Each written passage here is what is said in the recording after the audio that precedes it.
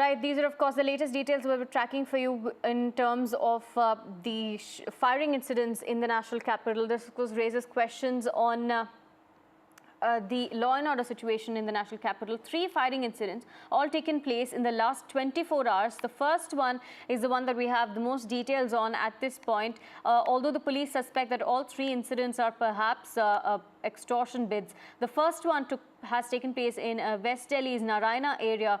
3 shooters have been identified who, as you can see, walk into the showroom and fire at the showroom staff there as well. My colleague Anushka joins us with more details. Anushka, if you could quickly take us through the Narayana incident, more details that have come out with the surfacing of the CCTV as well.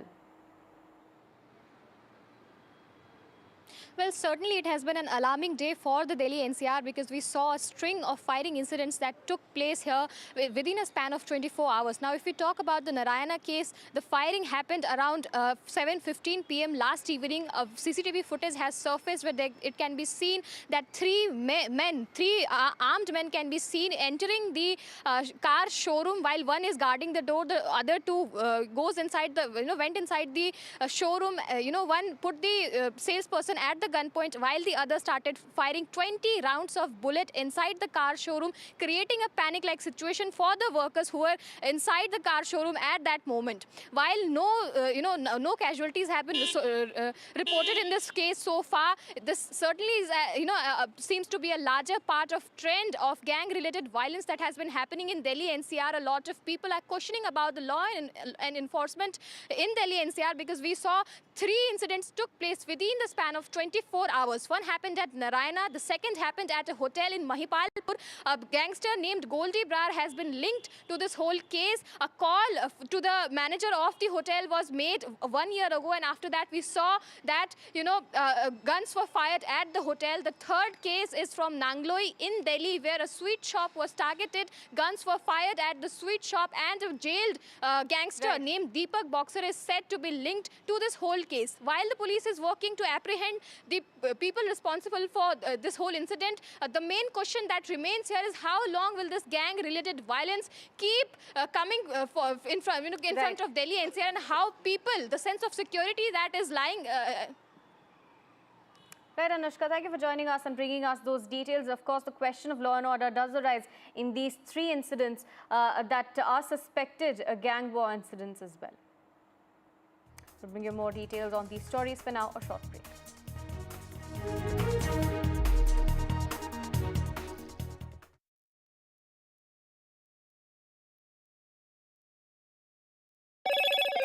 Hello, Moto. Motorola Razr 50 Ultra comes with Google Gemini.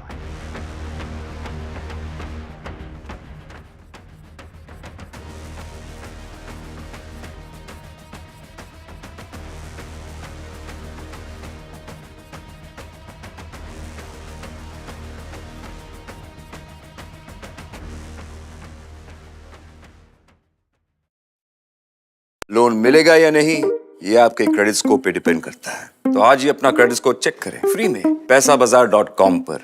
Loan की जरूरत कभी भी किसी को भी पड़ सकती है। ठीक से एक्टिंग नहीं। पैसाबाजार.com।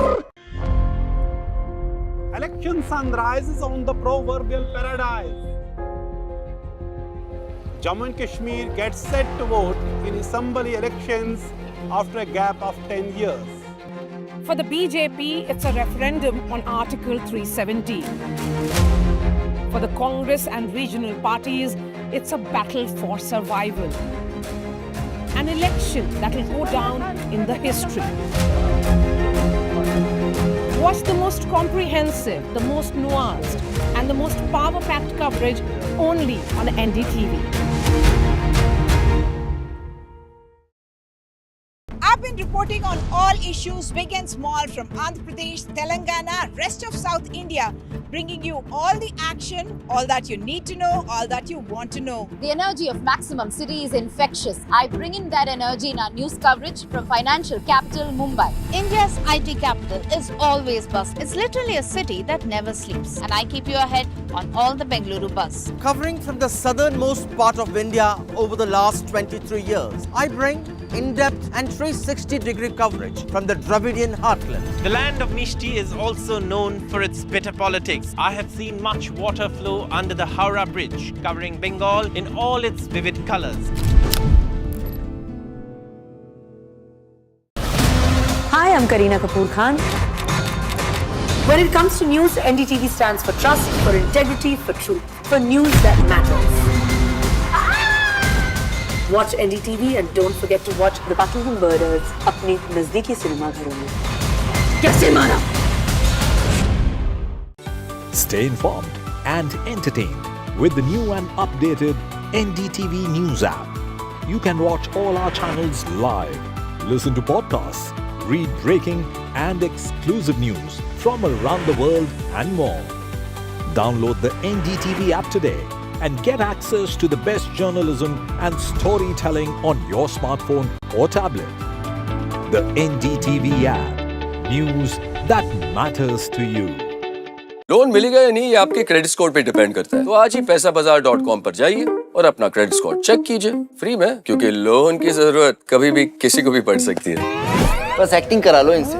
पैसाबाजार.com, क्रेडिट स्कोर चेक, आदत अच्छी है। Some people say the metaverse will only be virtual. One day this lecture hall will be made of code, and driverless cars would be trapped in intersections. But even in this maze of the future, you can't wish away health. It's time to become more resilient.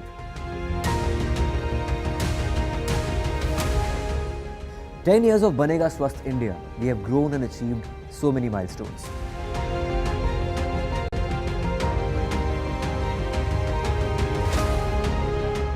And now I have a plan to beat the urgency, to stop breathing with difficulty, to relieve getting choked with inactivity.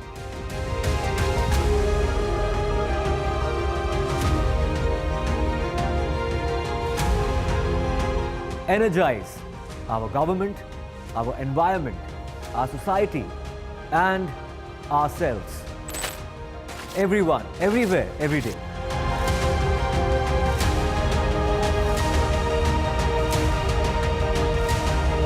Banega Swasth India.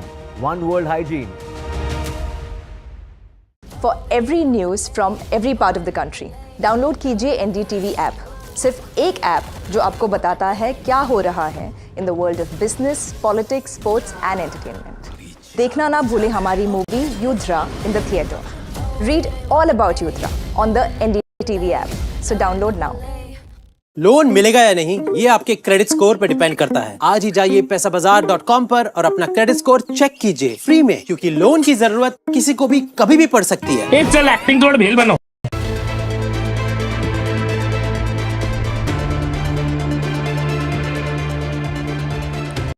Hello and welcome to India Sense. I'm Gauri Dwivedi. Let's start the show with headlines this Friday evening. First up, an anti-establishment mood grips India's neighborhood after Bangladesh and Pakistan. Sri Lanka is the latest country that is witnessing rising voter resentment due to high living costs and disenchantment with ruling elite. What can New Delhi do in these times? Ahead of the 22nd round of military talks between India and China, reports suggest positive progress on de-escalation and disengagement in the over 4-year standoff between the Himalayan neighbors. Fresh trouble brewing in Pakistan as Pakistan Prime Minister Shahbaz Sharif is set to bring a new law to create a federal constitutional court that will supersede the country's Supreme Court. As Sharif tries to shore up the numbers in both houses of parliament, the bill will tame the Pakistani judiciary and end even a modicum of judicial independence. As the conflict in Lebanon deepens, Israeli Prime Minister Benjamin Netanyahu rejects ceasefire plans. Reports suggest Israel is planning for a ground invasion that is set to escalate the crisis in the region. And clamor for India to be given a permanent seat at the United Nations grows. 3 out of the 5 P5 members, that's US, UK and France, back India's bid.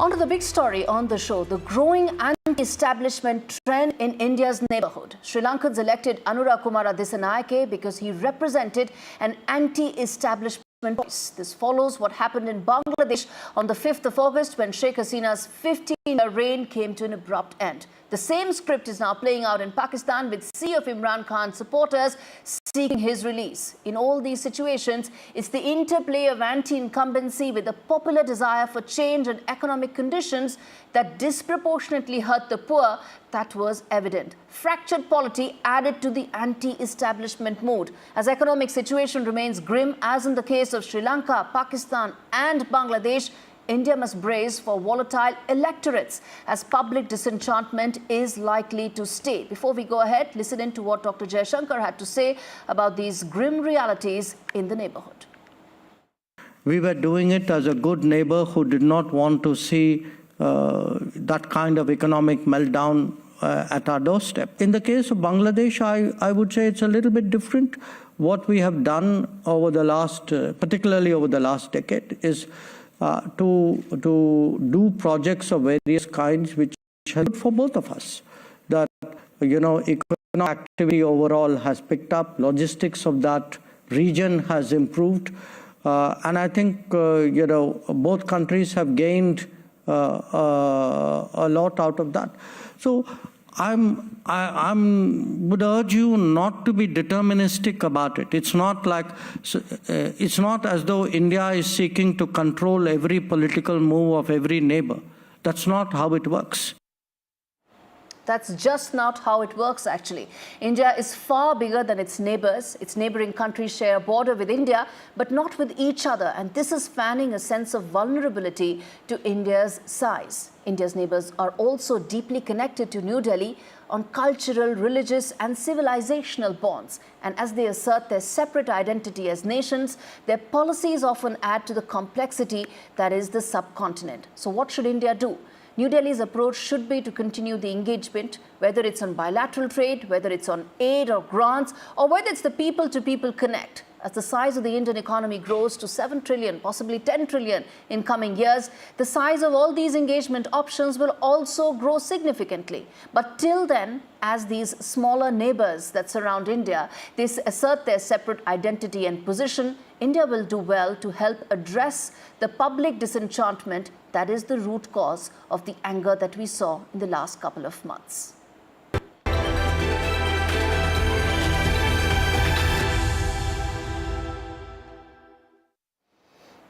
Shifting focus now to the first wide-angle story on the show, Pakistan's tryst with democracy and constitution. It's been a failed one. Its experiments with electoral framework have always ended with either the popular mandate being stolen or usurped, or worse still, elected prime ministers being behind bars, allowing the Pakistani army to be relevant and at the center of governance and also furthering its anti-India agenda. But what's happening right now in Pakistan could be the very last straw in Pakistan's constitutional framework. Shahbaz Sharif is trying to create a federal court that will sit on top of the Supreme Court of Pakistan, making it redundant. Precipitated by Imran Khan's continued popularity and Shahbaz Sharif's desire to have a pliant judiciary, what he's trying to do along with the army and the entire political class is coming out with a whole host of constitutional amendments. Take a look at this report to know the extent of damage that it could do to Pakistan and its constitution.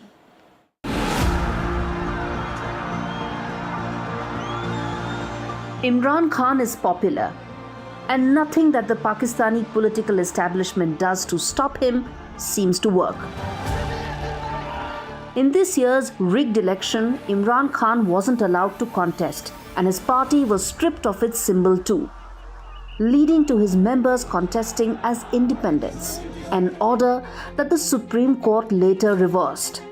To ensure there are no more such judicial surprises, Pakistan's political class has come up with the unthinkable, making the country's Supreme Court redundant by creating a federal constitutional court. Known as the Constitutional Package, a legislation is aimed to strip the Supreme Court of its powers to adjudicate on constitutional matters, reducing it to appellate civil and criminal matters. National security issues will not be challenged. The appointment to the FCC will be done by the President and the Prime Minister, and a committee that will effectively end the present collegium system. The age of retirement for Supreme Court justices right now in Pakistan is 65, but for the proposed FCC, the age will be 68. This will mean most judges would like to extend their careers by being on the right side of the government. The legislative delay is only because Shahbaz Sharif is trying to shore up the numbers, since a constitutional amendment requires 2/3 majority, and the ruling alliance is short by 12 in the lower house and 9 in the upper house.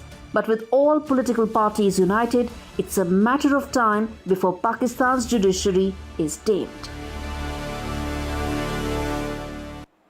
Pakistan's constitution has no sanctity. It barely survives 2 presidential terms. So it's hardly a matter of great surprise, but what's happening here, it means that the army's iron grip over the judiciary will be strengthened further. And Imran Khan's supporters will feel even more cheated than what they felt after the 8th of February election. In both these scenarios, there will be more volatility in a state that is fast-tracking its own descent.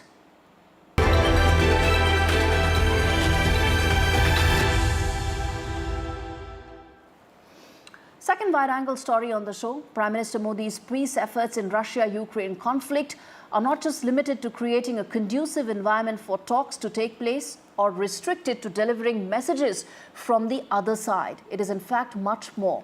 It is in New Delhi's geostrategic interests that the war ends soon, which is why New Delhi's interests are far more. Before we talk about why it matters for New Delhi that this conflict ends soon, listen in to what Ukrainian President Zelensky said when he said that India must continue to play a role. There is no separate UN charter for BRICS or for the G7. There is no separate Russian-Iranian UN charter or no separate Chinese-Brazilian UN charter. There is one UN charter which unites everyone, must unite everyone. We have to prepare the second peace summit to end the war altogether. And I invite all of you, all principled nations, to join us in this process, all who truly respect the UN Charter. We invite China, we invite Brazil, I have already invited India. We are working with African nations, with all of Latin America, Middle East, Central Asia, Europe, the Pacific region, North America, all. So why should this matter to India? Well, the longer this war continues, the more likelihood exists that the Sino-Russian collaboration will only grow. In 2023, the Russia-China trade touched $240 billion. It's set to cross $300 billion this year. China is Russia's largest trading partner. Russia is China's 6th largest trading partner. The share of China's currency in the Russian domestic market has grown from 1% 2 years back to a whopping 30%. It's already the currency of trade. And military experts say that the collaboration between these two countries has in fact extended for making attack drones as well. Of course, Russia needs India, but Russia also needs China. And from an economic and military point of view, the longer the escalation goes on and conflict goes on, the likelihood of this partnership between Russia and China growing closer is much higher, which is why, for its own geopolitical situation and commitments, it is very important for New Delhi to play an active role to ensure that this conflict comes to an end. All right, with that, we're slipping into a very short break. We come back on the other side with a very important conversation with Mukesh Aghi on the US-India ties and the semiconductor partnership. Stay with us.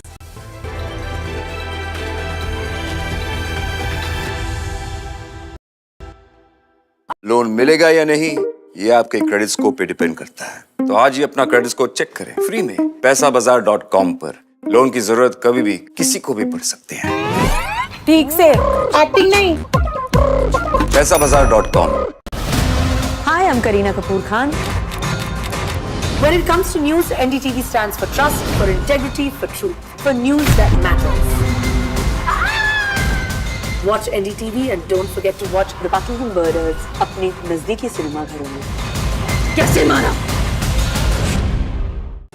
Stay informed and entertained with the new and updated NDTV News app. You can watch all our channels live, listen to podcasts, read breaking and exclusive news from around the world and more. Download the NDTV app today and get access to the best journalism and storytelling on your smartphone or tablet. The NDTV app. News that matters to you. Loan मिलेगा या नहीं ये आपके credit score पे depend करता है। तो आज ही पैसाबाजार.com पर जाइए और अपना क्रेडिट स्कोर चेक कीजिए फ्री में, क्योंकि लोन की जरूरत कभी भी किसी को भी पड़ सकती है। बस एक्टिंग करा लो इनसे। पैसाबाजार.com, क्रेडिट स्कोर चेक, आदत अच्छी है। Some people say the metaverse will only be virtual. One day this lecture hall will be made of code, and driverless cars would be trapped in intersections. But even in this maze of the future, you can't wish away health. It's time to become more resilient.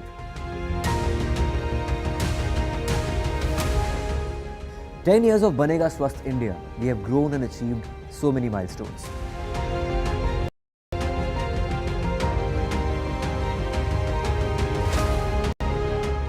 And now I have a plan to beat the urgency, to stop breathing with difficulty, to relieve getting choked with inactivity.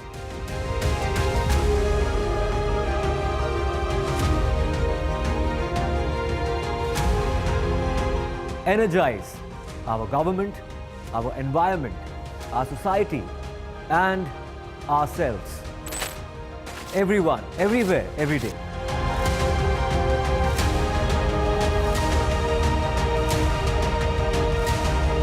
Banega Swasth India. One world hygiene. NDTV's युवा conclave is back. शुरू करते हैं NDTV का youth conclave. NDTV युवा। भारत एक युवा देश है। अगर हम युवा एक हो जाएं, एकजुट हो जाएं, तो दुनिया की कोई ताकत हमें आगे बढ़ने से नहीं रोक सकती। With India's biggest disruptors.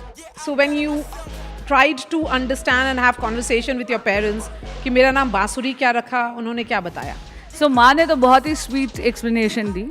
She said कि कृष्ण की सबसे प्रिय वस्तु पे तुम्हारा नाम रखा गया है। प्रेजेंट में रहो, अपना कर्म पूरी निष्ठा से करो, फल की चिंता मत करो। दूसरी थ्रो लगने के बाद जब कोच साहब ने बताया कि 4639 है, तो मैं काफ़ी खुश हुआ।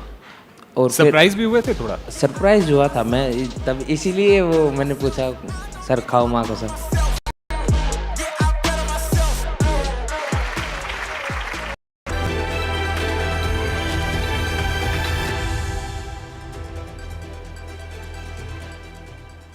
Welcome back. This is India Sense. Now, Prime Minister Modi's visit to the US led to one of the most consequential agreements between the two countries, that is technical collaboration for creating fabs for national security requirements. This is a first for both US and India. It sets the framework for greater tie-ups between New Delhi and Washington. And joining me in this segment is Mukesh Aghi of USISPF to talk about the bilateral relationship and also the US elections, which are now in their last lap.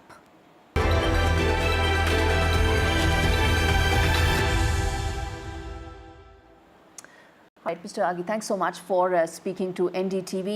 Let me start by asking you about the India-US relationship. It's amidst the tie-up that has been announced between two countries. It's unprecedented and sets the stage for what else?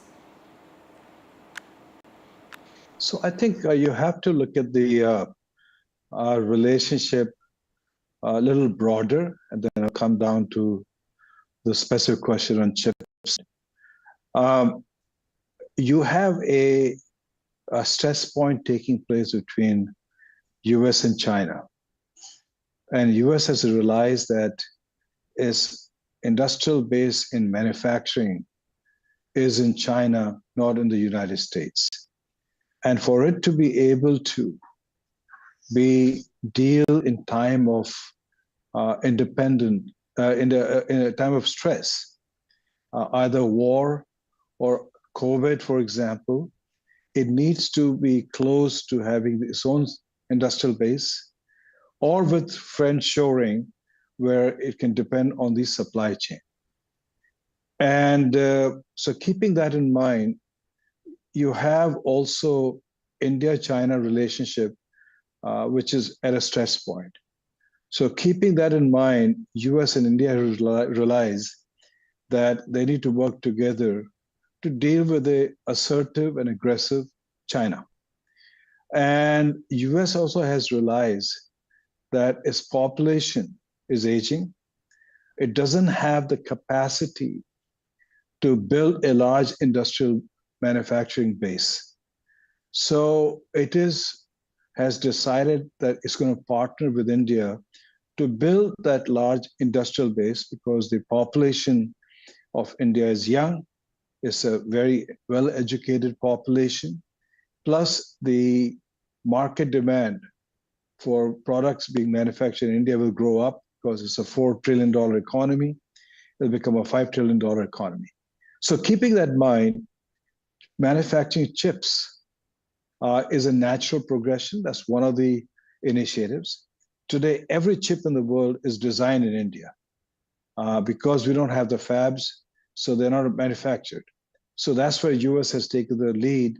Okay, let's start with the military chip manufacturing so you can supply each other on the defense side itself. So I think you will see not just on that, you're seeing that in GE jet engines now, partnership with HAL to be manufactured. You will see a lot of other areas. So I think the next few years, you'll see a massive deluge of manufacturing moving by the US companies into India. That's a very important point. And in fact, staying with technology, Prime Minister Modi met the who's who of big tech in the US. Where do you see the tech collaboration going from here on between US and India? So I think when you look at the track record, government don't run their businesses very effective and efficiently. And that's where the private sector plays a critical role, especially when you're looking at very high-tech manufacturing. So I think you will see effort both by government of India and US government to bring in private partners. So for example, we're seeing now on the chip side, Tatas are getting involved. You have others getting involved. You look at on the plane manufacturing side, again, Tatas have done partnership with Airbus, with Boeing, with Lockheed. So I think while government will take the initiative, the execution has to come from the private sector. Right. You mentioned friendshoring at the beginning of this discussion. Donald Trump is promising just that. How much do you think it will have an impact on countries like India if jobs go back to the US? So I think, if you look at Trump mentioned the same thing when he was the president. Yes, he did impose tariffs on Chinese goods coming in, but who pays for it? It's the consumer. And we already have a inflation in the country we're trying to control.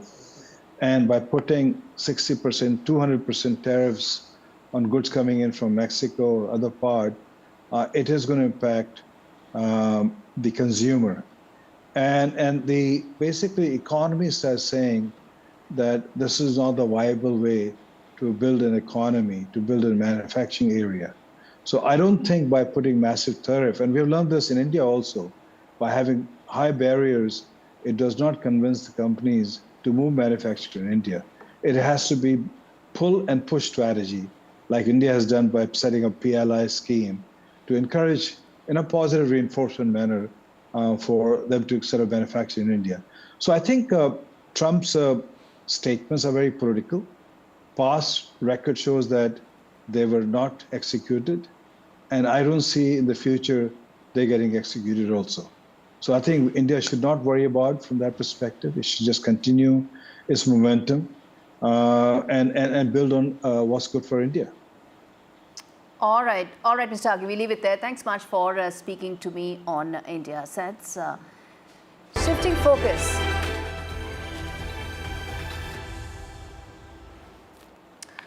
All right, climate change is now not an issue that future generations will have to worry. It's the present generation because it's now a matter of grave concern. The emissions that are being released are now leading to underground fires from locations as disparate as the Arctic to Brazil. And it's the developed nations that cannot shy away from what they have done and must bear responsibility. This report is another grim reminder of the damage that has been done in 200 years of industrialization. Take a look.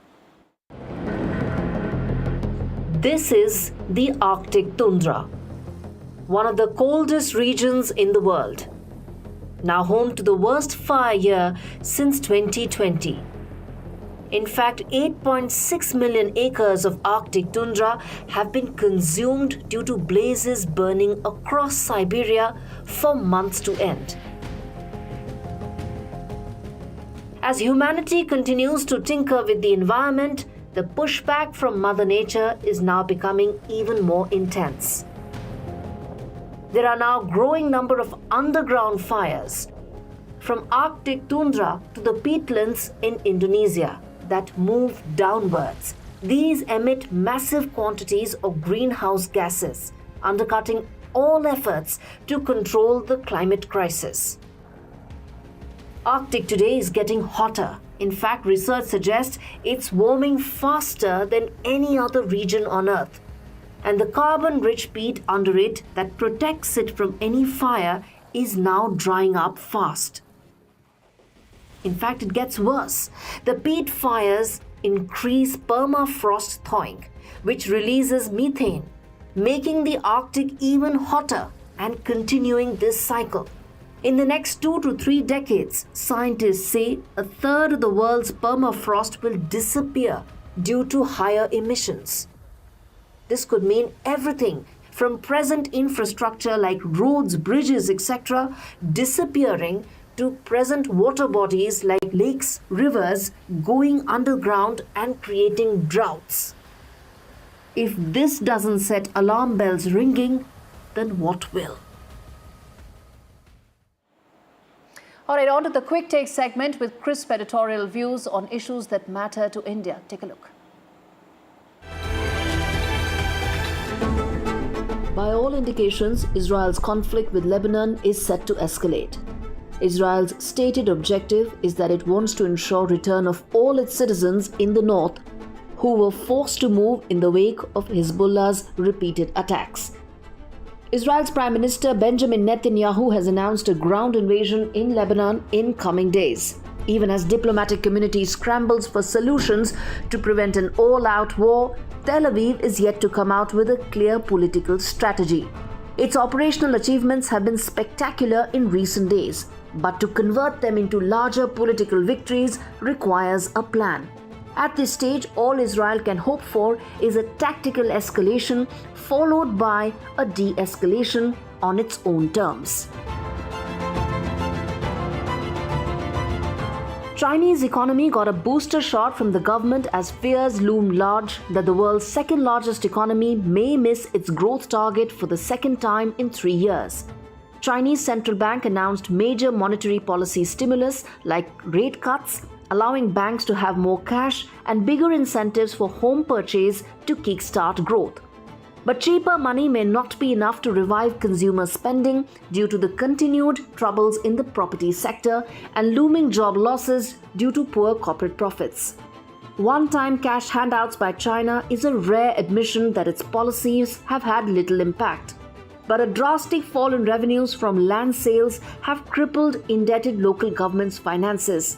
And for them to invest in growth-boosting projects, the central government needs to do a lot more.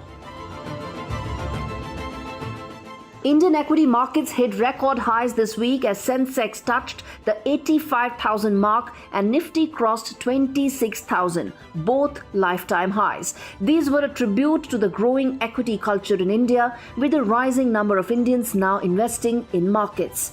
India is also witnessing large inflow of funds due to the combination of several factors. Fed rate cut has started a cycle of lower rates that will boost spends. Recession fears related to US economy seems to have reduced now, and positive global growth outlook is now a clear factor. As markets grow, some correction is bound to happen, but the trend is clear. India is said to be one of the largest recipients of foreign inflows, and government must do more to ensure that India remains attractive.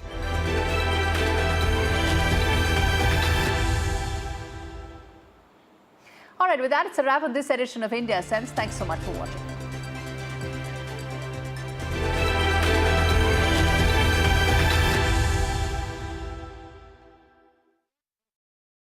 Loan मिलेगा या नहीं ये आपके credit score पे depend करता है। तो आज ही पैसाबाजार.com पर जाइए और अपना क्रेडिट स्कोर चेक कीजिए फ्री में, क्योंकि लोन की जरूरत कभी भी किसी को भी पड़ सकती है। बस एक्टिंग करा लो इनसे। पैसाबाजार.com, क्रेडिट स्कोर चेक, आदत अच्छी है। NDTV's युवा कॉन्क्लेव is back. शुरू करते हैं NDTV का यूथ कॉन्क्लेव। NDTV युवा। भारत एक युवा देश है। अगर हम युवा एक हो जाएं, एकजुट हो जाएं, तो दुनिया की कोई ताकत हमें आगे बढ़ने से नहीं रोक सकती। With India's biggest disruptors.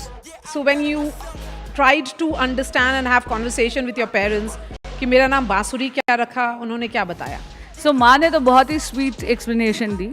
She said कि कृष्ण की सबसे प्रिय वस्तु पे तुम्हारा नाम रखा गया है। प्रेजेंट में रहो, अपना कर्म पूरी निष्ठा से करो, फल की चिंता मत करो। दूसरी थ्रो लगने के बाद जब कोच साहब ने बताया कि 4639 है, तो मैं काफ़ी खुश हुआ। और सरप्राइज भी हुए थे थोड़ा? सरप्राइज हुआ था मैं, तब इसीलिए वो मैंने पूछा सर खाओ माँ को sir. Yuva, Youth for Change. For every news from every part of the country, download कीजिए NDTV app.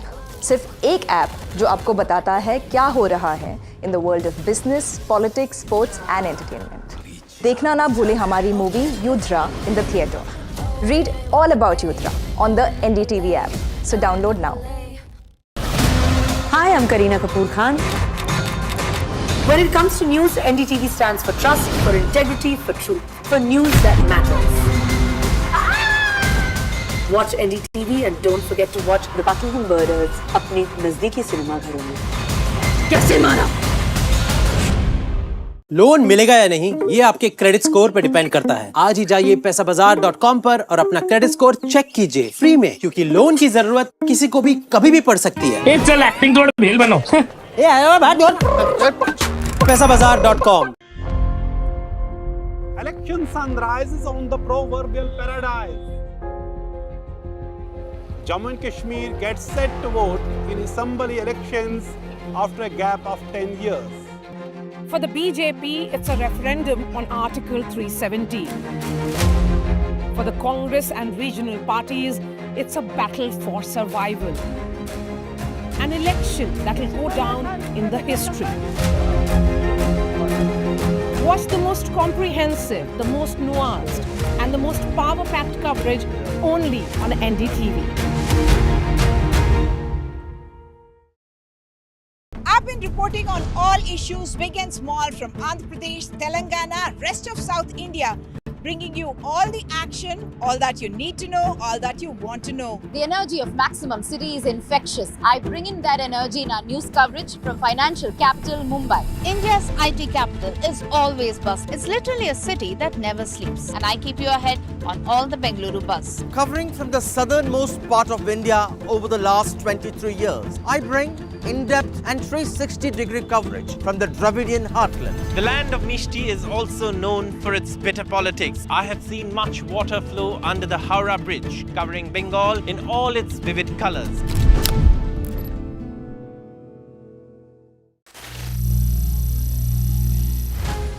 Some people say the metaverse will only be virtual. One day this lecture hall will be made of code, and driverless cars would be trapped in intersections.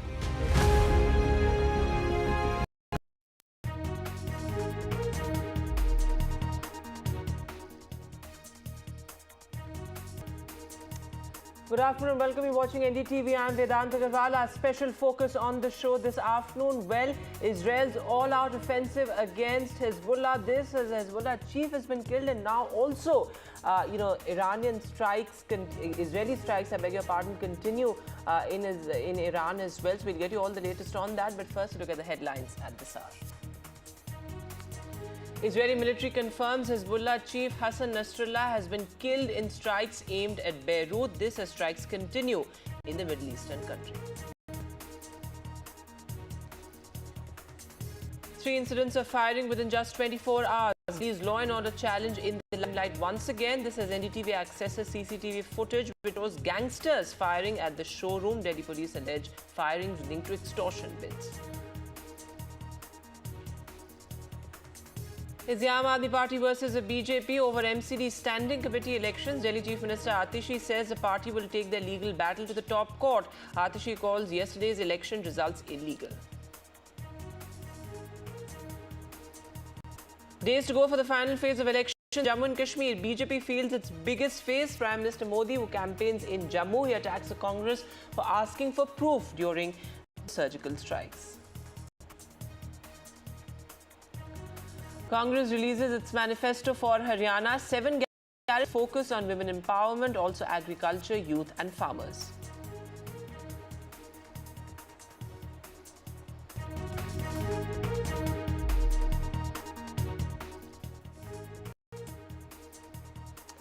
And our lead story this afternoon, well, the Israeli military has confirmed that the strikes aimed at Hezbollah's headquarters in Beirut has killed Hezbollah chief Hassan Nasrallah. In fact, Israeli strikes targeted 6 buildings in Beirut's southern suburb of Hareth Reek, marking the largest assault in the Lebanese capital amid nearly a year of the ongoing conflict between Israel and Hezbollah. Now remember, Nasrallah has been at the helm of the Lebanese militant group for the past 3 decades, significantly strengthening its position as one of the most formidable paramilitary organizations in the Middle East. In fact, the IDF has confirmed this on social media as well. This is the latest that we're getting, is that Israel has hacked into the Beirut airport control tower. So this could be a major offensive as well as far as Beirut is concerned. Remember, this is a new front, perhaps, as many would describe it, in the entire situation in the Middle East. But what has been most significant is the killing of the Hezbollah chief. Let me go straight across to my colleague Mohammad Ghazali, who tracks foreign affairs for us. So Ghazali, very important there that the Hezbollah chief has been killed, and also now Israel hacking into the Beirut airport control tower. What's the latest that you have? See, we all know that how Israel is technologically advanced and much more advanced than what we could see the technical capabilities of Iran or even Lebanon. So certainly it's also a ploy, because Israel doesn't want that Hezbollah should regroup after the reported assassination of Mr. Nasrallah. So though Hezbollah has been refuting all these reports, and they claim that perhaps Mr. Nasrallah was not in the building, or he had left, or he had survived the assassination attempt. Israel claims that Mr. Nasrallah has been killed. And now Israel also is sensing that since Monday, since those pager blasts, walkie-talkie explosions and all, many of the foot soldiers and senior commanders of Hezbollah have been killed. And this is the right time to at least go for the offensive and ensure that there is complete elimination of Hezbollah. Israel had been planning that for Hamas for the last 1 year. They have not achieved it yet. But by killing Mr. Nasrallah, it's a very significant development. It's a big achievement for Israel, because this was more of a deception for its opponents. While Mr. Netanyahu was addressing the United Nations yesterday, he had already given the permission to the Israeli Air Force to go for this strike. Now, what could happen next? We have not received any comment from the Iran supreme leader, because Iran is the main supporter of these groups in Middle East, of what it calls the axis of resistance, and what Israel calls the axis of evil. So right now, their aerial strikes are still going on in other areas of Beirut and different areas of Lebanon. Israel doesn't want to give any time for Hezbollah and its leftover leaders to regroup, yet Hezbollah is still firing rockets towards Israeli territory. The situation has every potential to escalate right now, but we'll have to see whether Iran and its other proxies or other militias in the Middle East will all launch a joint operation against Israel or not, which doesn't look very likely, because even after the assassination of Ismail Haniyeh in Tehran, Iran had not gone for a full-blown war or a very potential retaliation which everybody was expecting. So Iran has been trying deliberately to keep itself away from the war and operate in the Middle East through its other militias like Houthis in Yemen, the Shiite militias in Iraq, or even Hezbollah. But this is a big damage for Iran as well, because in Syria, Hezbollah was operational in Syria as well. Hassan Nasrallah was one of the prominent figures in that particular region in Levant belt of the Middle East. And we would see that how he used to address the nation. And Hezbollah was seen as a state within a state in Lebanon. And now, since his assassination, if the reports of Israeli media or claims by the IDF is confirmed, then certainly it's a big blow. But has Hezbollah been eliminated? That is a far gone conclusion for now, because these groups regroup. They have enough members to launch an attack, but certainly the group is appearing as leaderless for now. That's very important perspective, in fact, Ghazali, that you're giving us. In fact, as you also pointed out, that Nasrallah was perhaps the most prominent figure in Lebanon, perhaps the only one with the capability of brokering peace or waging a war. But his assassination, as you said, has dealt a severe blow to Lebanon and, of course, Iran as well. But what next? This seems now like a multi-front war into a wider regional conflict as well, with West Asia pushed to the precipice, completely. Yeah, if you see the developments in the last 24 hours, Mr. Netanyahu was showing two maps in United Nations yesterday. One was an curse or evil, and the other was something which Netanyahu preferred, in which he showed those potential allies of Middle East who have either normalized relations with Israel or are in the process of normalizing relations with Israel. But ironically, most of the Arab leaders who are part of the United Nations or the states they represent, they had all walked out before Netanyahu rose to address the United Nations yesterday. But now, the Jordan's foreign minister yesterday told in an open session in the United Nations that we can guarantee security to Israel if Israel agrees for a two-state solution. But Israeli Prime Minister has been accused of having another plans. That other plans is of greater Israel, expansionism and occupying more land. So all eyes will be now on idea for the Israeli Air Force and the defense forces, whether they would go for a ground invasion in Lebanon to completely eliminate or engage with the Hezbollah fighters on ground, because they did that with Hamas in Gaza for the last 1 year, and they have not been able to eliminate Hamas from Gaza. Hamas still continues to fire rockets from Gaza towards Israel, and the same goes with Hezbollah. Mr. Netanyahu also said that until and unless all the operational goals of Israel is achieved, the war will continue. He seems to be in no mood to accept any kind of truce, a kind of pause or a ceasefire with either Hamas or with Hezbollah in Lebanon. So certainly both parties, we all say that both parties are willing for war, but certainly Israel looks for a full-blown war with both these on both these fronts, one with Hamas, which is already going on for the last 1 year, and also with Hezbollah. But with the assassination of Nasrallah, all eyes will be on these groups, whether they are ready for the war, whether they retaliate, whether how and when they will retaliate towards Israel. Ghazali, as you mentioned earlier as well, that Iran is perhaps looking at this very, very closely. In fact, Iran's supreme leader has also been taken to safety. In fact, people, civilians from hospitals, etc., are also being evacuated. What is the role of Iran in this entire conflict? Break it down for us. See, Iran is also a global superpower, and Iran is also an international pariah because West has put so many sanctions against it. And now Iran is getting closer with two other superpowers, China and Russia. Iran has been very actively involved when it comes to the Russia-Ukraine war by providing drones to Russia, by also sort of repairing those faulty drones or damaged drones with Russia has been using against Ukraine in the war. Iran also happens to be the source of aid, arms and ammunition for all these militias or all these groups who are operating in Middle East, like I mentioned, for Houthis in Yemen, for Hezbollah in Lebanon, and for other militias in Iraq. Now, Iran, through Syria and Iraq, manages to send these weapons to these groups. But now, since Israel has also sort of hacked the coordination system at the Beirut airport, and it has also warned, the Israeli Defense Forces have also warned Beirut to ensure that no civilian flights or civilian airports should not be used for military purposes. That is a kind of warning which Israel feels that after this attack, Iran will try to push for more weapons in that region, and that is why this airport has to be controlled.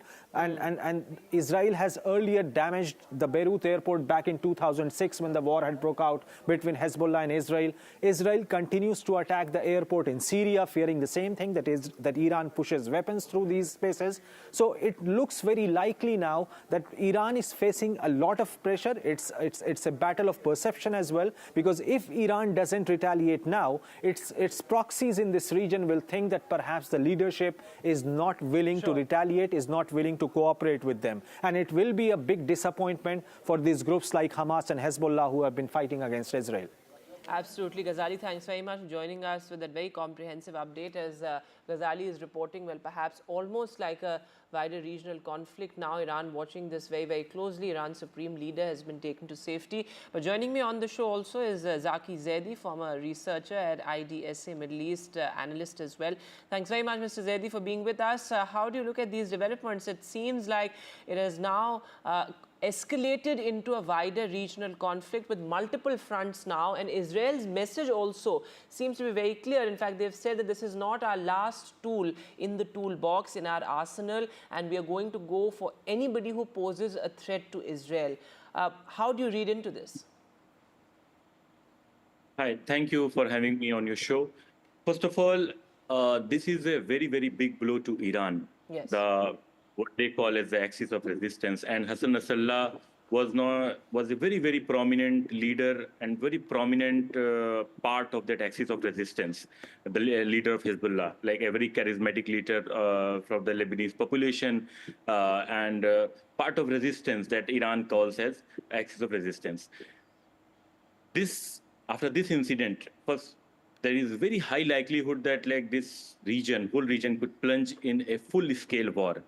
And there is a very extreme pressure on Iran to respond, at least because after the killing of Ismail Haniya and then possible killing of Hassan Nasrallah, the members of the Axis are looking up to Iran to defend them, at least. And just to understand that how dangerous it could be for the whole region. Yesterday, United Nations Security Council had a special meeting on the issue of Gaza, but it was overwhelmed with the issue of Lebanon because of this very intense strikes in Beirut, which possibly killed Nasrallah. One thing I would like to add that the Israeli linked military accounts and then the news channels and the newspapers are saying that Nasrallah has been confirmed killed. But I take it with a pinch of salt because Nasrallah is his security is paramount to the Axis, and clarifying its status until unless he's secured, whether he's injured or like that, they are not going to say it. And Hezbollah till now has not put any official statement of his status. So he could be possibly killed, he could be possibly injured, or he might be unharmed. So we still don't know. Though so they've said that they've lost contact with him since last night, but as you said, that this has to be taken with a pinch of salt, given the fact that these are still claims of the IDF, perhaps also in their bid to send out a larger message that Israel is going to go for all its enemies. But what does it mean for the larger conflict, given the fact that West Asia has almost been pushed to a precipice completely now, with multiple fronts in the war? What do you see as a possible solution to this? Because, of course, the fact of the matter is that it's also innocent civilians that are being killed in these airstrikes. See, most of the, especially the Western countries also, they have warned Arab countries that Prime Minister Netanyahu has been very desperate for war, a regional war in the region. And he very dearly wishes to drag US into the conflict and to have a direct US-Iranian conflict. And after this escalation, it is very difficult to say that which direction the region can possibly go, and which is very less likely that Hezbollah is going to back down or Iran, because it's a matter of prestige for Iran. And it has the kind of prestige, the image, the pro-resistance image it has built in the region for over years.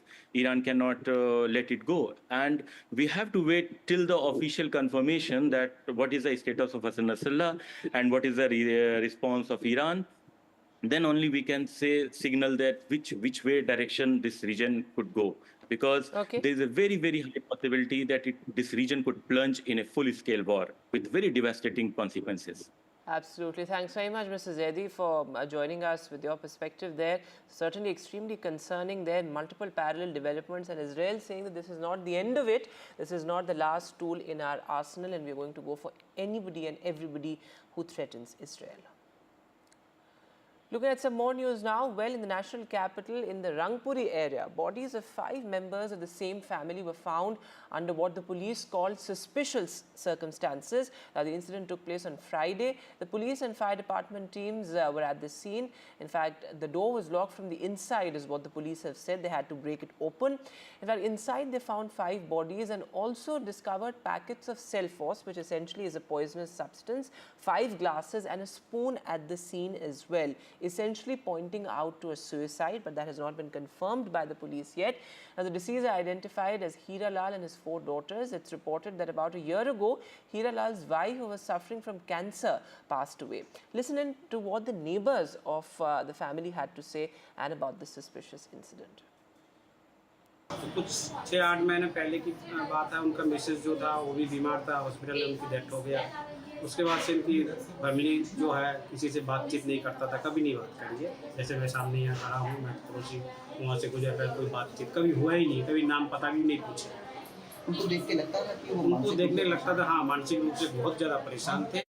Delhi के रंगपुर इलाके से एक बेहद ही दिल दहला देने वाली घटना सामने आई है, जहां पर एक ही परिवार के 5 सदस्यों की संदिग्ध परिस्थितियों में जो शव हैं वो बरामद हुए हैं। दरअसल ये घटना शुक्रवार सुबह की है। 10:30 बजे के करीब दिल्ली पुलिस को एक कॉल जाती है कि कोई भी दरवाज़ा नहीं खोल रहा है और अजीब सी गंध आ रही है। इस वक्त मेरे पीछे ये वही मकान है, C4 ये वो मकान है, और यहाँ पर दिल्ली पुलिस ने भी अब एक स्टिकर लगा दिया है, साथ ही दरवाजे पर ताला भी लगा दिया है।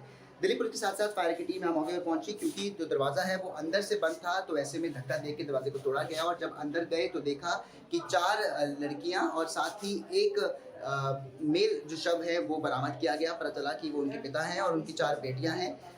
पिता की पहचान फिलहाल हीरा लाल नाम से हुई है, और जो कि कारपेंटर का काम करते थे और आसपास के स्पाइनल इंजरी हॉस्पिटल में, लेकिन काफ़ी समय से वो भी अपने काम पर नहीं जा रहे थे। और ऐसे में जानकारी पुलिस से जो मिली है, शुरुआती जांच में पता चला है कि जो हीरा लाल है उनकी पत्नी का निधन हो गया था तकरीबन 1 साल पहले, क्योंकि वो कैंसर की मरीज़ थी।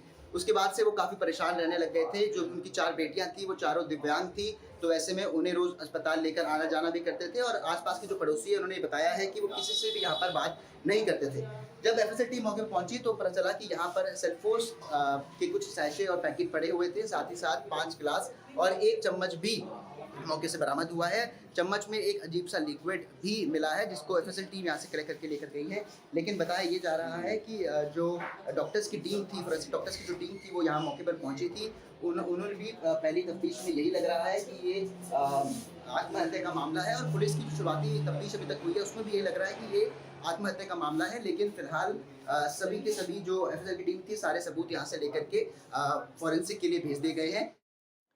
And moving now to the big political headline from Karnataka. Well, the Muda heat continues on Chief Minister Siddaramaiah, who remains defiant. This is the BJP is only upping the ante. The BJP has, of course, been demanding Chief Minister Siddaramaiah's resignation on moral grounds. In fact, now a Union Minister, Union Minister Prahlad Joshi has also weighed in. In fact, he says that the Chief Minister should immediately resign, given the fact that the High Court has given its verdict. Take a look at what the Union Minister had to say, and then Pratibha with the latest. He has to resign. There is no other option. They are trying to corner and frighten the governor, which is unacceptable. No less than High Court has clearly given its verdict, and it is also said that if person would not have been in power or in the seat, he could not have get such an opportunity and such a facility. This is what clearly High Court has said. That's why he should immediately resign. Well, the political face-off between the BJP and the Congress has been on ever since the Muda allegations against Chief Minister Siddaramaiah surfaced. And we're talking of the FIR that has been registered by the Lokayukta yesterday against Siddaramaiah. And we are also talking about a day when one of the courts in Bengaluru, the Special Court for Public or People's Representatives, has ordered for an FIR to be filed against Nirmala Sitharaman as well. And this has set off a political blame game of sorts, with Siddaramaiah stating that when there is an FIR to be registered against one of the central leaders, another FIR that has already been registered against another central leader like HD Kumarasamy, why don't you people ask them to resign before seeking my resignation? This statement of Siddaramaiah comes amidst calls by the BJP as well as the JDS leaders demanding his resignation and also seeking a CBI probe. We are talking of the two agencies, the Lokayukta as well as the CBI.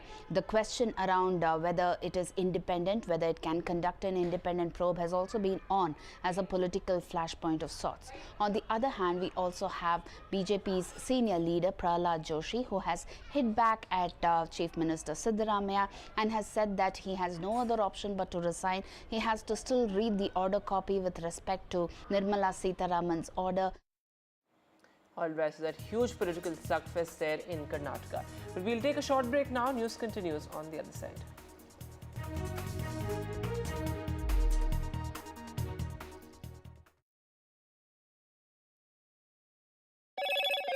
Hello, Moto. Motorola Razr 50 Ultra comes with Google Gemini.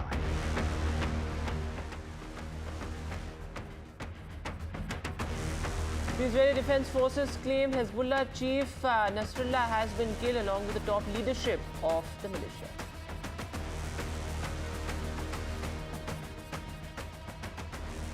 Shocking incidents of firing reported across the national capital. 3 incidents just in 24 hours.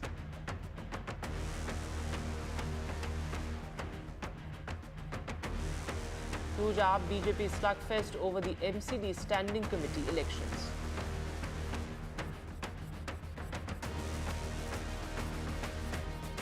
Prime Minister Modi campaigns in Jammu and he attacks the Congress for asking proof for the surgical strike.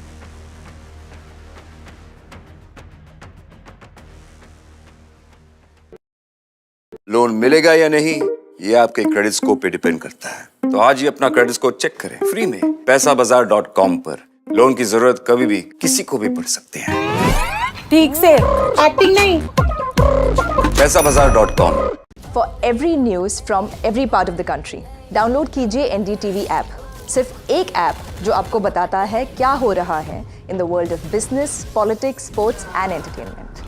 देखना ना भूलें हमारी movie Yudhra in the theatre. Read all about Yudhra on the NDTV app. So download now.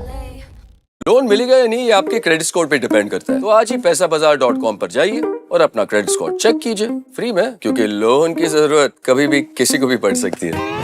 बस acting करा लो इनसे। पैसाबाजार.com, credit score check, आदत अच्छी है। Hi, I'm Kareena Kapoor Khan. When it comes to news, NDTV stands for trust, for integrity, for truth, for news that matters. Watch NDTV and don't forget to watch The Battle of Murders अपने नजदीकी cinema घरों में। कैसे मारा? New day, new show, a new experience. Start your day with the news, not views. We bring you stories that matter and impact your life. News that informs and keeps you ahead. From Maximum City, Mumbai, to the seat of power, Delhi, NDTV brings you the best breakfast show. Breakfast news on NDTV, 8 a.m. every day. Election sun rises on the proverbial paradise.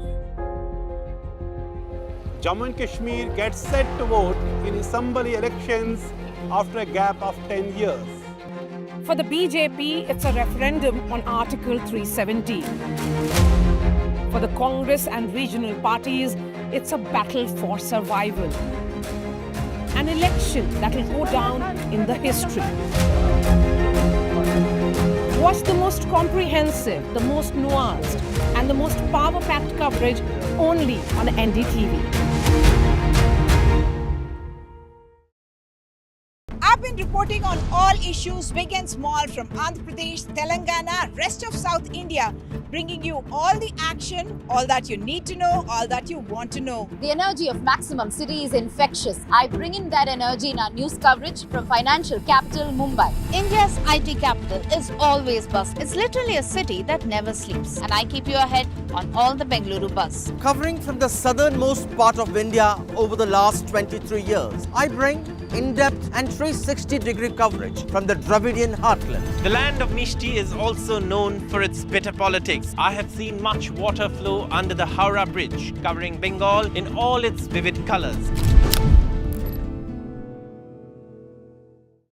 Stay informed and entertained with the new and updated NDTV News app. You can watch all our channels live, listen to podcasts, read breaking and exclusive news from around the world and more. Download the NDTV app today and get access to the best journalism and storytelling on your smartphone or tablet. The NDTV app. News that matters to you. Some people say the metaverse will only be virtual. One day this lecture hall will be made of code, and driverless cars would be trapped in intersections. But even in this maze of the future, you can't wish away health. It's time to become more resilient.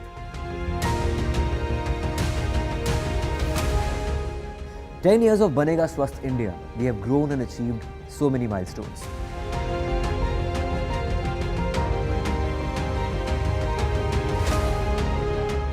And now I have a plan to beat the urgency, to stop breathing with difficulty, to relieve getting choked with inactivity.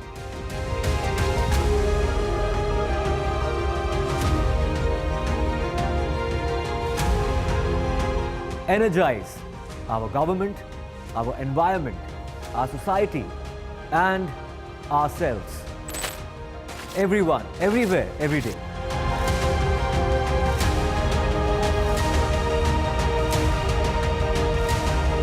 Banega Swasth India. One World Hygiene. NDTV's युवा conclave is back. शुरू करते हैं NDTV का youth conclave. NDTV युवा। भारत एक युवा देश है। अगर हम युवा एक हो जाएं, एकजुट हो जाएं, तो दुनिया की कोई ताकत हमें आगे बढ़ने से नहीं रोक सकती। With India's biggest disruptors. So when you tried to understand and have conversation with your parents कि मेरा नाम बांसुरी क्या रखा, उन्होंने क्या बताया? So माँ ने तो बहुत ही स्वीट एक्सप्लेनेशन दी। She said कि कृष्ण की सबसे प्रिय वस्तु पे तुम्हारा नाम रखा गया है। प्रेजेंट में रहो, अपना कर्म पूरी निष्ठा से करो, फल की चिंता मत करो। दूसरी थ्रो लगने के बाद जब कोच साहब ने बताया कि 4639 है, तो मैं काफ़ी खुश हुआ। और सरप्राइज भी हुए थे थोड़ा? सरप्राइज हुआ था मैं, तब इसीलिए वो मैंने पूछा सर खाओ माँ को sir. Yuva, Youth for Change. New day, new show, a new experience. Start your day with the news, not views. We bring you stories that matter and impact your life. News that informs and keeps you ahead. From Maximum City, Mumbai, to the seat of power, Delhi, NDTV brings you the best breakfast show. Breakfast news on NDTV, 8 a.m. every day. Election sunrises on the proverbial paradise. Jammu and Kashmir gets set to vote in assembly elections after a gap of 10 years. For the BJP, it's a referendum on Article 370. For the Congress and regional parties, it's a battle for survival. An election that will go down in the history.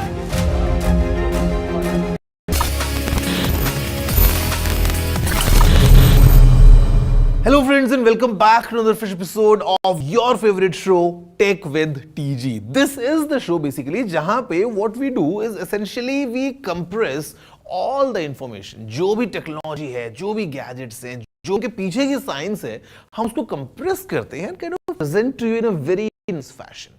अभी 60 episode से ज्यादा time हो गया and इतनी ज्यादा आदत हो गई है ना ऑफ कंप्रेसिंग थिंग्स कि हमने हमारी आदत को ही एक एपिसोड बना दिया है. Well guys, today it's time to discuss and know more about the science of shrinking technology. कैसे टेक छोटा छोटा होता जा रहा है over the years and how amazing it gets as we look into the future as well. बहुत मजा आने वाला है. तो अपना आसपास ध्यान घुमाते हुए look at the smallest piece of tech that you can find around you. मेरा नाम है गौरव. You are watching Tech with TG. तो जल्दी से आगे बढ़ते हैं. चलिए शुरू करते हैं.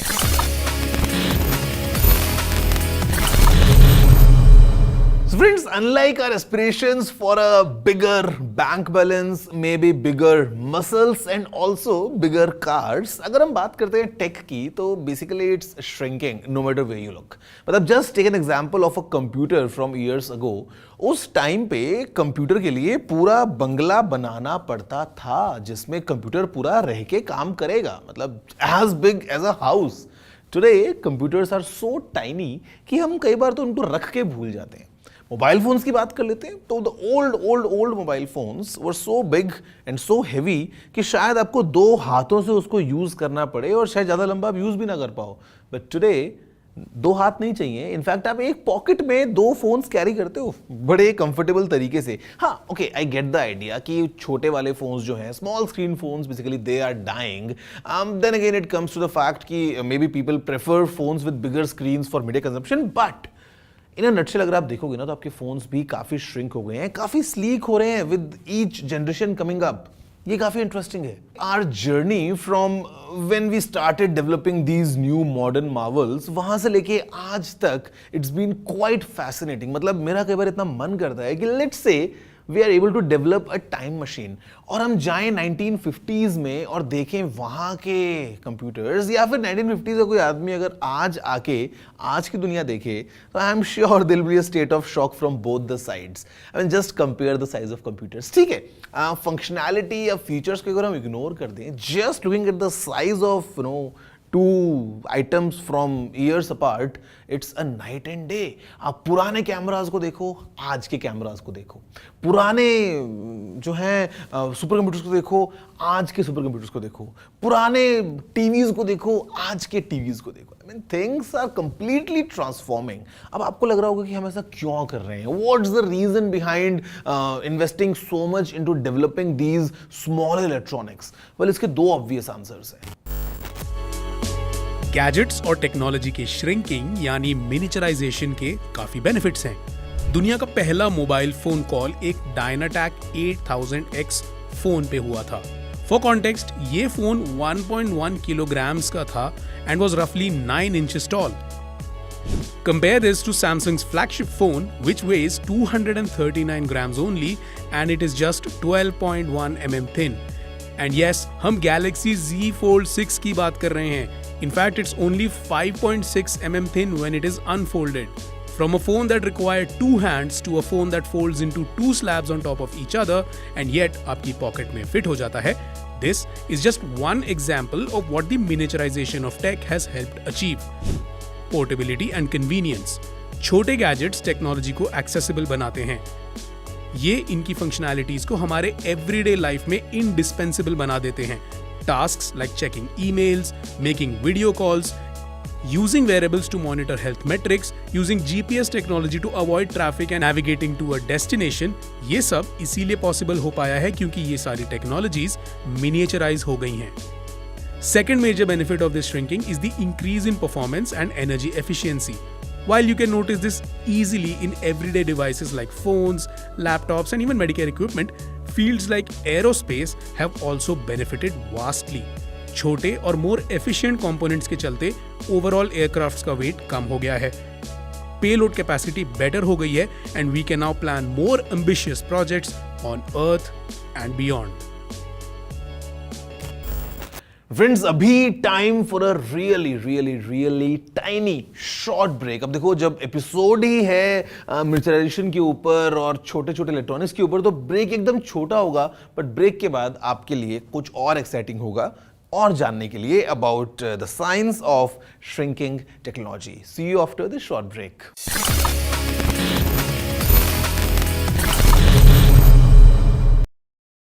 लोन मिलेगा या नहीं, ये आपके क्रेडिट स्कोर पे डिपेंड करता है. तो आज ही अपना क्रेडिट स्कोर चेक करें फ्री में पैसाबाजार.com पर. लोन की जरूरत कभी भी किसी को भी पड़ सकती है. ठीक से एक्टिंग नहीं. पैसाबाजार.com. Stay informed and entertained with the new and updated NDTV News app. You can watch all our channels live, listen to podcasts, read breaking and exclusive news from around the world and more. Download the NDTV app today and get access to the best journalism and storytelling on your smartphone or tablet. the NDTV app. News that matters to you. Loan मिलेगा या नहीं ये आपके credit score पे depend करता है। तो आज ही पैसाबाजार.com पर जाइए और अपना क्रेडिट स्कोर चेक कीजिए फ्री में, क्योंकि लोन की जरूरत कभी भी किसी को भी पड़ सकती है। बस एक्टिंग करा लो इनसे। पैसाबाजार.com, क्रेडिट स्कोर चेक, आदत अच्छी है। Election sunrise is on the proverbial paradise. Jammu and Kashmir gets set to vote in assembly elections after a gap of 10 years. For the BJP, it's a referendum on Article 370. For the Congress and regional parties, it's a battle for survival. An election that will go down in the history. Watch the most comprehensive, the most nuanced, and the most power-packed coverage only on NDTV. Loan मिलेगा या नहीं ये आपके credit score पर depend करता है। आज ही जाइए पैसाबाजार.com पर और अपना क्रेडिट स्कोर चेक कीजिए फ्री में, क्योंकि लोन की जरूरत किसी को भी कभी भी पड़ सकती है। चल एक्टिंग तोड़ भेल बनो। पैसाबाजार.com। Hi, I'm Kareena Kapoor Khan. When it comes to news, NDTV stands for trust, for integrity, for truth, for news that matters. Watch NDTV and don't forget to watch The Battle and Murders अपने नजदीकी cinema घरों में। कैसे मारा?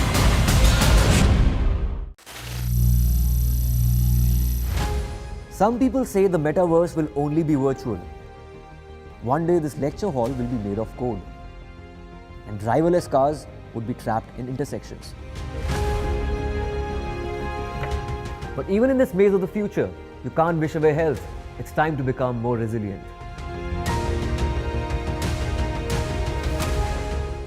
10 years of Banega Swasth India, we have grown and achieved so many milestones.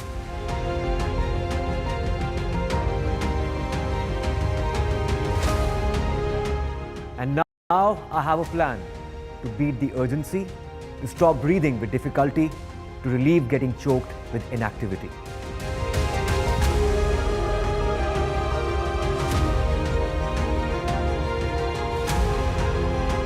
Energize our government, our environment, our society, and ourselves. Everyone, everywhere, every day.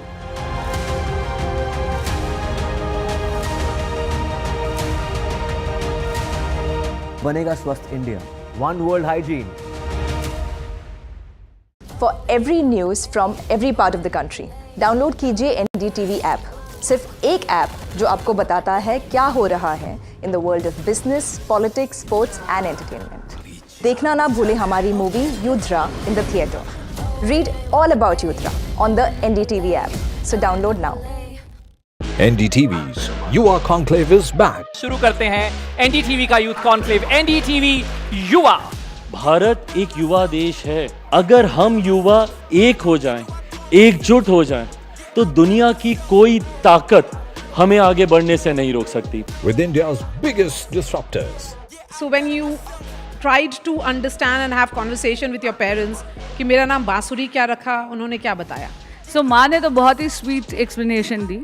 She said कि कृष्ण की सबसे प्रिय वस्तु पे तुम्हारा नाम रखा गया है। प्रेजेंट में रहो, अपना कर्म पूरी निष्ठा से करो, फल की चिंता मत करो। दूसरी थ्रो लगने के बाद जब कोच साहब ने बताया कि 4639 है, तो मैं काफ़ी खुश हुआ। और सरप्राइज भी हुए थे थोड़ा? सरप्राइज हुआ था मैं, तब इसीलिए वो मैंने पूछा सर खाओ माँ को sir. Yuva, Youth for Change. New day, new show, a new experience. Start your day with the news, not views. We bring you stories that matter And impact your life. news that informs and keeps you ahead. From Maximum City, Mumbai, To the seat of power, Delhi. NDTV brings you the best breakfast show. Breakfast news on NDTV, 8 a.m. every day. have been reporting on all issues big and small from Andhra Pradesh, Telangana, rest of South India, bringing you all the action, all that you need to know, all that you want to know. The energy of Maximum City is infectious. I bring in that energy in our news coverage from financial capital Mumbai. India's IT capital is always buzz. It's literally a city that never sleeps. And I keep you ahead on all the Bengaluru buzz. Covering from the southernmost part of India over the last 23 years, I bring in-depth and 360-degree coverage from the Dravidian heartland. The land of Mishti is also known for its bitter politics. I have seen much water flow under the Howrah Bridge, covering Bengal in all its vivid colors. Stay informed and entertained with the new and updated NDTV News app. You can watch all our channels live, listen to podcasts, read breaking and exclusive news from around the world and more. Download the NDTV app today and get access to the best journalism and storytelling on your smartphone or tablet. The NDTV app. News that matters to you. Election sunrise is on the proverbial paradise.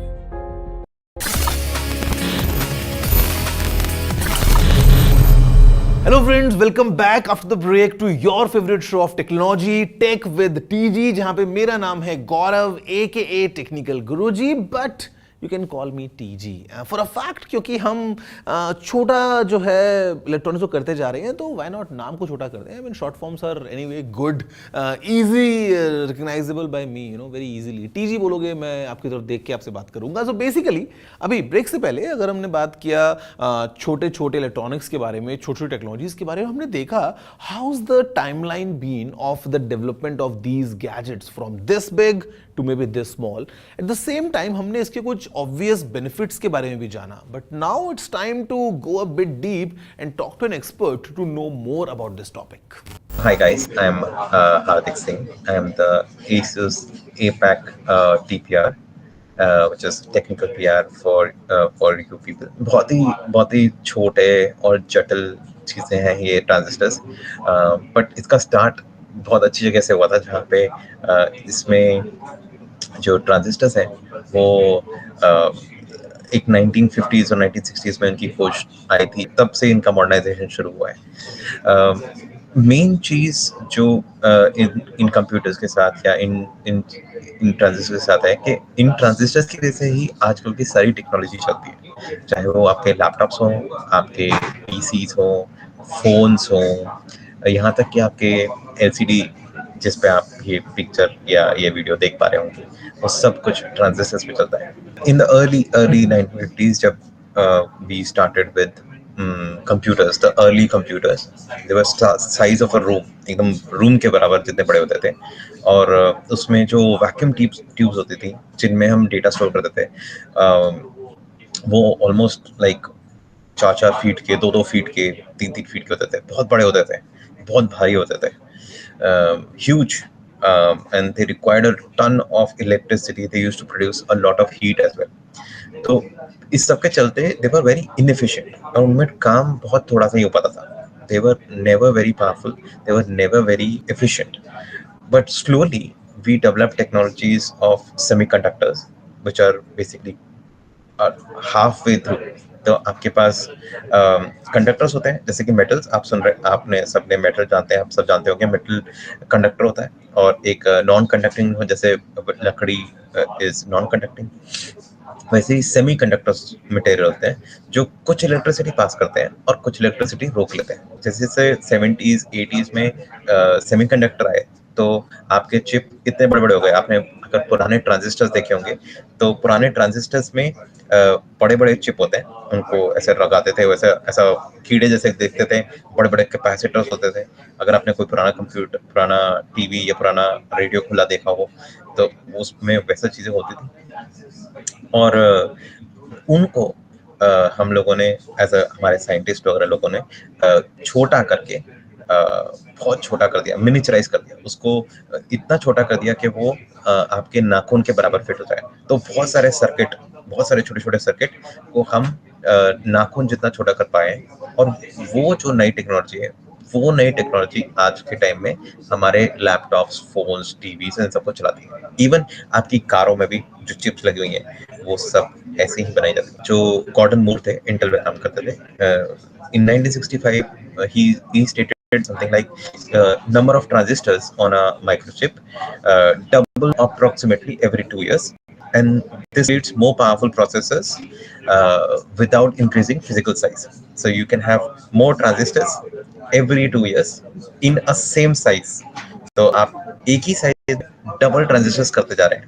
आज के time में ये मूर law थोड़ा fail आ रहा है because हमने बहुत सारे ट्रांजिस्टर्स भर दिए हैं, बट जो हमारी नैनो टेक्नोलॉजी है या जो नैनोटेक जो हम बात करते हैं वो इसी से आधारित है। जितना छोटा सर्किट है उतनी जल्दी उसमें से इलेक्ट्रिसिटी पास करती है। तो अगर आप 7 नैनोमीटर की बात करें तो जो डिस्टेंस बिटवीन सर्किट्स है वो 7 नैनोमीटर का है, और नैनोमीटर बहुत छोटा होता है। जो ट्रांजिस्टर्स हैं वो बेसिकली बहुत सारे सर्किट्स का एक कंबाइंड ग्रुप है, उसे ट्रांजिस्टर कहते हैं। एक सर्किट नहीं है, वो मल्टीपल सर्किट्स हैं, उनको एक साथ कंबाइन कर दिया, वो ट्रांजिस्टर। अब उस ट्रांजिस्टर को पहले वो इतने बड़े होते थे वो ट्रांजिस्टर, अब वो इतने बड़े से आपके बाल के भी छोटे साइज के। जब आप इलेक्ट्रिसिटी पास कराते हैं तो एक सर्किट से दूसरे सर्किट को कनेक्ट करना है। जितना पास का सर्किट होगा, जितना छोटा सर्किट का डिस्टेंस होगा, उतनी जल्दी आप इलेक्ट्रिसिटी पास करा पाएंगे, उतनी कम हीट जनरेट होगी, उतनी एफिशिएंसी बढ़ जाएगी, और उतनी बैटरी भी कम यूज इस्तेमाल होगी। इसलिए जितने हम नए फोन्स यूज कर पा रहे हैं उनमें बैटरी एफिशिएंसी बढ़ गई है, उनकी परफॉर्मेंस बढ़ गई है क्योंकि फास्टर ट्रांसफर रेट है, और उसके साथ साथ वो थोड़े से कम गर्म होते हैं। जो चिप अपने आप में वो थोड़ी सी कम वो ज्यादा एफिशिएंट है तो कम गर्म होती है। तो छोटी चीजें और हैं जिसको मैं टच करना चाहूंगा। One is the material science. currently everything we have is made up of silicon, and there are scientists who are trying to figure out different other materials which can be used for this. कल को हम ऐसा भी हो सकता है कि हम ये ग्लास में या किसी और सब्सटेंस में सर्किट्स बनाने शुरू करें, पर अभी के लिए silicon is the most apt element for making circuits or chips for example, and इन सब को जब combine करके हम integrated circuits different बनाते हैं तो that is what makes our current modern day laptops and products. I'm trying to explain this the easiest way possible. There is much more complexity in this system, but I'm trying to give a very layman approach. The major problem we have in shrinking down these circuits to a smaller size, and why the Moore's law is failing today is one very new thing which we have found after doing all of this for so many years is quantum tunneling. Now, quantum tunneling is an effect where the circuits are so small that the electron, because electricity is made up of electrons, it actually, instead of passing from one circuit to another, like this circuit, these circuits should connect, right? Instead of passing from here to here, it just jumps off. It just leaves the entire system altogether. And this means that this electron, which should have been powered, connected here, is now going to a different circuit altogether, giving you a false or a error in the application. और quantum tunneling में एक और जो चीज हो गई है, because we are looking at a very new age problem, तो उसकी वजह से हम लोग अभी के लिए बहुत धीमे बढ़ रहे हैं आगे। हम पहले बहुत जल्दी बढ़ रहे थे इन सर्किट्स। हम हर साल थोड़े almost half size circuit कर रहे थे, and currently we are at 3 nanometers. There have been some developments in 1 nanometer circuits as well, but those are very small and they are not consumer focused or commercially used at the moment. Whenever we make new chips, first of all there is a lot of R&D which goes that they are performing correctly, and every time we go from a higher let's say from 5 nanometer to let's say 3 nanometer today, the chipsets are actually made smaller, but the thing is they're in the same space as before, giving them enough space to breathe, as in to have some dissipation of heat, so that they can dissipate heat easily. And uske साथ साथ there are multiple measures inside the chip, both on a thermal level as well as on an efficiency level, which ensures कि वो सही चल रहा है. The miniaturization part is the key here, because I can explain this in three different examples. So let's start with the user. अगर हम main आपकी बात करें, users की बात करें, तो for regular users the miniaturization has been a boon, because now you have smartwatches. पहले it was never a thing. आपने कभी सोचा नहीं होगा, you would have never thought कि you would be wearing smartwatches or wearing smart goggles, or maybe have a small puck-like thing which will sit in your bag, which will be a GPS tag. Crazy things. This was not possible before. अगर हम इसे business perspective से देखें, from business perspective, it's now become slightly difficult to make the products, but at the same time, the products can go in different variations. You have chips which are not just powering your phones, your laptops, and TVs. There are chips they are powering your Wi-Fi washing machine or a Wi-Fi microwave oven. And finally, last part which I want to discuss is the environment, because all of these things we talked about, all of these things, they require a lot of materials to make, and it is at some level more environment friendly, because the transistors are getting smaller.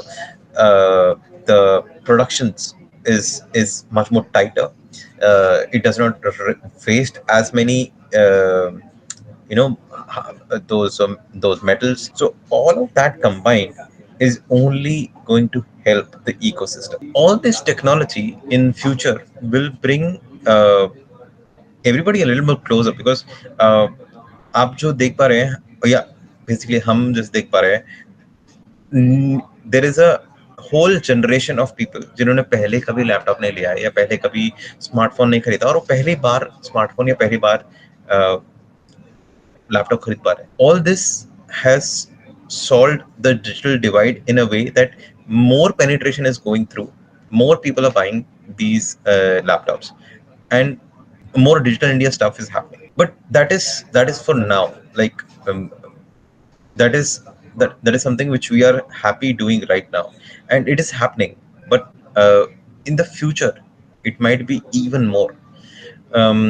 If you consider what all being done today and what all can be done 50 or 100 years from now, it will be a complete shift of how technology will be working. Currently, we are already talking about a technology called embedded technology. Embedded technology as in आपके brain में हम chip implant करते हैं, आपके हाथ पे आपका cell phone या जो आपका मोबाइल वगैरह है वो आपके हाथ में ऐसा पतला सा चिप या टैटू जैसा बना देंगे. These are technologies which are being experimented with. A lot of these things combined is what you will see in the future. Like you will see computing at a molecular level, where smaller structures which are smaller, like for example DNA, you will see computers at the size of a DNA in your bloodstream working and trying to take away that bad cell which is there. It is science fiction.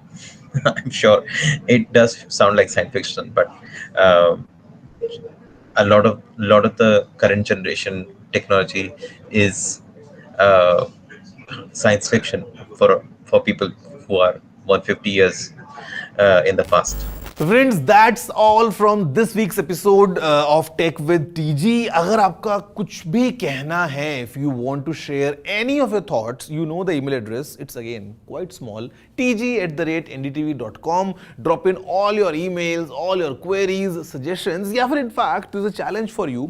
अगर आपको लगता है कि there is a piece of tech जो size में बड़ा हुआ है and उसका साइज बढ़ने से कुछ हमको फायदा मिला है, let me know, drop your emails और मैं आपसे मिलने वाला हूं नेक्स्ट एपिसोड में with some more fun, some more tech, थोड़ा सा और जानेंगे बिहाइंड द सीन्स जाते हुए किसी और इंटरेस्टिंग फील्ड के बारे में, बड़ा मजा आने वाला है. Till then enjoy your time, take care, see you सून.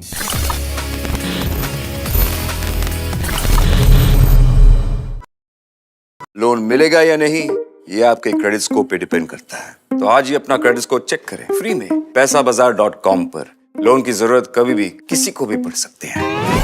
ठीक से एक्टिंग नहीं. पैसाबाजार.com.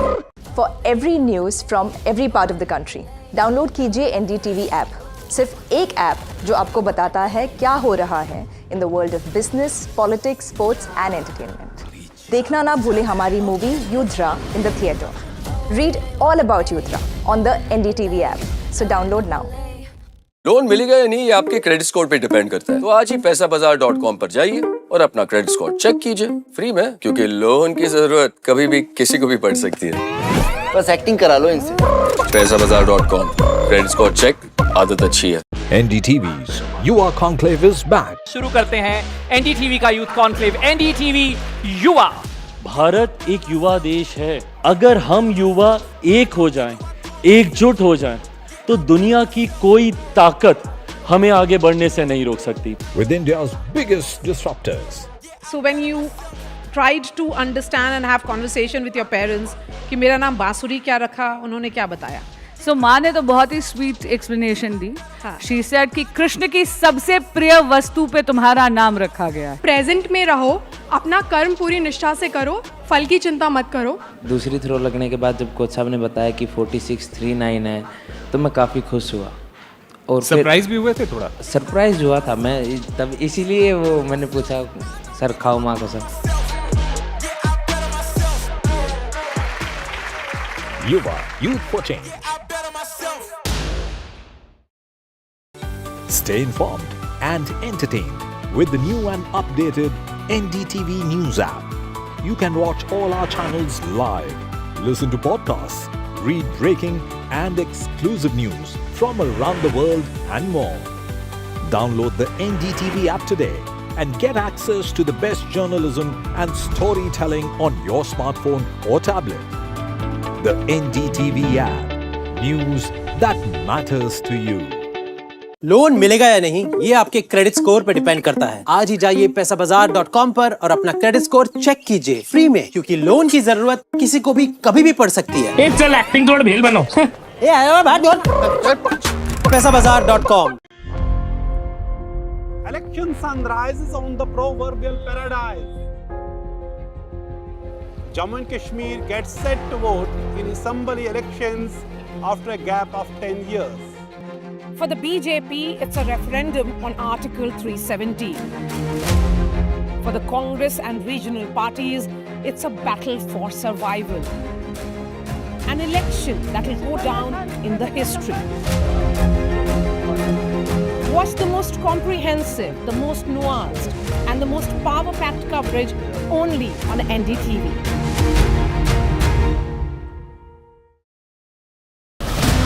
Hi, I'm Kareena Kapoor Khan. When it comes to news, NDTV stands for trust, for integrity, for truth, for news that matters. Watch NDTV and don't forget to watch The Battle of Murders अपने नजदीकी cinema घरों में. कैसे मारा? New day, new show, a new experience. Start your day with the news, not views. We bring you stories that matter and impact your life. News that informs and keeps you ahead. From Maximum City, Mumbai, to the seat of power, Delhi, NDTV brings you the best breakfast show. Breakfast news on NDTV, 8 a.m. every day. I've been reporting on all issues big and small from Andhra Pradesh, Telangana, rest of South India, bringing you all the action, all that you need to know, all that you want to know. The energy of Maximum City is infectious. I bring in that energy in our news coverage from financial capital Mumbai. India's IT capital is always buzz. It's literally a city that never sleeps. And I keep you ahead on all the Bengaluru buzz. Covering from the southernmost part of India over the last 23 years, I bring in-depth and 360-degree coverage from the Dravidian heartland. The land of Mishti is also known for its bitter politics. I have seen much water flow under the Howrah Bridge, covering Bengal in all its vivid colors.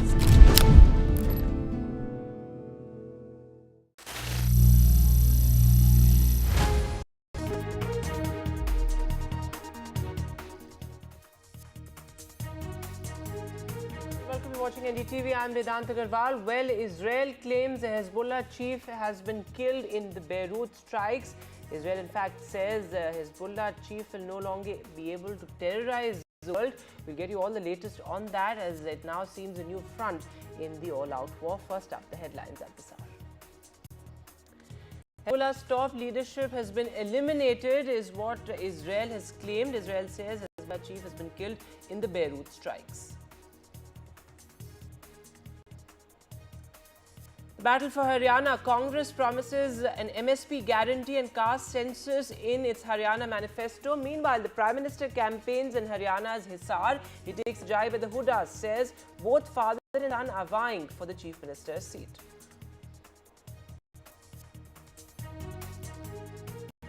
As politics over the Prasad Rao peaks, well, the high-level probe team, the SIT, is now at the Tirupati temple amid the row.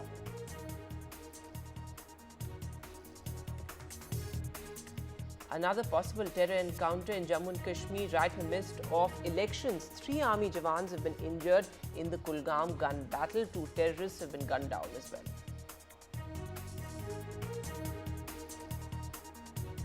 Three incidents of firing have been reported in the national capital in just 24 hours. A big law and order challenge now once again in the limelight ahead of the assembly polls.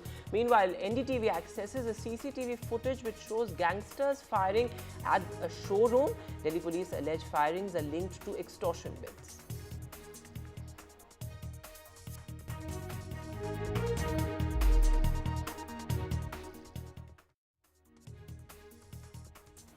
Hello and welcome to watching NDTV. And well, our lead story, the all-out offensive that Israel has now, in a sense, triggered with the killings of the Hezbollah chief. Well, the IDF, or the Israeli Defense Forces, has claimed that the Hezbollah chief has been killed in the Beirut strikes. In fact, not just that, what Israel has also said is that the top leadership of Hezbollah has been eliminated as well. A huge claim there, though of course there has been no response from Hezbollah yet. What Hezbollah has said though is that all communication with the Hezbollah chief has been lost since last night. They've still not confirmed his death, but this certainly is a very significant development given the fact that West Asia has been pushed to a precipice once again.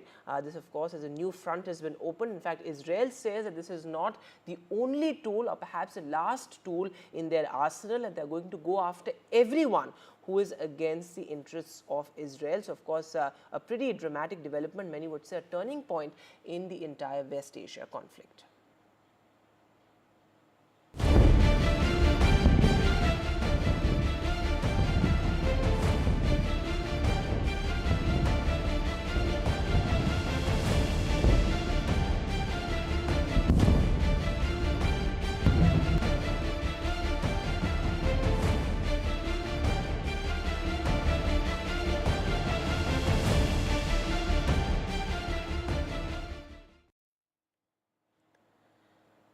So, well, those Israeli strikes continue. In fact, what we're also being told that Israel has taken control of the airport tower in Beirut as well, and that's a significant development. Remember, in the latest series of strikes in Lebanon, more than 700 people are reportedly killed. So, of course, that includes innocent civilians as well, because ultimately that's really the essence of this entire war, given the fact that civilians are being killed, whether it's in countries like Lebanon or other West Asia countries. Of course, what's happening in Gaza is something that we're all aware of, given the fact that the Israeli offensive continues. In fact, the IDF has said that Hassan Nasrallah will no longer be able to terrorize the world. Now, remember, Hassan Nasrallah has huge influence as far as Lebanon is concerned, particularly amongst his Shiite supporters, which is why it's said that perhaps it's only Hassan Nasrallah who can broker peace or wage a war. That's the kind of influence or power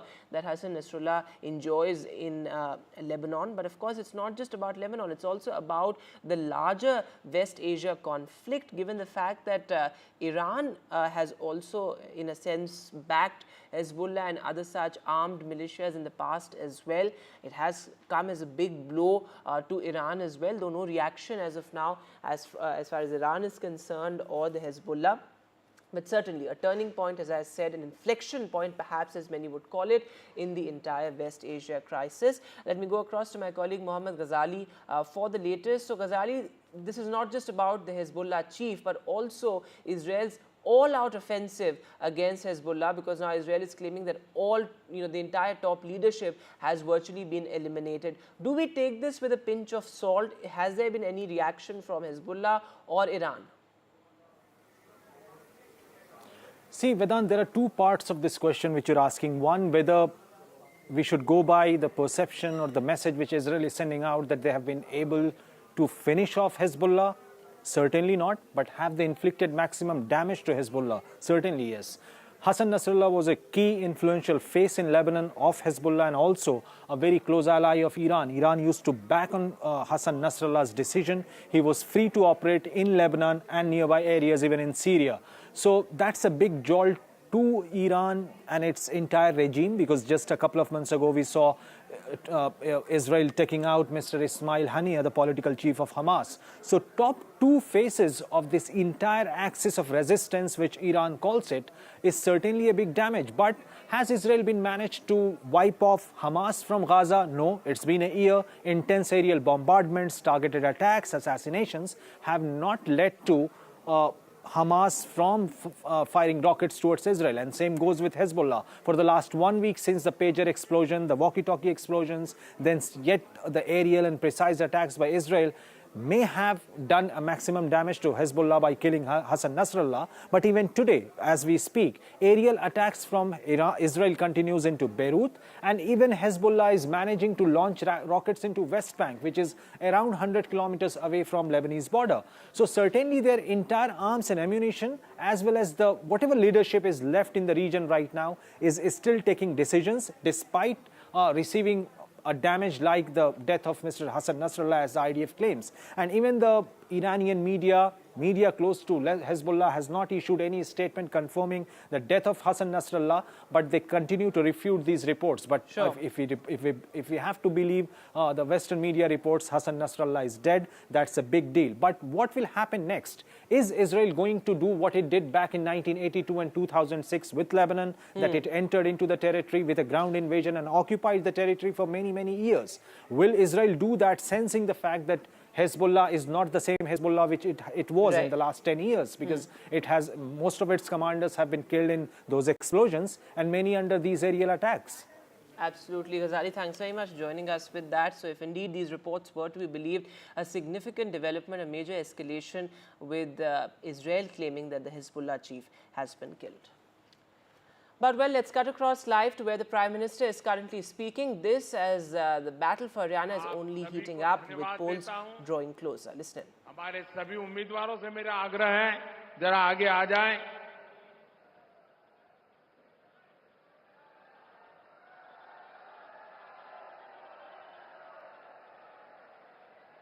आप सबके आशीर्वाद उनको मिले, ये प्रार्थना करने के लिए मैं आया हूं। मेरे साथ बोलिए, भारत माता की, भारत माता की, भारत माता की। बहुत बहुत धन्यवाद। All right, so the Prime Minister there campaigning in Hisar. It's really been a carpet bomb campaign, both the BJP and the Congress. In fact, the BJP, of course, battling tenure incumbency. For the Congress, it's a crucial election given the fact that the Congress has been out of power virtually since 2014. It seems to be an out-and-out Huda show, but of course some infighting there as well, with Kumari Shelja very openly campaigning against Hudas, or perhaps being very sort of vociferous in her pitch as the Chief Minister as well. So all of that interesting dynamics playing out. The Congress released its manifesto as well. In fact, the Prime Minister earlier hit out at the Hudas, and he said that both father and son are vying for the Chief Minister's seat. Listen.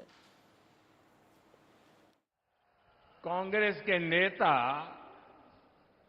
अब कहने लगे हैं कि हरियाणा में भी वही हाल होगा जो कांग्रेस का मध्य प्रदेश में हुआ था, क्योंकि कांग्रेस देश की सबसे धोखेबाज और बेईमान पार्टी है।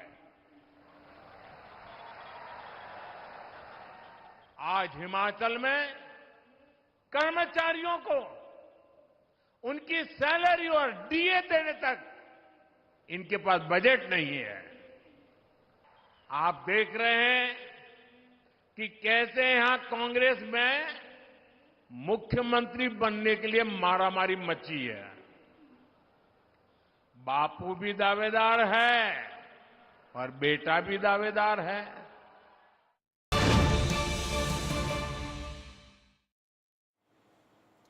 All right, some breaking news coming in. 3 army jawans have been injured in a gun battle in Jammu and Kashmir's Kulgam. In fact, 2 terrorists have been gunned down as well. So this seems like a major terror encounter there in Kulgam, which really has been a hotbed of militancy, particularly in the past 6 to 7 months. Remember, this is not the first encounter in Kulgam. We have seen, particularly in the run-up to the polls, back-to-back terror encounters. Security, of course, continues to be a huge challenge, a huge concern as far as Jammu and Kashmir is concerned. Remember, we are counting down to the final phase of the Jammu and Kashmir polls, which is to be held on the 1st of October. So that's going to be crucial as well. But 2 terrorists have been gunned down in this as well. What makes Kulgam an extremely difficult sort of challenge for the Jammu and Kashmir police and the security forces is, of course, its challenging terrain, given the fact that the topography here is extremely challenging, which is why we see these back-to-back gun battles and terror encounters. But militancy certainly is far from over as far as Jammu and Kashmir is concerned, because we have seen back-to-back terror encounters in the past 4 to 5 months. Many, of course, have pointed out that the focus of militancy has shifted to Jammu, but in the valley as well, terror encounters continue to be reported, whether it's the Poonch-Rajouri belt. The Poonch-Rajouri belt has certainly become the epicenter of militancy. So back-to-back terror encounters being reported, and in this particular terror encounter, 2 terrorists have been gunned down and 3 army jawans have been injured, and 1 Jammu and Kashmir police official has also been injured in this encounter in Kulgam as well. So a terror crackdown there certainly, but also it was an intense gun battle, given the fact that 3 army jawans were injured. Let me go across to my colleague Nazir Masoodi, joining us on the phone line. In fact, so Nazir, it's important there that 2 terrorists have been gunned down. Seems like an intense gun battle. 3 army jawans have been injured. What's the latest do you have? Well, this sounds the gun battle is over, but the operation is still on. They are searching the area because the house where they were hiding, they were holed up, was completely destroyed during this army's offensive, and the target house was destroyed, and the rubble of the house that was searched, and 2 bodies have been recovered. They appear to be local militants, and it was an operation which initially looked had where security force suffered injuries. 4 security force personnel, including a senior officer, SP rank officer, were injured in the initial shootout.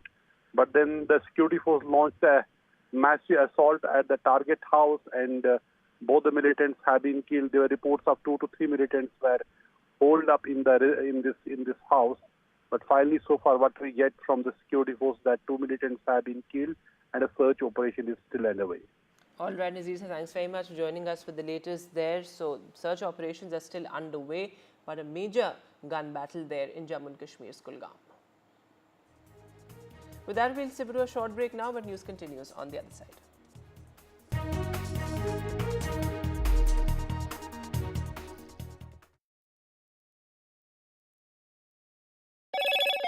Hello, Moto.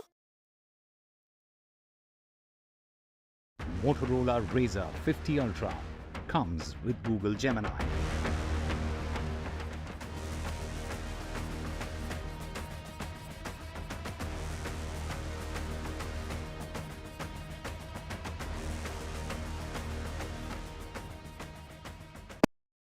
Loan मिलेगा या नहीं, ये आपके credit score पे depend करता है। तो आज ही अपना क्रेडिट स्कोर चेक करें फ्री में पैसाबाजार.com पर।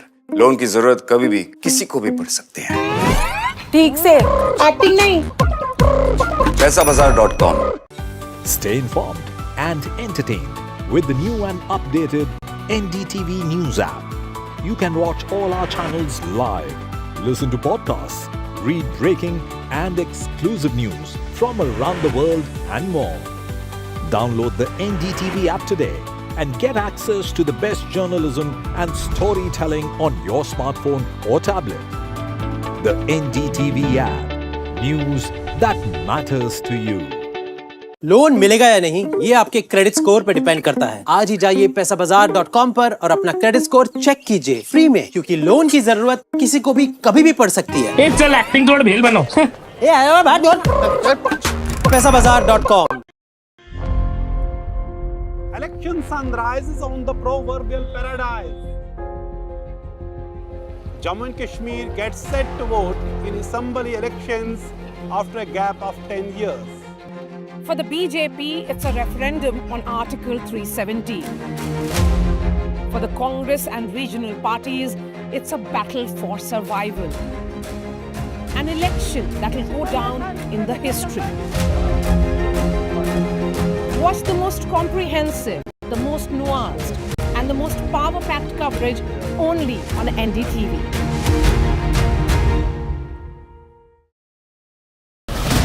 Hi, I'm Kareena Kapoor Khan. When it comes to news, NDTV stands for trust, for integrity, for truth, for news that matters. Watch NDTV and don't forget to watch The Battle for Murders अपने नजदीकी cinema घरों में। कैसे मारा? Loan मिलेगा या नहीं ये आपके क्रेडिट स्कोर पे डिपेंड करता है। तो आज ही पैसाबाजार.com पर जाइए और अपना क्रेडिट स्कोर चेक कीजिए फ्री में, क्योंकि लोन की जरूरत कभी भी किसी को भी पड़ सकती है। बस एक्टिंग करा लो इनसे। पैसाबाजार.com। क्रेडिट स्कोर चेक, आदत अच्छी है। I've been reporting on all issues, big and small, from Andhra Pradesh, Telangana, rest of South India, bringing you all the action, all that you need to know, all that you want to know. The energy of maximum city is infectious. I bring in that energy in our news coverage from financial capital Mumbai.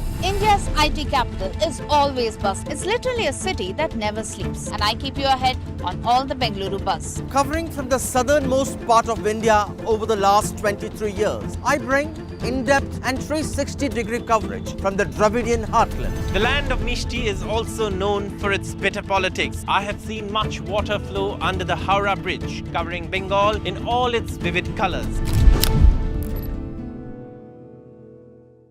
For every news from every part of the country, download कीजिए NDTV app.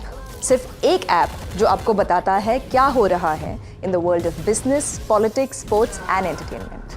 देखना ना भूलें हमारी movie युद्रा in the theatre. Read all about Yudra on the NDTV app. So download now. New day, new show, a new experience. Start your day with the news, not views. We bring you stories that matter And impact your life. News that informs and keeps you ahead. From Maximum City, Mumbai, To the seat of power, Delhi. NDTV brings you the best breakfast show.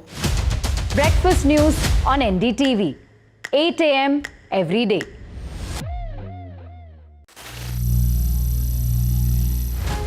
Some people say the metaverse will only be virtual. One day this lecture hall will be made of code, and driverless cars would be trapped in intersections. But even in this maze of the future, you can't wish away health. It's time to become more resilient.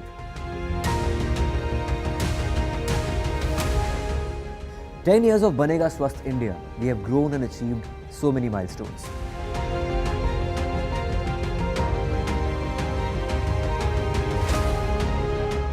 And now I have a plan to beat the urgency, to stop breathing with difficulty, to relieve getting choked with inactivity.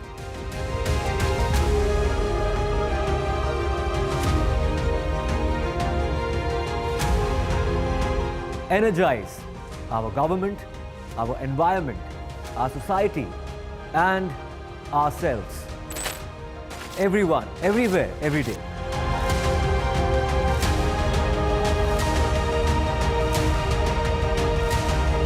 बनेगा स्वस्थ India.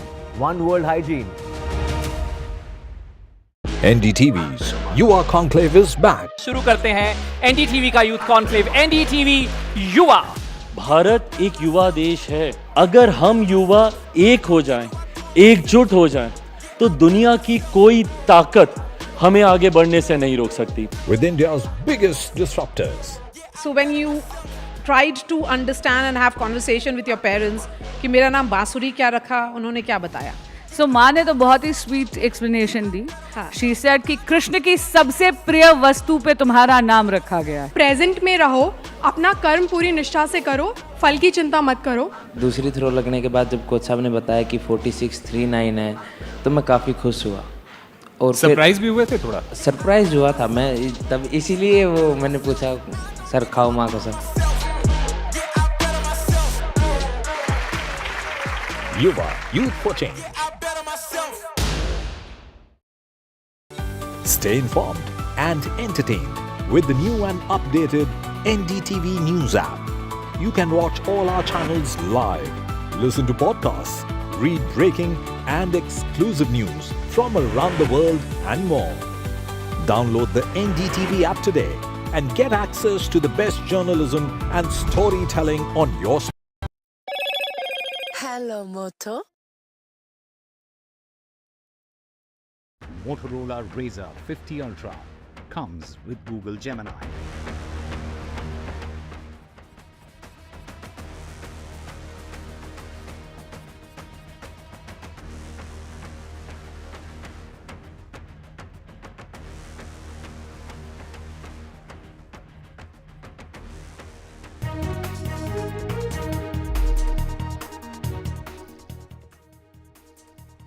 Welcome back. The latest on the Tirupati Prasad Rao. Well, the high-level probe team, the SIT, which is a 9-member team that has arrived at the Tirupati temple amid the entire political controversy. Remember, the Chandrababu Naidu-led government had formed this 9-member SIT. Now, remember, the Supreme Court is also set to hear this matter on September the 30th, given the fact that you've had a plea seeking an independent inquiry into this as well. This has certainly become not just a political issue, but also one that is extremely emotive and sensitive as far as Andhra Pradesh is concerned.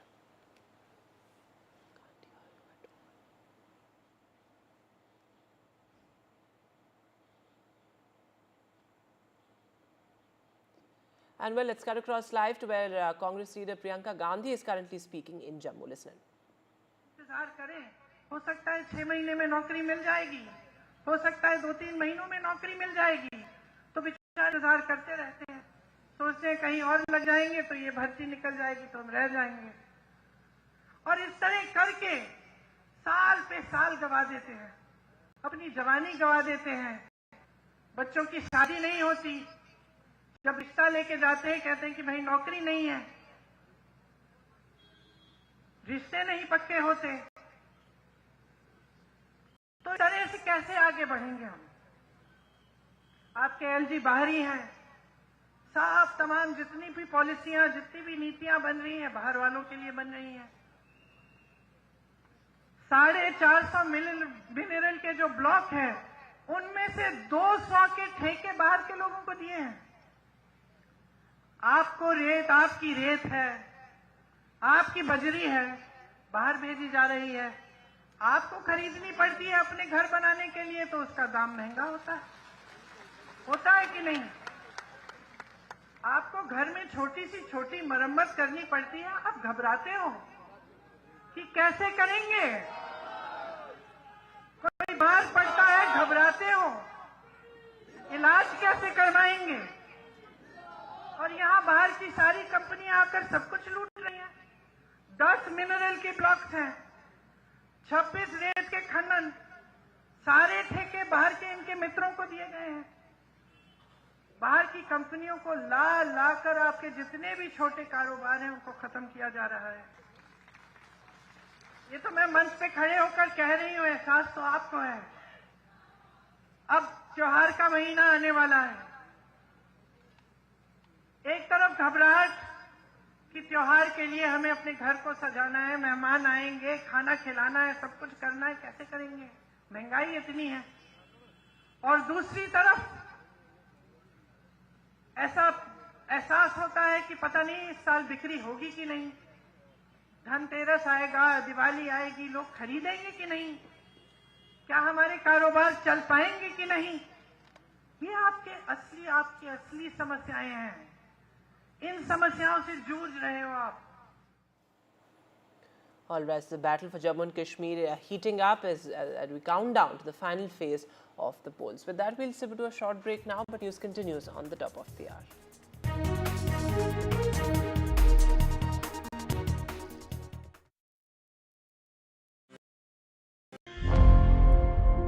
Election sunrise is on the proverbial paradise.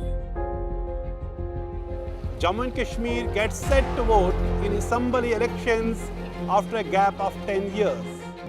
For the BJP, it's a referendum on Article 370. For the Congress and regional parties, it's a battle for survival. An election that will go down in the history.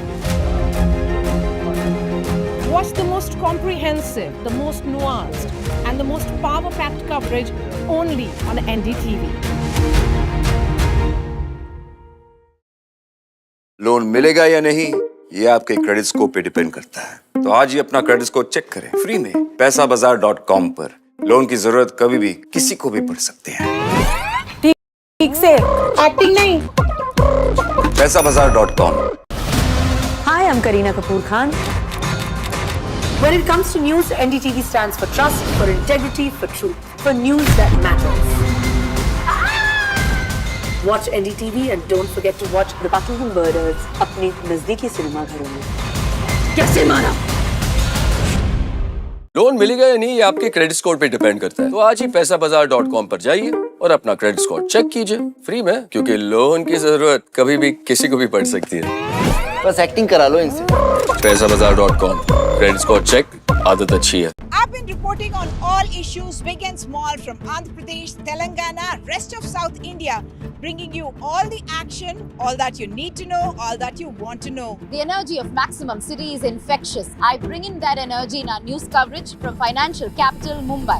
India's IT capital is always buzz. It's literally a city that never sleeps. And I keep you ahead on all the Bengaluru buzz. Covering from the southernmost part of India over the last 23 years, I bring in-depth and 360-degree coverage from the Dravidian heartland. The land of Mishti is also known for its bitter politics. I have seen much water flow under the Howrah Bridge, covering Bengal in all its vivid colors. Loan मिलेगा या नहीं, ये आपके credit score पर depend करता है। आज ही जाइए पैसाबाजार.com पर और अपना क्रेडिट स्कोर चेक कीजिए फ्री में, क्योंकि लोन की जरूरत किसी को भी कभी भी पड़ सकती है। चल एक्टिंग थोड़ा भेल बनो। पैसाबाजार.com। For every news from every part of the country, download कीजिए NDTV app.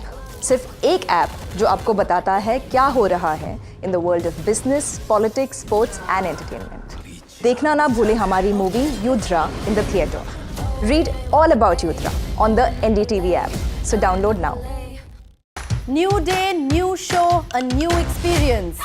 Start your day with the news, not views. We bring you stories that matter and impact your life.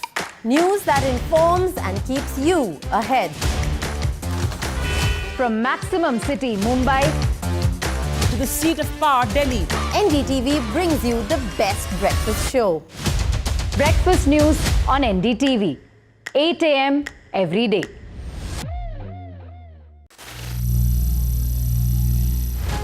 Some people say the metaverse will only be virtual. One day this lecture hall will be made of code, and driverless cars would be trapped in intersections. But even in this maze of the future, you can't wish away health. It's time to become more resilient.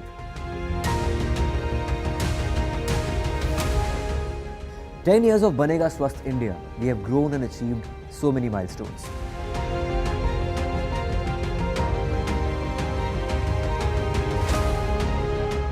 And now I have a plan to beat the urgency, to stop breathing with difficulty, to relieve getting choked with inactivity.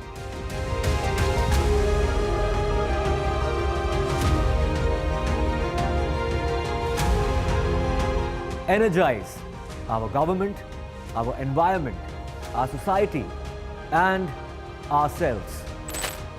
Everyone, everywhere, every day.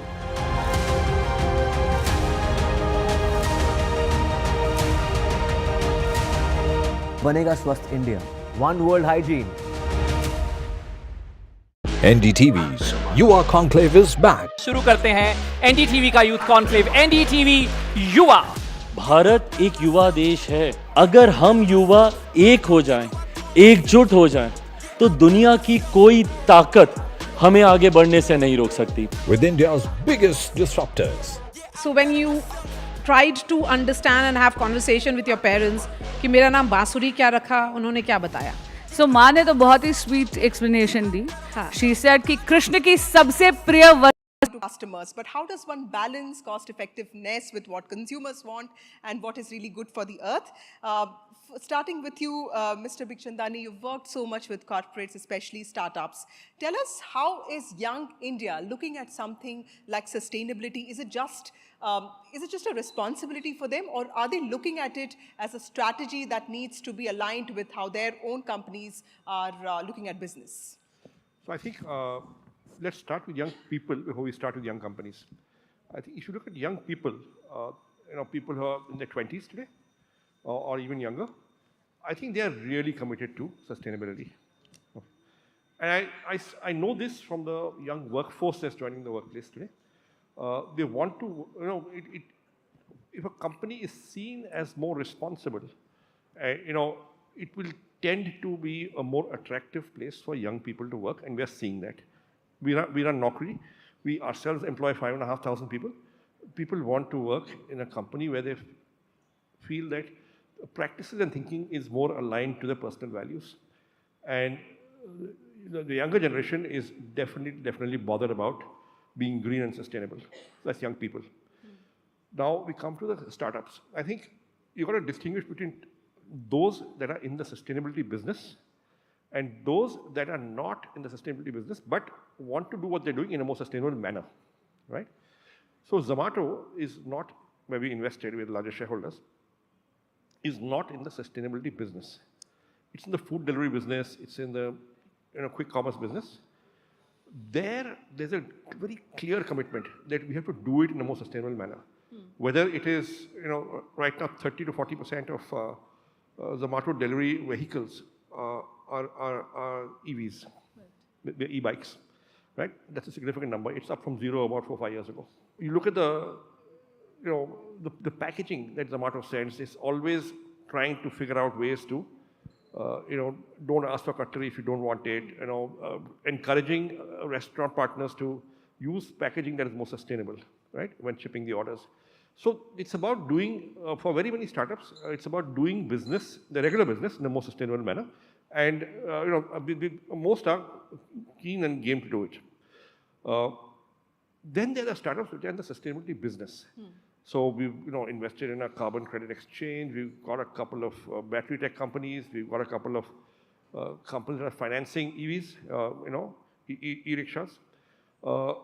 They are in the business and they're actually benefiting from the economic opportunity, the commercial opportunities that the sector provides. And obviously they will do it in a more sustainable manner because it's their business. So it's happening. Can more happen? Answer is yes. But a lot more is happening than was happening about 3 or 4 years ago. Right.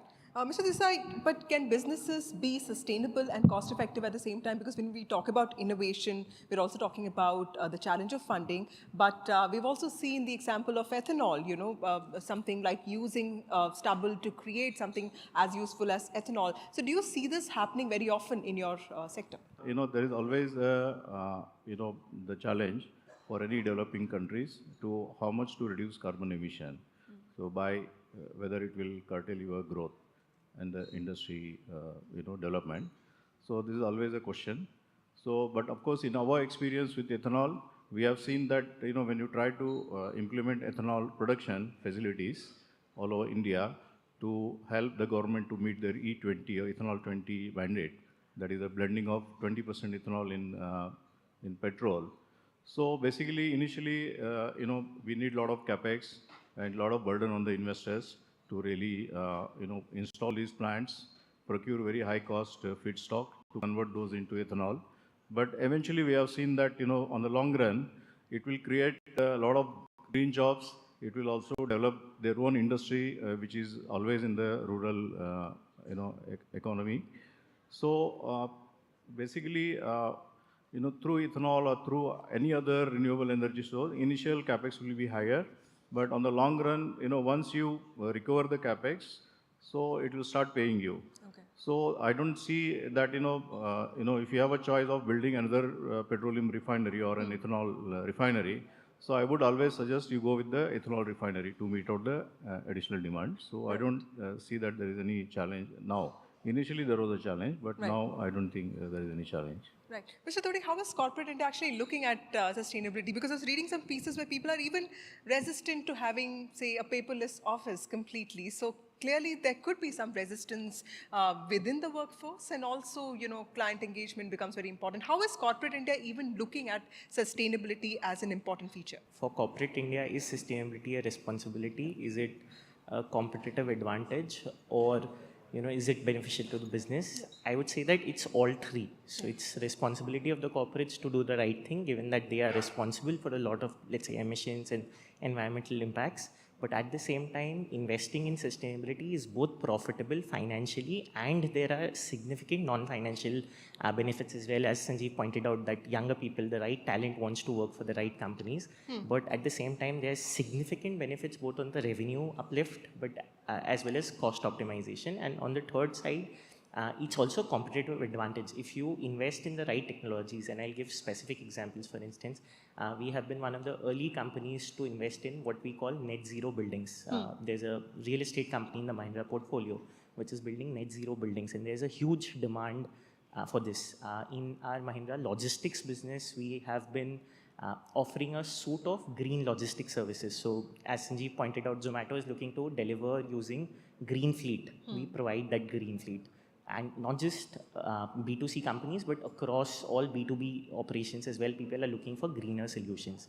Now, it's a vast topic. So the way we look at Mahindra is that, given that we operate in so many different industries, we have put a strategy which says that how can you convert each of the company to becoming a planet positive company. First, look at your own operations, things that you have complete control on in terms of emissions, water, waste, material circularity, operational elements. The second is, how do you transition the nature of the business itself to becoming a green business? So EVs, green buildings, green holidays, green financing, all of these sectors have immense business opportunity. And the last element is, what actions can you take to get social justice and environmental justice going on together? So things like sustainable agriculture, tree plantation, involving community are some of the other big focus areas. So very well integrated, I would say. Dr. Murkab, when we think about this traditionally polluting industry, when it comes to industry that is resource intensive, be it chemicals or textile, how are you building sustainability into your processes, and how are you able to convince people that you are doing this? It is a difficult proposition for sure. There's no doubt about it. But जो आज बस देख रहे हैं about sustainability, somewhere or the other, I've always believed that this was always there. With all the stalwarts here. Sir, sustainability, to my thought, is about innovation, 1. 2, cutting down on power, steam. 3, consistency. 4, cost. 5th, involvement of your labor so that they know what they are doing, what they are talking about. 6th, the most important, what you rightly said, the young generation today. This young generation of today is a powerhouse. And the way they are taking up things in the right manner, the country is looking forward for a great future for sure. वो दिन दूर नहीं है जब मेरे वतन को सोने की चिड़िया बुलाया जाता था, वो फिर सोने की चिड़िया कहलाएगा. That's what I can talk about it. Mr. Bikshandani, what would your advice be to companies when it comes to balancing financial objectives with, when I was talking to some people preparing for this panel, and they said ethical supply chain is a big thing, and if you have to make a product up to customer satisfaction, there could be some compromise on sustainability. How would you advise companies to sort of balance that out? So I think there are various situations. There are situations where it makes clear financial sense to go for the greener option. There may be some capex, but on OPEX, ultimately, you win out, and over a 5, 7, 10-year period, you're way ahead. So there, I think it's by and large a no-brainer. You are going green, you're going sustainable, and it's making financial sense, right? Then you come to a situation where there's regulation, where the government is mandated. That may make more financial sense, but you better do this, right? There also, the more compliant companies will do it, okay? Now you come to a situation where there's no regulatory mandate, and it doesn't make financial sense. Those are the areas where if the market doesn't reward you, the customer doesn't reward you, the customer doesn't prefer you because you're greener, there will be a challenge. Because if you go for the greener option, but you end up with a higher cost structure or perhaps higher prices, and your competition does not, you will have a challenge. And there, I think there may be some compromises, but we have to wait and watch and see what happens. But I think, Ankit, you may have an informed view on this. Ankit, would you like to, and especially you are also in the field of renewable energy, and do you think there is scope for innovation there? And like he says, do you think there needs to be more collaborations there? No. So let me just add one point to what Sanjeev said. So definitely 3 parts, things that make financial and environmental sense. Renewable energy is an example. Those will scale, throughout the country. Every private sector, public sector will adopt it. Things where you could say it's financially neutral or financially negative, but driven by regulation. Again, lots of examples. The government is very serious.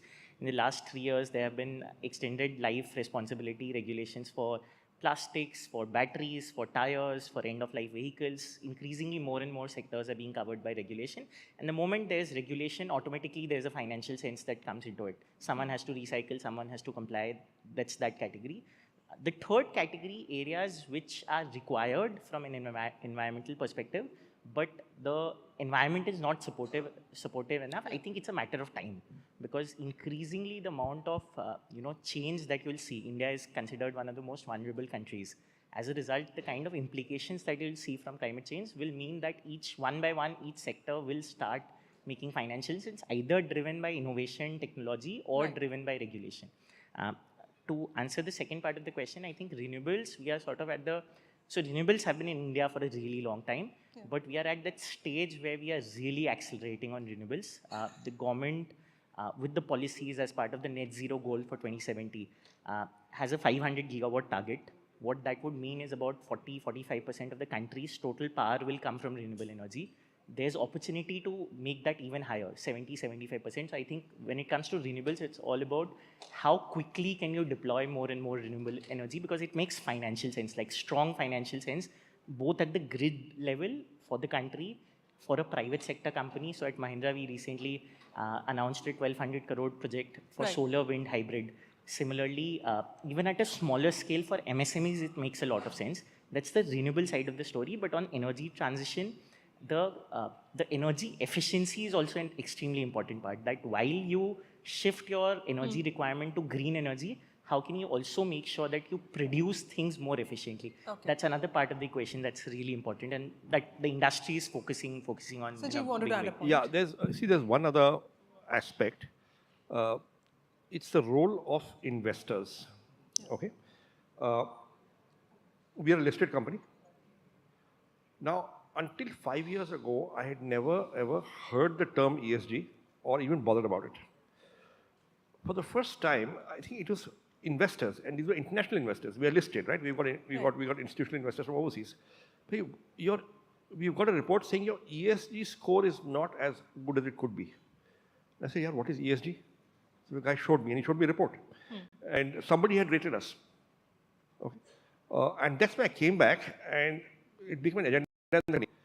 We've got to be good at this. Right. It is now entering the paradigm, the way investors, the better investors, evaluate companies and therefore reward it by buying or not buying its shares. Right. And therefore, so once that happens, at least the more formal corporate sector, the listed companies, will tend to get nudged from many directions, whether it's employees, younger employees, whether it's investors, whether it's customers, whether it's government, to actually, go for greener solutions.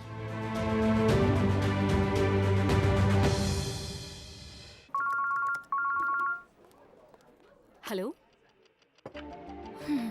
आप lucky draw में select हुए हैं। Bank details दीजिए। Parcel track करना है, link पे click कीजिए। Spam हम सबका प्रॉब्लम है ना? पर जिस वक्त वो कॉल या एसएमएस आए और कुछ गलत हो जाए, उस वक्त हम अकेले हैं, नहीं? नहीं, आज से एयरटेल आपके साथ है। एआई के पावर से हम लाखों स्पैमर्स को ब्लॉक कर रहे हैं और स्पैम कॉल्स या एसएमएस आने पर अपने हर कस्टमर को अलर्ट कर रहे हैं, बिना किसी ऐप, बिना कोई चार्ज। वेरी कूल, क्योंकि स्पैम और स्कैम से लड़ने की जिम्मेदारी हमारी भी है। From the heart of every community to the corners of our great nation. Health and hygiene are the foundations of our future. For 10 years, Banega Swasth India has been your partner in building a more healthier, stronger and resilient India. मिलकर हमने जागरूकता फैलाई, जिंदगियां बदली और लाखों लोगों को प्रेरित किया।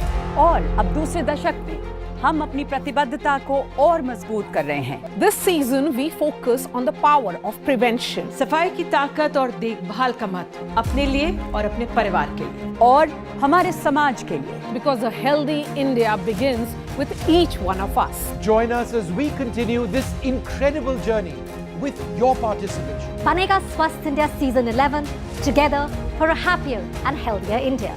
2 अक्टूबर को NDTV नेटवर्क पर। In the global employability rankings by Times Higher Education UK, only the following 6 institutions from India are ranked amongst the top 230 in the world for having the most employable graduates.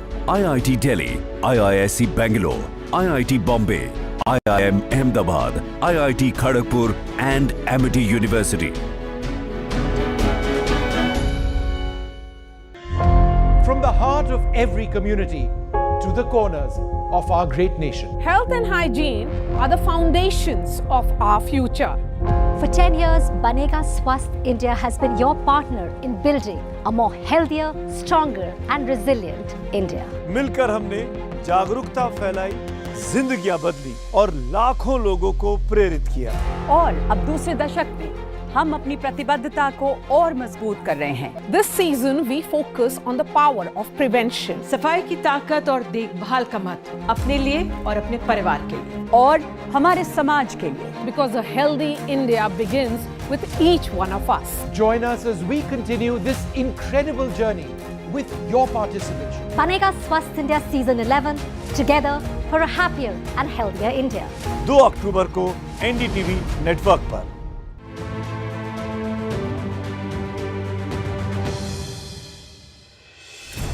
Mr. Devsar, would you like to also answer something on this role of corporate India in innovation? Because Ankit also spoke about this, and innovation seems to be very important in the field of sustainability. How has the role of corporate India in supporting innovations in the field of sustainability evolved in the last few years? Yeah, first of all, innovation is the need of the hour for promoting any renewable energy. Of course, it requires a lot of investment in terms of research, development, pilot plant, pilot studies, and study in terms of feedstock, because except solar and wind, all other renewable energy sources like ethanol, biodiesel, SAF, the sustainable aviation fuel, then compressed biogas, all these require a lot of feedstock. So research on feedstock and how to precondition the feedstock, make it suitable for producing efficiently the energy. So all these areas we need a lot of investment in terms of R&D, pilot plants. So definitely in India at least, I have seen that many companies, organizations, they are investing heavily in the research and they are acquiring talent for doing the research work. So then they are coming out with innovative solutions for the industry. So this is definitely going to help. And also from the government side, they are also coming out and giving a lot of capex, incentives for R&Ds, even the pilot plants. So there are so many announcements made in the past for all these renewable energy R&D work. Yeah. Dr. Amirka, what is the role of the government, or for that matter even NGOs, because we're talking about sustainability from a very holistic point of view, so even local communities have to be involved. Does the government here play a very important role, because the government here has a stated objective of net zero emissions? What kind of role do you see even local communities playing in this?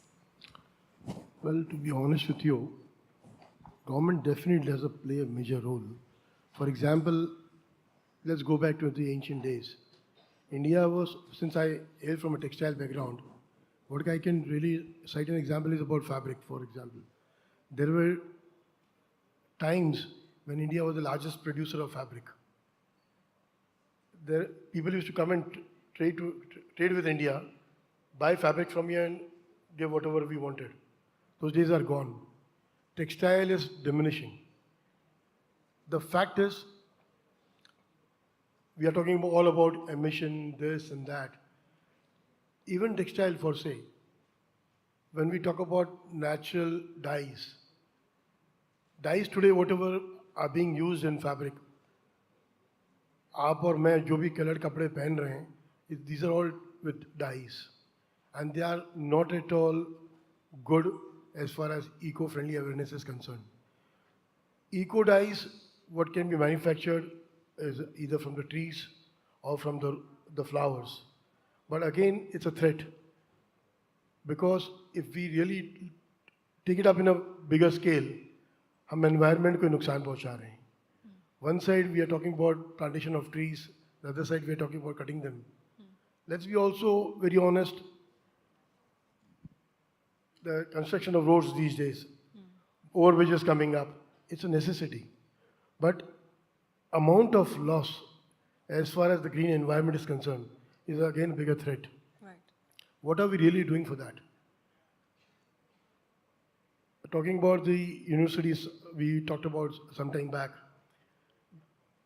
like for example the textile in particular, there's a university in Bombay called UDCT, now ICT. There's only one of its kind. If we have certain more institutes like this for taking these thoughts forward, it can be a great significance. My last question to you, Ankit. I was looking up into the internet and I see a lot of certifications. How does a company sort of, become sustainable? What is the framework, and what is the importance of transparency in showing that you're very sustainable? So when I joined the Mahindra Group, the first question that I was supposed to work on is that what makes a corporate a sustainability leader? And unlike financial metrics, there's no easy answer. No certification can tell you that you're a sustainability leader. And that's where this entire idea came, that there is one definition of sustainability, which is about ESG, looking at environment, social governance dimensions. Hundreds of questions go into that. You have to look at nitty-gritties of everything that a company does. That's one way to look at it. The second way to look at it is, how do you transform the nature of your business? Right. So that's the most action on ground. Both in your operational areas, but as Sir was pointing out, that how do you change the nature of the company and the way you get revenue? So auto sector going to EVs, logistics sector doing green logistics, renewables as an example. So all of that revenue, business revenue, is the second area. The third area is at the intersection, that are you really adding value to the planet and society? So there are multiple ways to look at it, but there's no clear one answer that there's a certification that can certify a company is green or sustainable. Coming to that, I'll take a minute. Certifications today has become a mandatory affair. Why can't the government intervene in getting into just one certificate, for example? See, for textiles also at large, there are so many certificates involved. I believe that's just a money-making business, nothing else. If the government can intervene, get into just one certificate, it can make a bigger impact. Sir, last word from you. Is it really difficult becoming a sustainable company? Not really. You just have to be conscious and thoughtful. And if you're there, if you do that, you're 80% there. Okay. So be conscious and thoughtful. When you get into a new office, what's it going to be like? When you do the interiors, what's it going to be like? When you look at your sources of power or energy, what are they going to be like? A little bit of thoughtfulness and you're 80% there.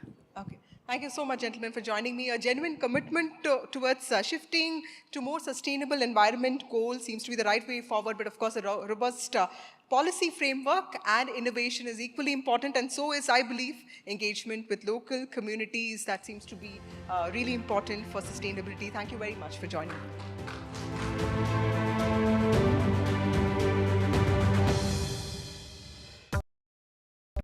Stay informed and entertained with the new and updated NDTV News app.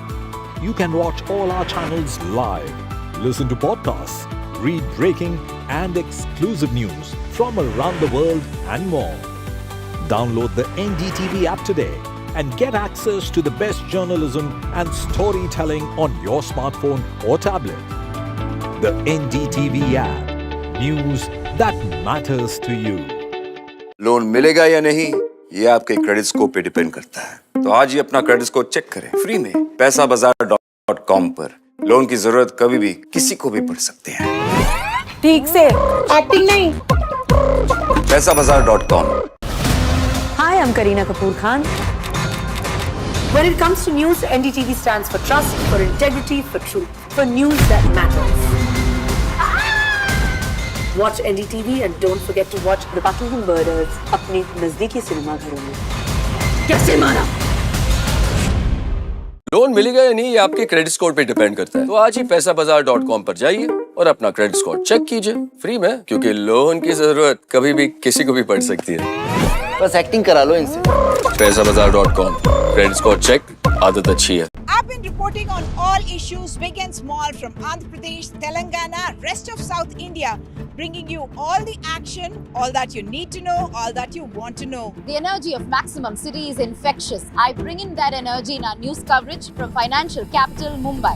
India's IT capital is always buzz. It's literally a city that never sleeps. And I keep you ahead on all the Bengaluru buzz. Covering from the southernmost part of India over the last 23 years, I bring in-depth and 360-degree coverage from the Dravidian heartland. The land of Mishti is also known for its bitter politics. I have seen much water flow under the Howrah Bridge, covering Bengal in all its vivid colors.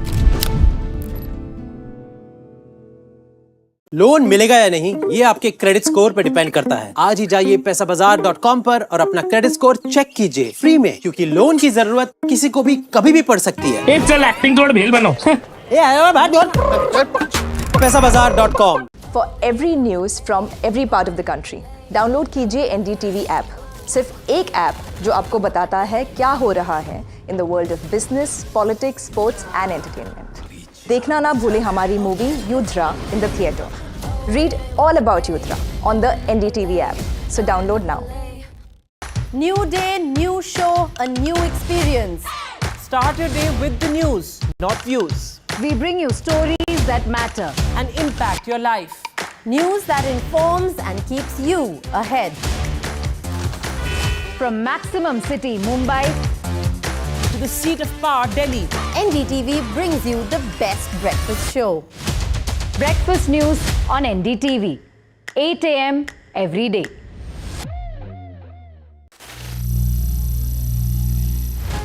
Some people say the metaverse will only be virtual. One day this lecture hall will be made of code, and driverless cars would be trapped in intersections.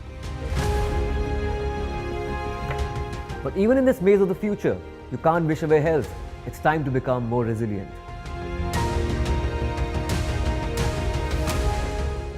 10 years of Banega Swasth India, we have grown and achieved so many milestones.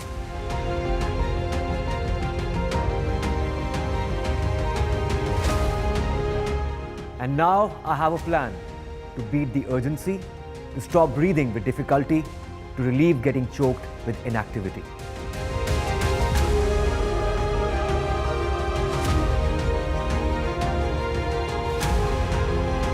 Energize our government, our environment, our society, and ourselves.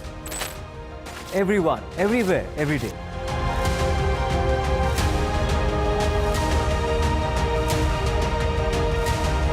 Banega Swasth India. One world hygiene. NDTV's युवा conclave is back. शुरू करते हैं NDTV का youth conclave, NDTV युवा। भारत एक युवा देश है। अगर हम युवा एक हो जाएं, एकजुट हो जाएं, तो दुनिया की कोई ताकत हमें आगे बढ़ने से नहीं रोक सकती। With India's biggest disruptors. So when you tried to understand and have conversation with your parents कि मेरा नाम बांसुरी क्या रखा, उन्होंने क्या बताया? So माँ ने तो बहुत ही स्वीट एक्सप्लेनेशन दी। She said कि कृष्ण की सबसे प्रिय वस्तु पे तुम्हारा नाम रखा गया है। प्रेजेंट में रहो, अपना कर्म पूरी निष्ठा से करो, फल की चिंता मत करो। दूसरी थ्रो लगने के बाद जब कोच साहब ने बताया कि 4639 है तो मैं काफ़ी खुश हुआ और सरप्राइज भी हुए थे थोड़ा? सरप्राइज हुआ था मैं, तब इसीलिए वो मैंने पूछा सर खाओ माँ कसम। Yuva, Youth for Change.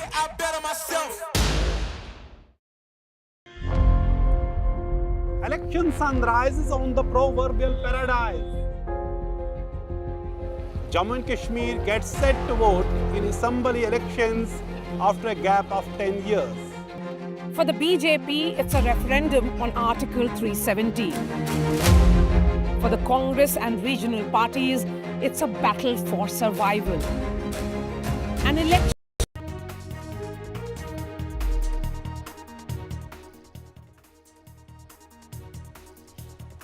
Good evening and welcome. You're watching NDTV. I'm Vedanta Agarwal. Coming up on the show, well, the Supreme Court's tough words for RERA, which is of course a real estate law. The Supreme Court saying this law has virtually become ineffective for home buyers. What really are home buyers' grievances? We'll get you all of the latest on that, but first up the headlines. Hezbollah's top leadership eliminated, claims Israel. Israel says Hezbollah chief has been killed in the Beirut strikes.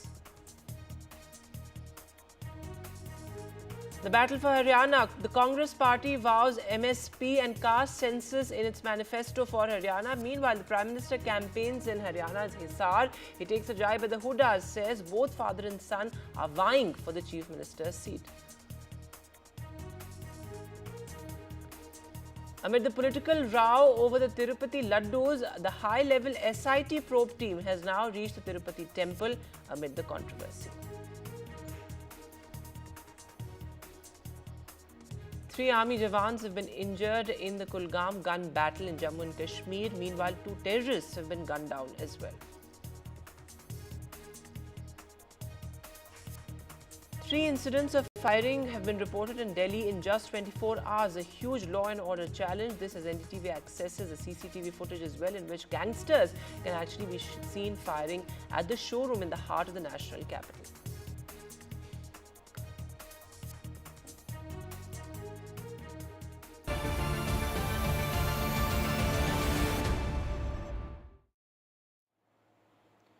And our special focus on the show this evening, the Supreme Court's rebuke for RERA, which of course is an authority that takes into consideration the grievances of home buyers, and its primary purpose is in a sense to make sure that investment is channelized into real estate and that home buyers don't have to bear the brunt of what has now been called a nexus between authorities, builders and contractors, something that has really become extremely painful for home buyers, particularly in real estate hubs of our country, including the NCR and of course also cities like Bengaluru, Mumbai as well. Now remember, what the Supreme Court said was that RERA has become almost as if it's a rehabilitation center for retired bureaucrats. Of course, pretty strong words there by the Supreme Court as far as RERA is concerned. This as a home buyers issue has really come out as one of the most prominent ones when it comes to so-called real estate paradises like Noida and other such metropolitan cities. What does this really mean, and what do home buyers really have to face? Well, joining me on the show, Ali Mohammed, an advocate in High Court. He's based in Bengaluru. Also, Pankaj Rai, a resident at the Ajnara Homes in Greater Noida. He is also fighting a huge dispute as far as flat registry is concerned. Again, a huge pain point for home buyers. Going across to you first, Mr. Pankaj Rai. From a home buyer's perspective, the RERA was formed with the aim of making sure that home buyers do not have to bear the brunt of this alleged nexus between government and builders and contractors. But the Supreme Court says that the entire RERA law has been virtually rendered ineffective. What has been your experiences with RERA? And I'm sure you've dealt with a lot of home buyers as well, and they continue to say that despite their registry, their flats have not been allotted. In many cases, they've been duped and deceived as well, with no hope for what is their right. See, Honorable Supreme Court is commenting on RERA. It's truth. We are facing here problem since long back. We are running RERA office, GNID, Greater Noida Authority office, but nobody is taking any action, or nobody is taking. They are not doing anything, to be very honest. See, RERA is reform for customer problems in between builder and customer.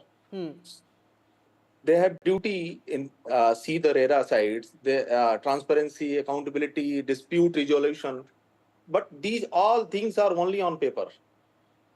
I am living Aznara Homes, and here in N Tower and specific N or O Tower, two towers are RERA number is same, one RERA number and two tower is there in a row.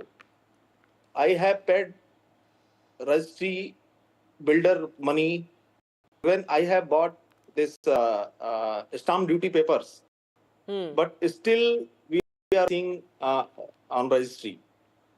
OCCC is still not completed. It's taken by builder. Sure. Even in fact, firefighting is not completed. So you can assume we are living in a high risk zone.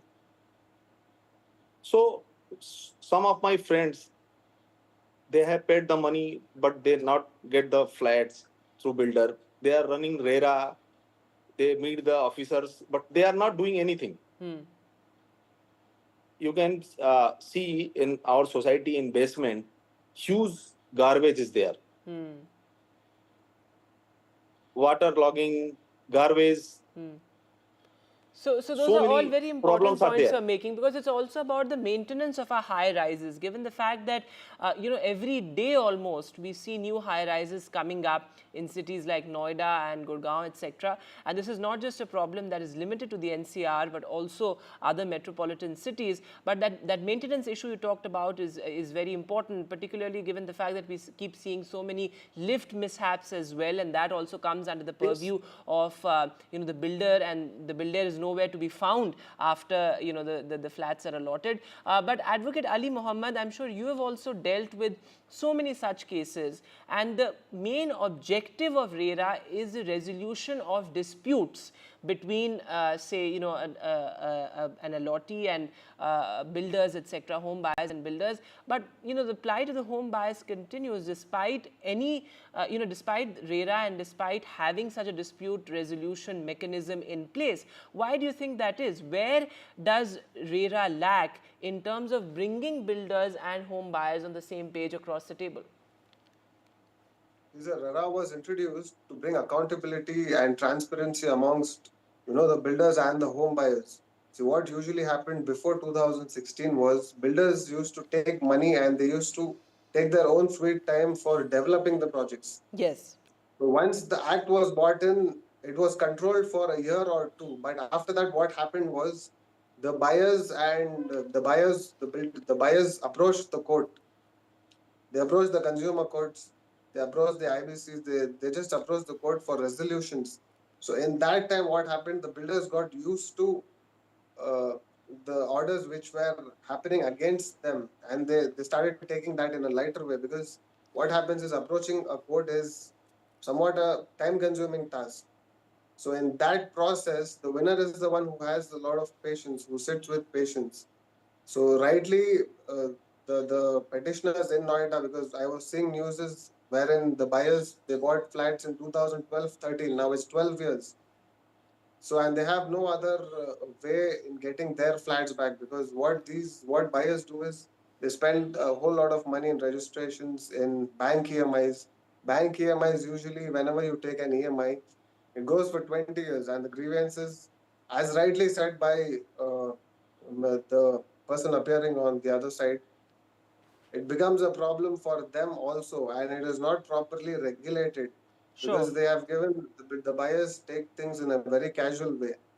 So what the court can do is they can seek amendments, they can bring some changes in the laws.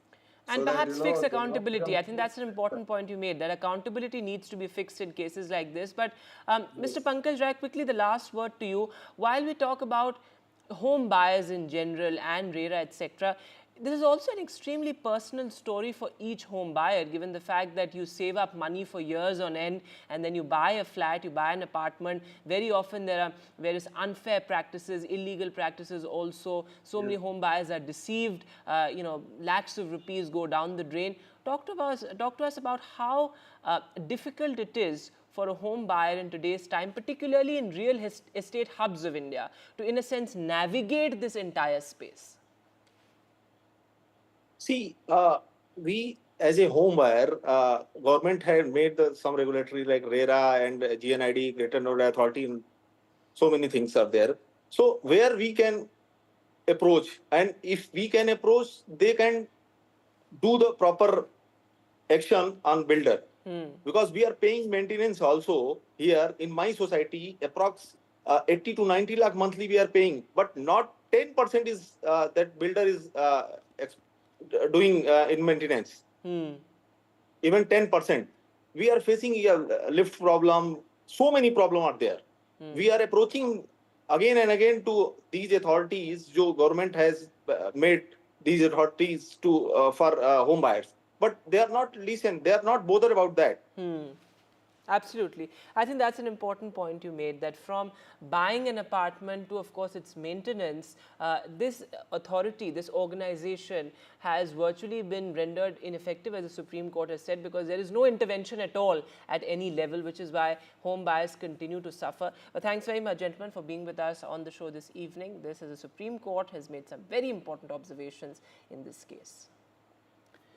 Moving now to news from Jammu and Kashmir as we count down to the final phase of polling in the Union Territory. There has been an encounter that has been reported in the Kulgam district of Jammu and Kashmir. In fact, 3 army jawans have been injured. A Jammu and Kashmir police official has also been injured and 2 terrorists have been gunned down. Let me go straight across to our senior colleague Nazir Masoodi joining us live. So Nazir, what more details do you have? Are search operations still underway? 2 terrorists have been gunned down. This is, as we have discussed multiple times in the past, extremely challenging terrain and topography, and militancy certainly has been on the rise in these areas particularly. Well, today's encounter was not in any mountainous area. It was in a normal, like a village, as you can see in the visuals, a residential house where they had taken shelter on that has been completely destroyed. And during the operation, 2 militants have been killed. But before that, 4 security force personnel, one senior police officer and SP rank officer was injured. 3 army soldiers were also injured. According to police, all the injured have received minor injuries and they are stable. And the militants who were there, they had launched the operation based on the specific information about presence of 2 to 3 militants. Bodies of 2 militants have been recovered. They are believed to be local militants who had joined militancy like a few years back and were operating in this particular area, Adigam, in Devsar area of Kulgam district. While the elections are on, but this is an area where elections are already done.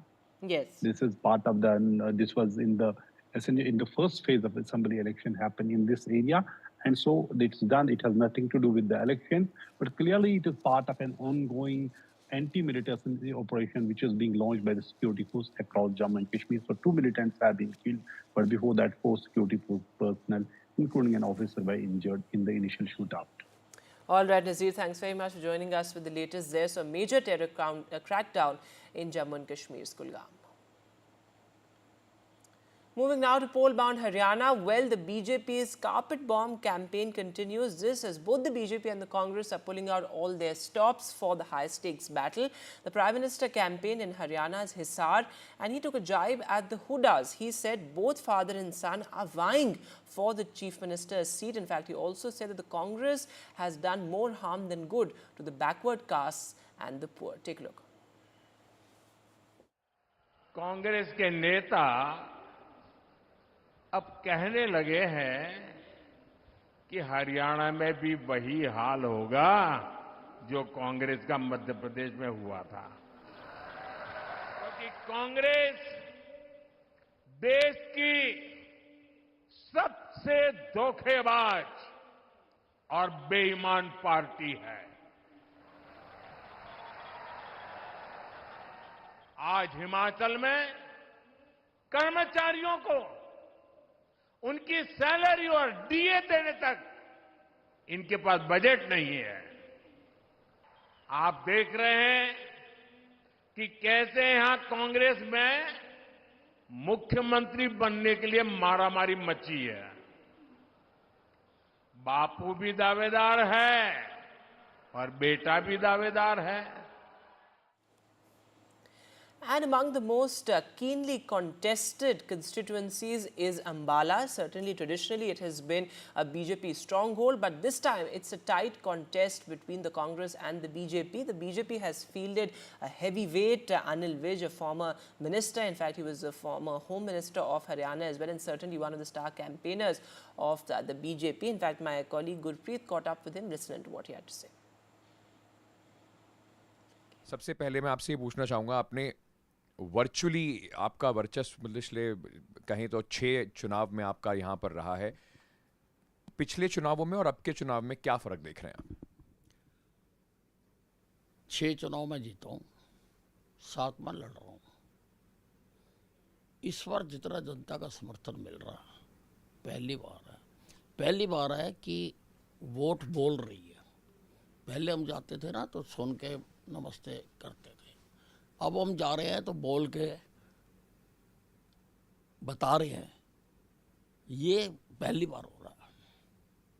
आप हरियाणा सरकार में जब थे और उसके बाद Bharatiya Janata party के सबसे बेबाक चेहरों में से जाने जाते हैं, सीधी बात के लिए जाने जाते हैं। मैं आपसे ये पूछना चाहता हूँ कि इस बार आपका मेन कंपटीशन आप अपनी कॉन्स्टिट्यूएंसी में किससे देख रहे हैं? कांग्रेस के एक कैंडिडेट हैं, एक इंडिपेंडेंट कैंडिडेट है, कांग्रेस की रेबल उनको कहा जा सकता है कि कांग्रेस पार्टी से टिकट चाह रही थी, नहीं मिला चित्रा सरवारा को, अब वो रेबल के तौर पर लड़ रहे हैं। तो क्या ट्रायंगुलर कॉन्टेस्ट है, डायरेक्ट कॉन्टेस्ट, आप किसको अपनी कंपटीशन में देख रहे हैं? नहीं, कोई भी कॉन्टेस्ट में नहीं है। ये जो कांग्रेस के 2 उम्मीदवार खड़े हैं, असली नकली कांग्रेस के, ये तो एक दूसरे को आपस में लड़ रहे हैं, एक दूसरे को नकली और खुद को असली बताने की लड़ाई लड़ रहे हैं। तो मेरा रास्ता तो साफ है। जनता जो है, ये जो चुनाव हो रहा है, ये चुनाव 2 विचारधाराओं के बीच में हो रहा है।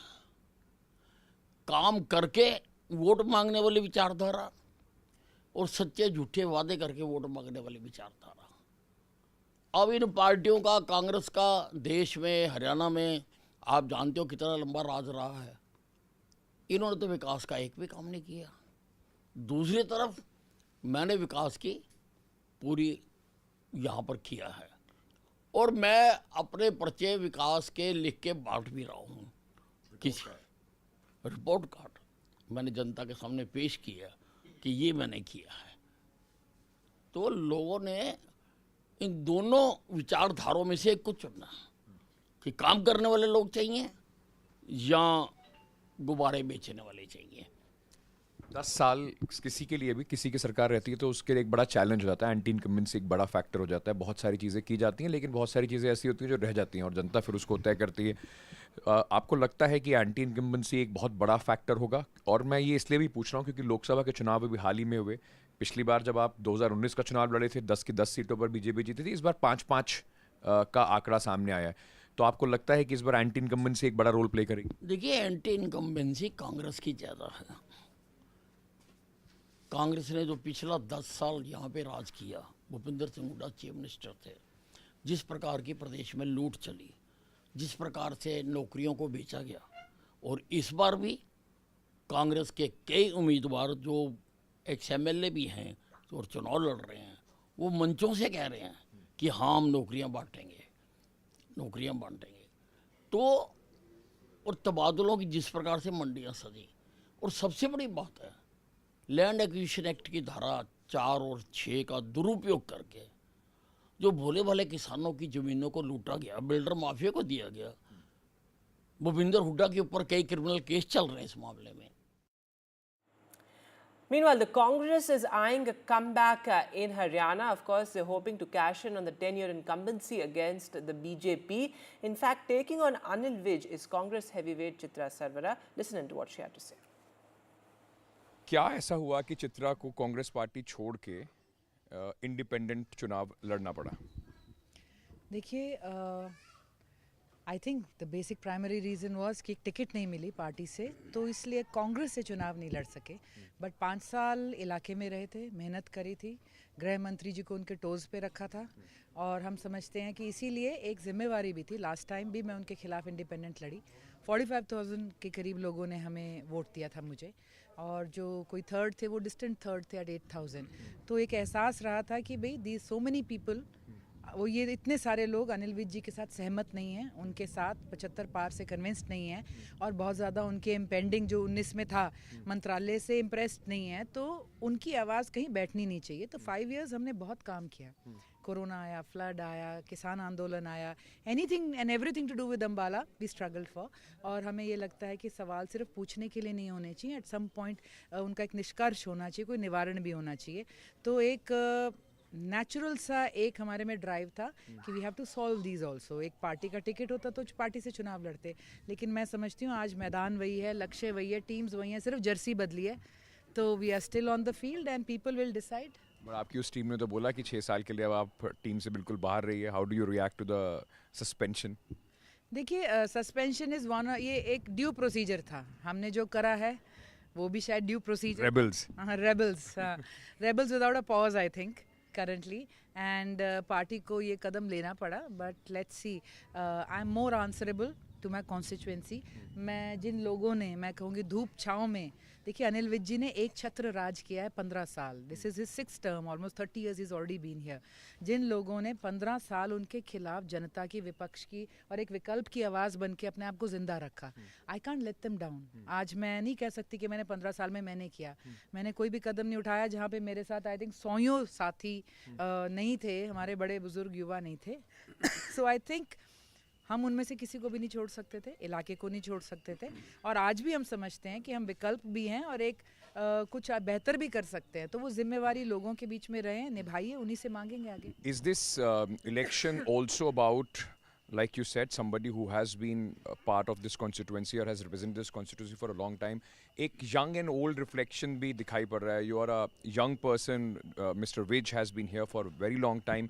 तो क्या एक वो भी एक अपील है? क्योंकि मैं सुन रहा हूँ हमारे पीछे से सीटी बड़ी सारी बजती आ रही हैं. हाँ, सीटियाँ तो पूरे अम्बाला में बज रही हैं. अब तो कहते हैं कुकर की भी सीटी बजती है तो वो चौंक जाते हैं. See, I think change is inevitable. It's a part of nature. It's good, and it just so happens कि आज एक एज भी उसमें फैक्टर है, but age is not the only driving factor. आज एक चेंज चाहिए in the general atmosphere of Ambala. Ambala एक 30 साल बाद उनके एक भययुक्त अम्बाला बन गया है. पीपल आर स्कैर्ड, और जो डायरेक्शन चलती है एक मोनोपोली, एक तरह का मैं कहूँगी मोनार्की चली है यहाँ पे. उनका जो फैसला रहा वही कर दिया. लोगों ने अपने आप को अपाहिज, असहाय, और कई बार उन्हें ऐसा भी लगा हमारी आवाज़ ही नहीं है. So, well, an interesting battle for Ambala. Ambala has always been an extremely keenly contested constituency. But moving now to an absolutely shocking story from the national capital. In Delhi's Rangpuri area, 5 people from the same family were found dead inside their home. In fact, what the police have said that as per preliminary reports, it seems to be a case of suicide. It was a father and his 4 daughters who were found dead inside the home. In fact, Selphos, which is a poisonous substance, was also found along with glasses and spoons. So it does appear to be a case of suicide. Remember, what the police have also said is that the mother of the daughters had cancer, and she died several years ago as well. But listen in to what the neighbors of this particular family had to say. कुछ 6-8 महीने पहले की बात है. उनका Mrs जो था वो भी बीमार था, हॉस्पिटल में उनकी डेथ हो गया. उसके बाद से इनकी फैमिली जो है किसी से बातचीत नहीं करता था, कभी नहीं बात करी है. जैसे मैं सामने यहाँ खड़ा हूँ, मैं पड़ोसी वहाँ से गुजर रहा, कोई बातचीत कभी हुआ ही नहीं, कभी नाम पता भी नहीं पूछे. उनको देख के लगता था कि उनको देखने लगता था हाँ, मानसिक रूप से बहुत ज़्यादा परेशान थे. Absolutely shocking there. We'll take a short break now, but news continues on the other side.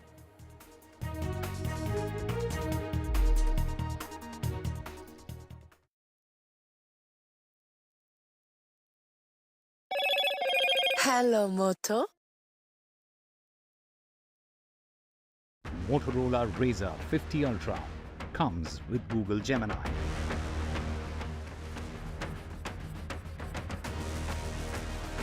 And finally, tributes pour in from around the world for India's Nightingale Lata Mangeshkar on her birth anniversary.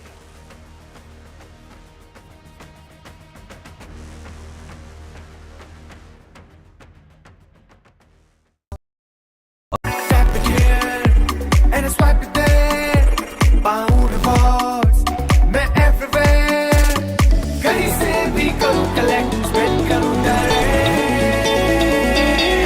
Download any single ID partner app, link your card and earn reward with top brand. Get it free with single ID. Loan मिलेगा या नहीं ये आपके credit score पे depend करता है। तो आज ही अपना क्रेडिट स्कोर चेक करें फ्री में पैसाबाजार.com पर। लोन की जरूरत कभी भी किसी को भी पड़ सकती है। ठीक से एक्टिंग नहीं। पैसाबाजार.com। Hi, I'm Kareena Kapoor Khan. When it comes to news, NDTV stands for trust, for integrity, for truth, for news that matters. Watch NDTV and don't forget to watch The Buckingham Murders अपने नजदीकी सिनेमाघरों में। कैसे मारा? Loan मिलेगा या नहीं ये आपके क्रेडिट स्कोर पे डिपेंड करता है। तो आज ही पैसाबाजार.com पर जाए।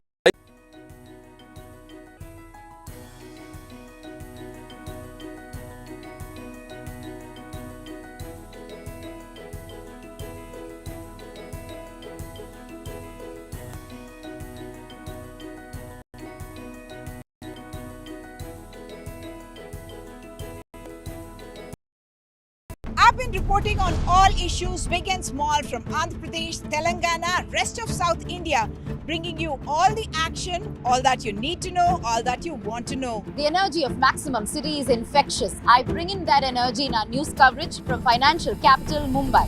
India's IT capital is always buzz. It's literally a city that never sleeps. And I keep you ahead on all the Bengaluru buzz. Covering from the southernmost part of India over the last 23 years, I bring in-depth and 360-degree coverage from the Dravidian heartland. The land of Mishti is also known for its bitter politics. I have seen much water flow under the Howrah Bridge, covering Bengal in all its vivid colors.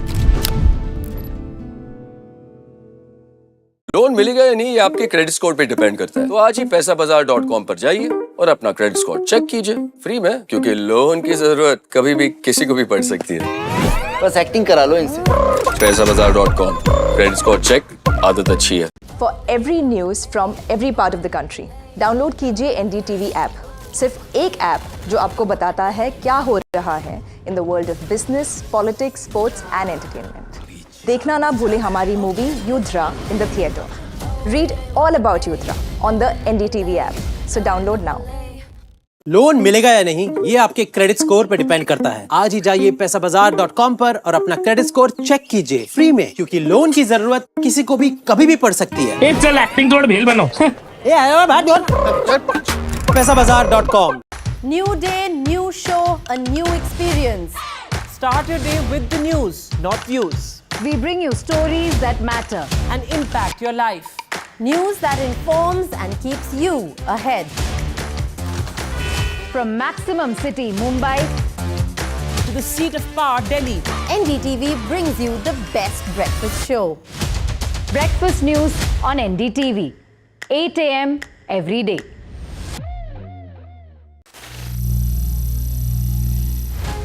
Some people say the metaverse will only be virtual. One day this lecture hall will be made of code, and driverless cars would be trapped in intersections. But even in this maze of the future, you can't wish away health. It's time to become more resilient.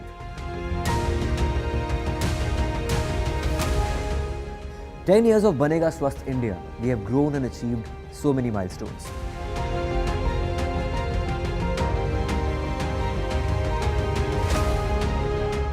And now I have a plan to beat the urgency, to stop breathing with difficulty, to relieve getting choked with inactivity.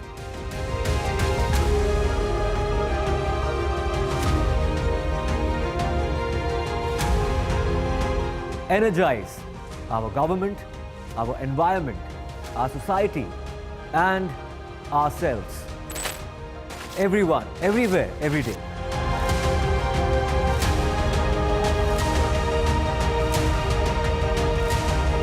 Banega Swasth India, one world hygiene, NDTV's Yuva Conclave is back. शुरू करते हैं NDTV का youth conclave. NDTV युवा। भारत एक युवा देश है। अगर हम युवा एक हो जाएं, एकजुट हो जाएं, तो दुनिया की कोई ताकत हमें आगे बढ़ने से नहीं रोक सकती। With India's biggest disruptors. So when you tried to understand and have conversation with your parents कि मेरा नाम बांसुरी क्या रखा, उन्होंने क्या बताया? So माँ ने तो बहुत ही स्वीट एक्सप्लेनेशन दी। She said कि कृष्ण की सबसे प्रिय वस्तु पे तुम्हारा नाम रखा गया है। प्रेजेंट में रहो, अपना कर्म पूरी निष्ठा से करो, फल की चिंता मत करो। दूसरी थ्रो लगने के बाद जब कोच साहब ने बताया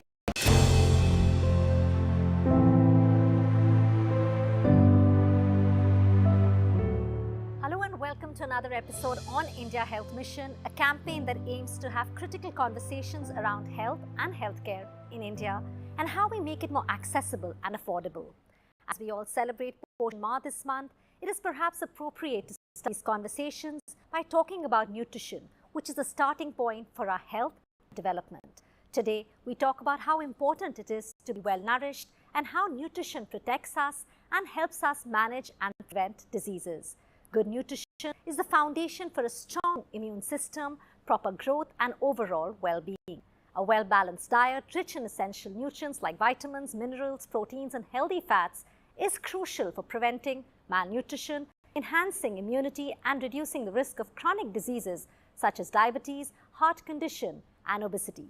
So for this very important conversation, joining us today, we have with us, let me introduce, we have Dr. Sarath Gopalan, President, Nutrition Society of India, Consultant Pediatric Gastroenterologist, Madhukar, Rainbow Children's Hospital, New Delhi. Also joining us, Dr. Nikhil Tandon, Professor and Head of Department Endocrinology and Metabolism, AIIMS.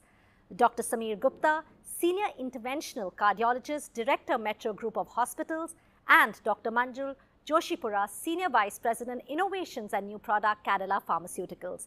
Thank you all so much for joining, I think, in this very crucial and critical conversation. To begin with, Dr. Gopalan, I would like to ask you the first question here. The state of malnutrition in our country is one of the most significant threats to human health, something, I mean, we've been grappling with since independence. Where are India's nutritional challenges when it comes to pregnancy and infancy, and what is India's malnutrition crisis at this point? Thank you, Amika. So, being a pediatrician and a pediatric gastroenterologist, let me start right at the beginning, where the life begins. If you start from infancy, the first and foremost thing is ensuring exclusive breastfeeding up to 6 months of age. These are the national guidelines, and despite persistent efforts, things could definitely improve when it comes to exclusive breastfeeding, but a lot has been achieved over the years. Having said this, that being the first objective, while the emphasis is on exclusive breastfeeding, it is equally important to ensure that at 6 months of age, the young infant is exposed to other foods, which are referred to as complementary foods, the weaning foods to start with, other food items other than breast milk. One of the main highlights of the dietary guidelines for complementary feeding, which have been very recently rolled out, are the emphasis on cutting down on high-fat, salt and sugar-containing foods. And in this regard, use of home-based foods which are adapted to decrease the amount of salt and sugar which are added, keeping in mind the guidelines, would go a long way in ensuring optimum health when it comes to the complementary feeding practice. The third aspect when it comes to infants and young children is when should we introduce animal milk in the diet? Now, from the standpoint of encouraging and promoting breastfeeding, the most practical suggestion which the pediatricians of the young infant and young child feeding chapter have put forward is that if you delay introduction of animal milk directly till 1 year of age, but animal milk containing complementary foods like ghee, cheese and other food items can be introduced even after 6 months. But the direct introduction of animal milk, it's better if it's done after 1 year of age. Sure. And breastfeeding should be continued beyond 2 years of age. Coming to the pregnant woman, now there is a program we have already had in place, the anemia program, but we have to look at 4 different aspects here. One is the strategy itself, which has been implemented for several years, the implementation, whether there are any gaps, supervision of that implementation, and recently there's been a lot of interest generated in can there be any ways by which we can improve absorption of nutrients from the gut, any scientific advances in this direction. And there's the concept of a life cycle approach from womb to tomb, starting right from when the infant is born, right through to the elderly stage.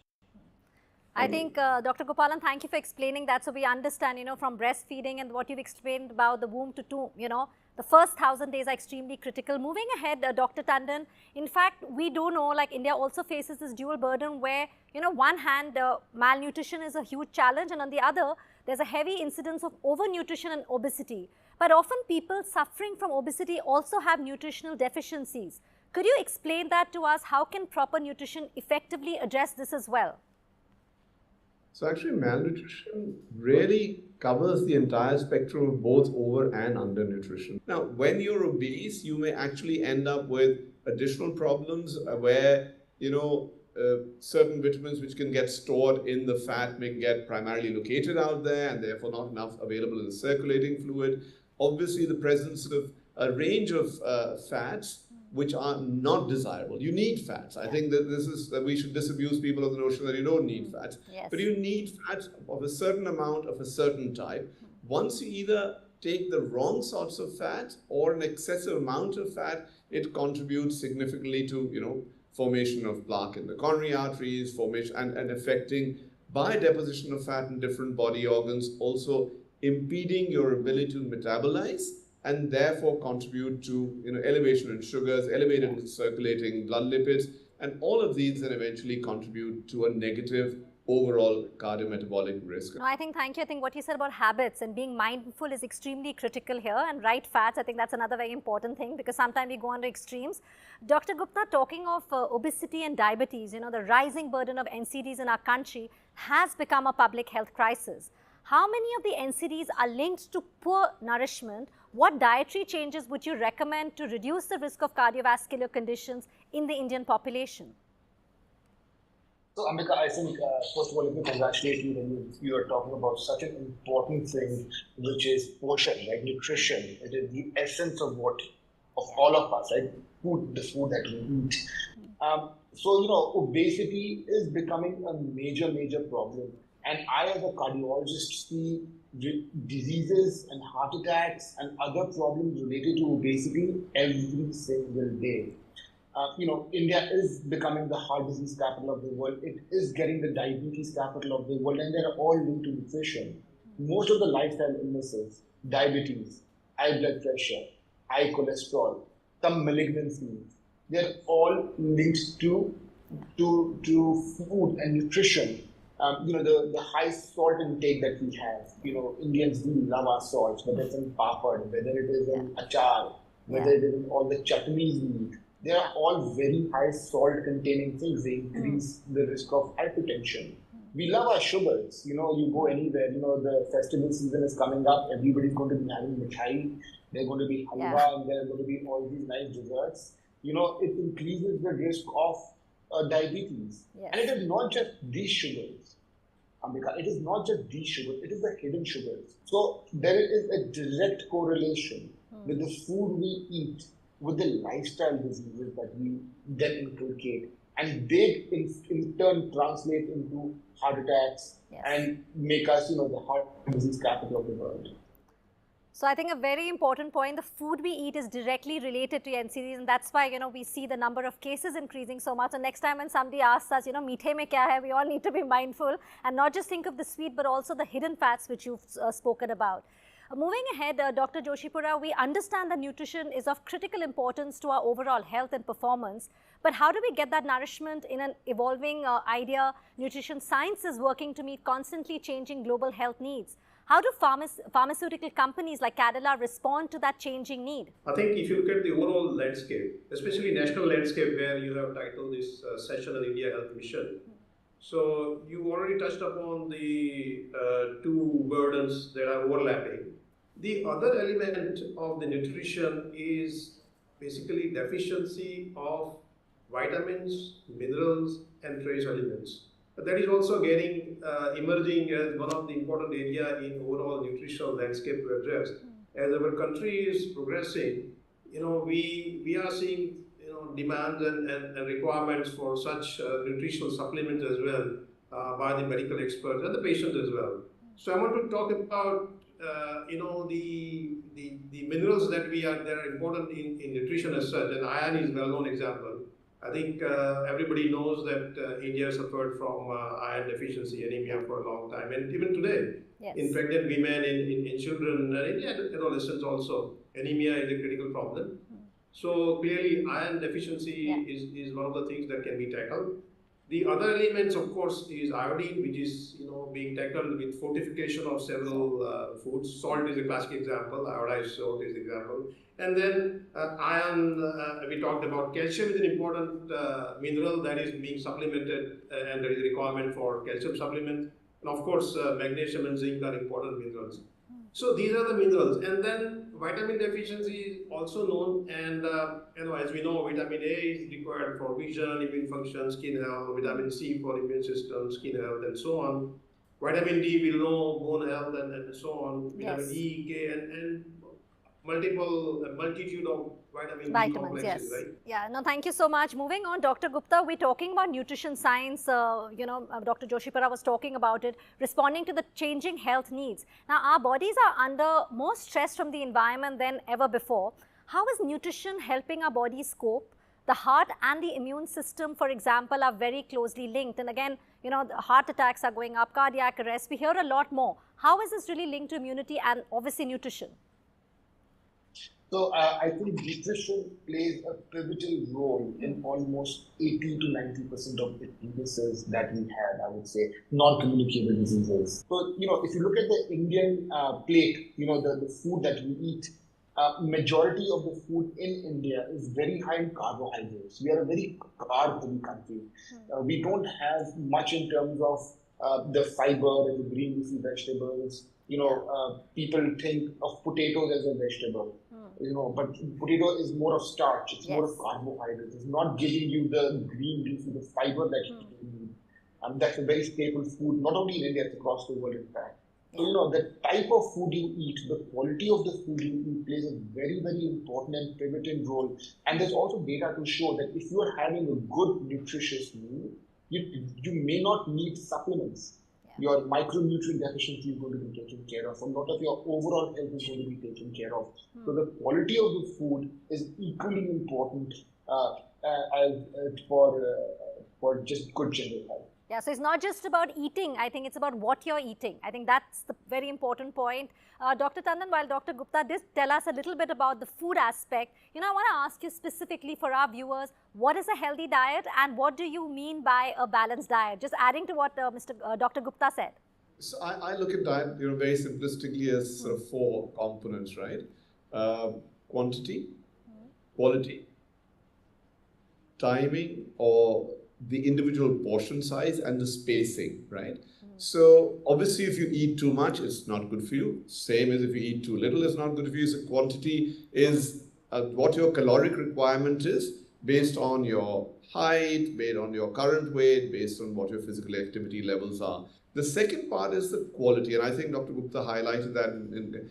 We are traditionally a very carb-rich nation, which is unfortunate. I mean, there's many of the diets go up to 65-70% of carbs, whereas you possibly need to get by with nearer 55 or something in that sort of range, realizing that you still have 45% to make up with, and you have a judicious combination of protein and fats for that. It has to be there, but it has to be a judicious balance. The third thing is how do you space your meals out, right? And how do you sort of divide? 2 large meals in a day perhaps is not a great idea, because you're actually dumping a lot of calories into your system at one point in time. and therefore dividing them allows much less of what we call glycemic swings or sugars going up and down. And then of course the spacing. You can say, well, I eat 5 meals a day, but I cluster them all together between 10 a.m. and 3 p.m. Again, not a good idea because you're actually getting everything very close to each other. So spacing them out reasonably. So I think these are practical suggestions which would be of utility for the common person. Practical and absolutely, I think very, very doable. Sometimes very often we tell our children, oh, how many rotis did you eat? We're not focusing on how much dal or the vegetable they've had, but we're looking at, okay, you've had 3 rotis or 4 rotis, you're good. So I think it's not just practical, very informative. Thank you for that. Moving on, Dr. Gopalan, what is the nutrition gap? How does it affect and how do we deal with, or how can we deal with it? You see, the most important thing is we've had our leading bodies in the country which have come up with nutritive value of foods. And now, most recently, an important step forward has been the practical dietary guidelines are now available and they are being rolled out. And these guidelines address various age groups, and they are also looking at showing practical pictorial depictions of recipes for different age groups. But what we need to consider as practicing clinicians also is how effectively we can roll out these guidelines to the community and what are the practical challenges we are likely to face depending on the age group we are addressing. So we must distinguish that these guidelines are for the healthy population. When it comes to a particular individual where there's a major nutrition gap, be it a child or an adult, then our clinical judgment takes precedence and we need to tailor the nutritional approach for that particular individual. Sure. This is something we need to do. Absolutely. Thank you so much. Really well explained.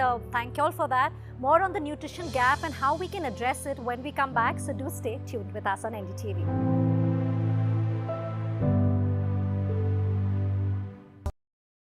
Loan मिलेगा या नहीं ये आपके credit score पे depend करता है। तो आज ही अपना क्रेडिट स्कोर चेक करें फ्री में पैसाबाजार.com पर। लोन की जरूरत कभी भी किसी को भी पड़ सकती है। ठीक से एक्टिंग नहीं। पैसाबाजार.com। For every news from every part of the country, download कीजिए NDTV ऐप। सिर्फ एक ऐप जो आपको बताता है क्या हो रहा है in the world of business, politics, sports and entertainment. देखना ना भूले हमारी movie Yudhra in the theatre. Read all about Yudhra on the NDTV app. So download now. Loan मिलेगा या नहीं ये आपके क्रेडिट स्कोर पे डिपेंड करता है। तो आज ही पैसाबाजार.com पर जाइए और अपना क्रेडिट स्कोर चेक कीजिए फ्री में, क्योंकि लोन की जरूरत कभी भी किसी को भी पड़ सकती है। बस एक्टिंग करा लो इनसे। पैसाबाजार.com, क्रेडिट स्कोर चेक, आदत अच्छी है। Hi, I'm Kareena Kapoor Khan. When it comes to news, NDTV stands for trust, for integrity, for truth, for news that matters. Watch NDTV and don't forget to watch The Buckingham Murders अपने नजदीकी cinema घरों में। कैसे मारा? Loan मिलेगा या नहीं ये आपके क्रेडिट स्कोर पे डिपेंड करता है। आज ही जाइए पैसाबाजार.com पर और अपना क्रेडिट स्कोर चेक कीजिए फ्री में, क्योंकि लोन की जरूरत किसी को भी कभी भी पड़ सकती है। चल एक्टिंग थोड़ा भेल बनो। ए आयो भाग जोर। पैसाबाजार.com। New day, new show, a new experience. Start your day with the news, not views. We bring you stories that matter and impact your life. News that informs and keeps you ahead. From Maximum City, Mumbai, to the seat of power, Delhi, NDTV brings you the best breakfast show. Breakfast news on NDTV, 8 a.m. every day.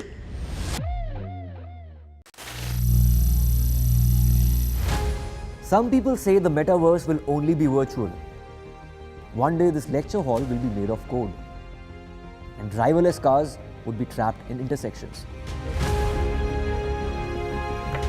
But even in this maze of the future, you can't wish away health. It's time to become more resilient.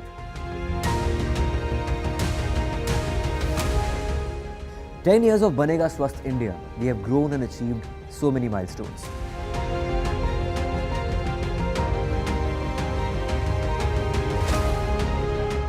And now I have a plan to beat the urgency, to stop breathing with difficulty, to relieve getting choked with inactivity.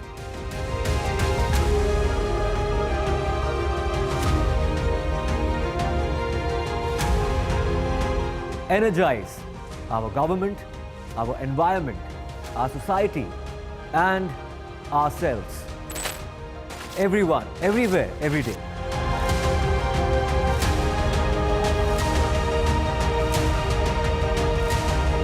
बनेगा स्वस्थ India. One World Hygiene. NDTV's युवा conclave is back. शुरू करते हैं NDTV का youth conclave. NDTV युवा. भारत एक युवा देश है. अगर हम युवा एक हो जाएं, एकजुट हो जाएं, तो दुनिया की कोई ताकत हमें आगे बढ़ने से नहीं रोक सकती. With India's biggest. Welcome back. You're watching India Health Mission, and today we're talking about the critical role nutrition plays for our health. Talking about solutions now, let's move ahead. Dr. Gopalan, how do you assess the impact of Poshan Abhiyan on improving nutritional outcomes in India, and what key areas should be focused on during Poshan Maah, especially since we are in it, to further strengthen its effectiveness? We have to adopt the practical approach. As the dietary guidelines have now been formulated and are being rolled out, which I mentioned, how do you practically convey the important nutritional scientific messages when it applies to the community?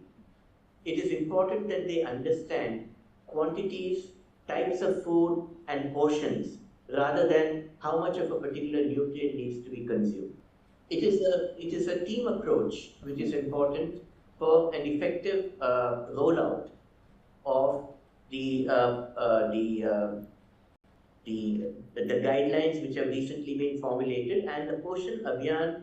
This is one of the important components of the Poshan Abhiyan, where we address the practical issues which are the important points to consider when it comes to delivery of nutrition at the community level. Absolutely. So I think it's about working critical. It's important to work together. All stakeholders need to work together. Dr. Tandon, talking about, since we are talking about Poshan Abhiyan, what are your suggestions? How can we make high quality nutrients affordable and accessible to all through India's public health system? I don't think we should medicalize nutrition, right? I think that's the first thing. Saying make it through the public health system implies that we are medicalizing an issue, which is clearly a social issue. So I would look at it from a much broader perspective than to restrict it as a public health system. In fact, I would even stick my neck out so far as to go that giving only cereals at a low cost may actually be counterproductive, because again, the cereals are providing primarily a carbohydrate-rich source. Yeah. So I think the whole concept of what should be provided through at lower rates through a public distribution system should not just be restricted to a cereal-based diet. It should be looking at a wide range of food items which provide a broad nutrient delivery to the population at large, and that's the way I look at it. Okay, great point taken. Dr. Joshipura, what is the role, since we're talking about solutions that pharmaceutical manufacturers like Cadila can play in making nutrients accessible to a wider population and in bridging the nutritional gaps in the Indian population? Right. So as we heard, no external supplement can be better than the balanced diet, balanced nutrition diet, right? Having said that, it remains a wishful thinking that everyone would take a balanced diet and everyone would benefit from the guidelines and so on and so forth. So therefore, for example, in a tropical country like India, which is full of 300 days of sunlight a year in most part of the country, why should anybody be vitamin D deficient, right? But the fact of the matter is that vitamin D deficiency is very common, and there's a new emerging science coming out after vitamin D. For example, vitamin D earlier was known only for bone health. Yeah. Now there is a strong scientific evidence to suggest that, for example, cardiovascular health can be better, blood pressure regulation can be better, endothelial health can be better, outcomes of patients with cardiovascular conditions would be better if they have vitamin D restored to normal level.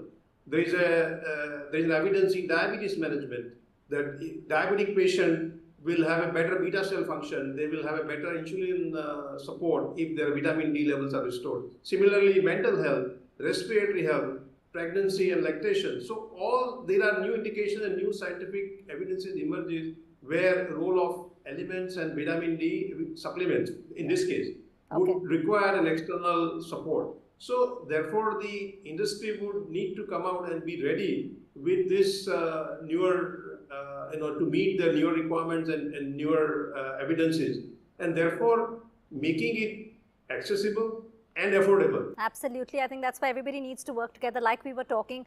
Dr. Gupta, the last question here is nutrition education. Now, how can doctors across specialities come together to create greater awareness around the role that nutrition plays in keeping India healthy like we've been discussing today? So I think this is a very important question as to how do we become a healthy nation.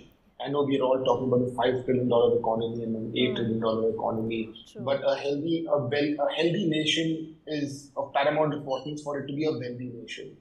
So, and when you talk about health, clean water and good food are the backbone of a healthy nation. So I think the impetus for improvement has to come not just from doctors, not just from the medical community, but from society in general, like was mentioned by one of the other speakers as well. Education becomes of paramount importance. It has to start at the school level, where the cafeteria in the school, the type of food that they are serving. Are they giving more nutritious? Are they giving more chips and more sodas and more fruit canned juices, or are they giving other kind of more healthy options? Yeah, absolutely important. On that note, thank you so much, doctors, for joining us today in this very critical conversation. So by raising awareness and promoting healthier and mindful eating habits, we can build a healthier nation. For India to achieve sustainable growth and development, ensuring access to nutritious food across all socio-economic strata is vital, as it leads to a healthier, more resilient workforce and reduces the healthcare burden. Do stay tuned for more on India Health Mission as we bring to you these critical conversations through the series. Thank you so much for watching.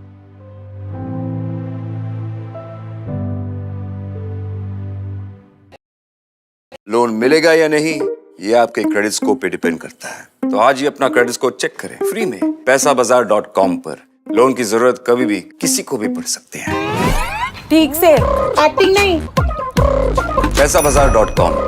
For every news from every part of the country, download कीजिए NDTV app.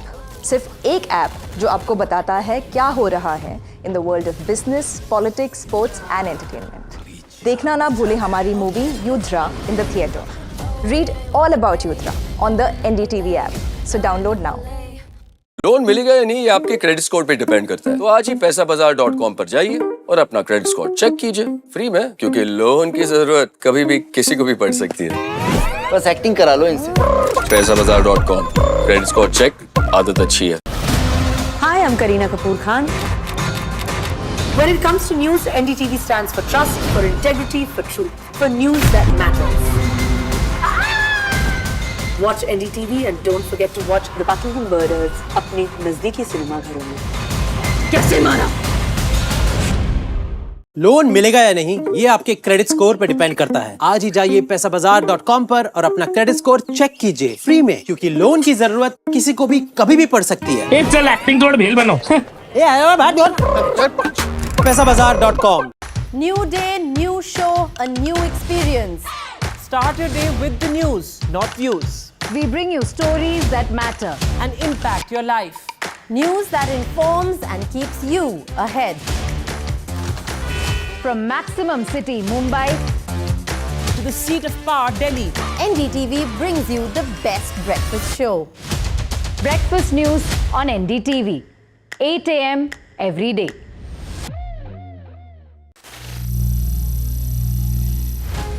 Some people say the metaverse will only be virtual. One day this lecture hall will be made of code, and driverless cars would be trapped in intersections. But even in this maze of the future, you can't wish away health. It's time to become more resilient.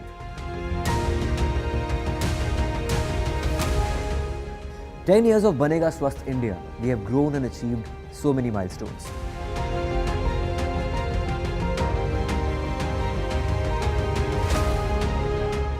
And now I have a plan to beat the urgency, to stop breathing with difficulty, to relieve getting choked with inactivity.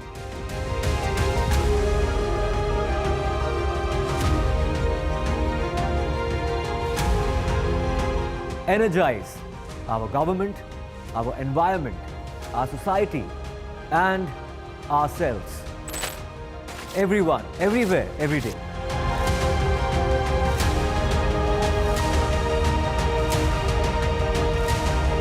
बनेगा स्वस्थ India. One World Hygiene. NDTV's युवा conclave is back. शुरू करते हैं NDTV का youth conclave. NDTV युवा. भारत एक युवा देश है.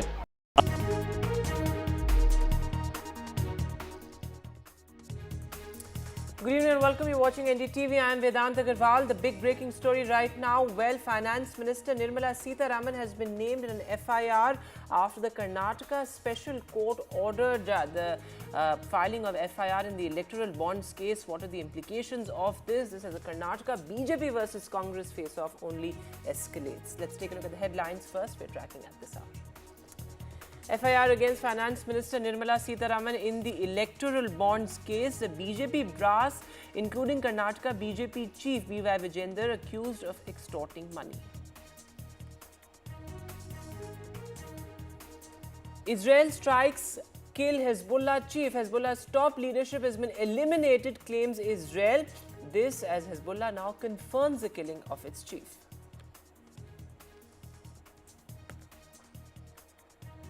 The big poll battle for Haryana. Congress promises MSP and caste census in its manifesto for the state. Meanwhile, the Prime Minister campaigns in Haryana's Hisar. He says both father and son vying for the Chief Minister's seat as he takes a jibe at the Hudas.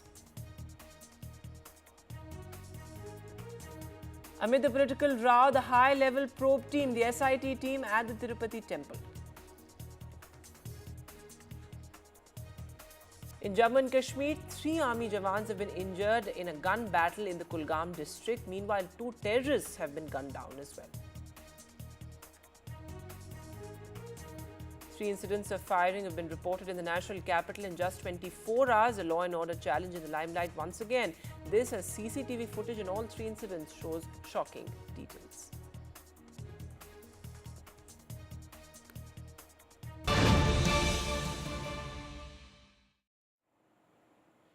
All right, breaking news coming in. The Finance Minister has been named in an FIR in the electoral bonds case. This after a special court in Karnataka allowed the filing of FIR in the poll bonds case. Remember, multiple sections have been invoked. In fact, not just the Finance Minister, but also the BJP Karnataka chief, B.Y. Vijender, has been named in the FIR as well. And they've been accused of extorting money via the electoral bonds. Remember, this was a huge political flashpoint as well when the electoral bonds data was released on the directions of the Supreme Court. In fact, the BJP was also accused of quid pro quo, and there were multiple complaints in this as well. But a huge development there that the Finance Minister has been named in the FIR as well. And this amid the Muda heat on Chief Minister Siddaramaiah as well. While the BJP pushes for Chief Minister Siddaramaiah's resignation, the Chief Minister himself in a press conference had said that the Finance Minister, the Union Finance Minister, should resign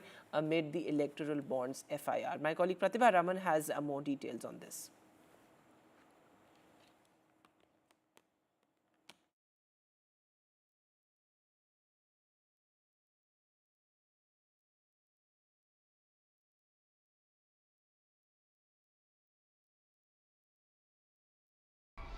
Well, it's definitely been raining FIRs in Karnataka as far as the politics here goes. There's a day when the FIR was registered against Chief Minister of Karnataka, Siddaramaiah, based on the Muda allegations. And a day after that, you have an FIR that has been registered against Nirmala Sitharaman as well as others there in the electoral bond case. This is based on a private complaint that was filed at the Special Court of Public Representatives. And just yesterday, the court had given a direction to the Tilak Nagar police station of Bengaluru to register an FIR based on this very complaint. Now, some of the interesting details that emerged from the FIR is the fact that it not only names Nirmala Sitharaman as one of the accused persons, but also several others, which also includes ED as well as Karnataka BJP chief by Vijayendra.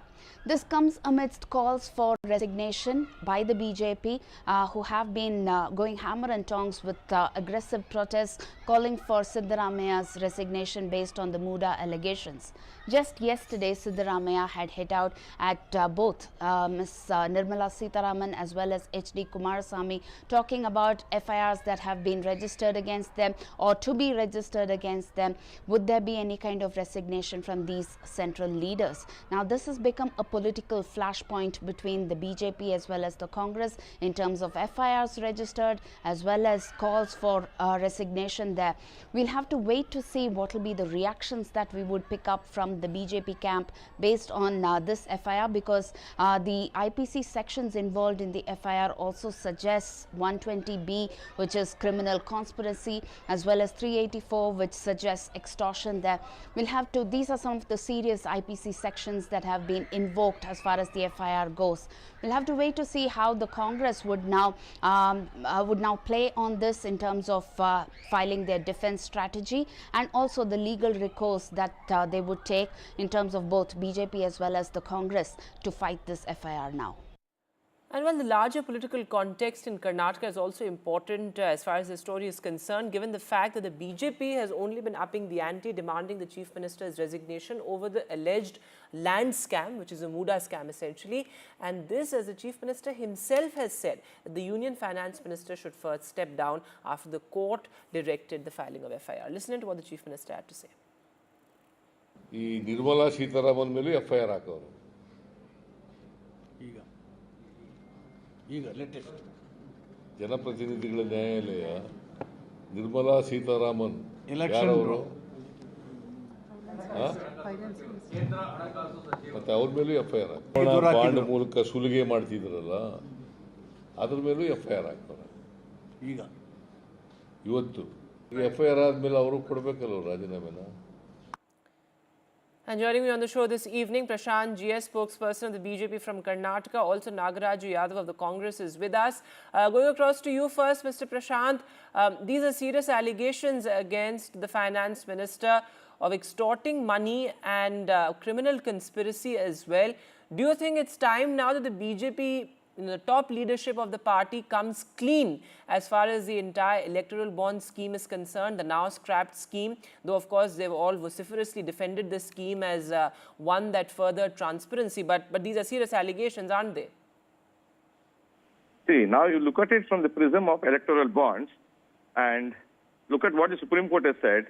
Once you've collected the money, though when you collected it, it was under the sovereign guarantee that names will not be disclosed. We are abiding now by the Supreme Court orders, wherein Supreme Court directed the state list of donors, which means out of the list of donors, Congress has received money, TMC has received money, the BRS or TRS, which is known as, that party has received money, BJP also received money. So therefore, this particular FIR which has been lodged and the complaint has been lodged, it's only as a political gimmick to trying to shield Siddaramaiah, because if Congress party has received donations in form of electoral bonds, which means Rahul Gandhi, Mallikarjun Kharge, Sonia Gandhi and their family also responsible for getting money through the same route. So, we have to be very clear on electoral bonds issue. Supreme Court only has directed the State Bank of India to bring out which are the people who have given the donations. And secondly, if there is any criminal conspiracy or anything you found out, the people who have made the donations, they would obviously come over and file a complaint saying that, look, we were not wanting to give this donation, but we were forced to because Supreme Court has now made the names public.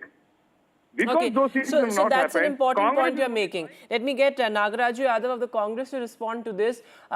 Mr. Nagaraju, what the BJP spokesperson is saying is that it's not just the BJP, but opposition parties as well who are among the top beneficiaries of the electoral bonds, whether it's the DMK, the Congress, of course, even the TMC for that matter. How do you respond to that?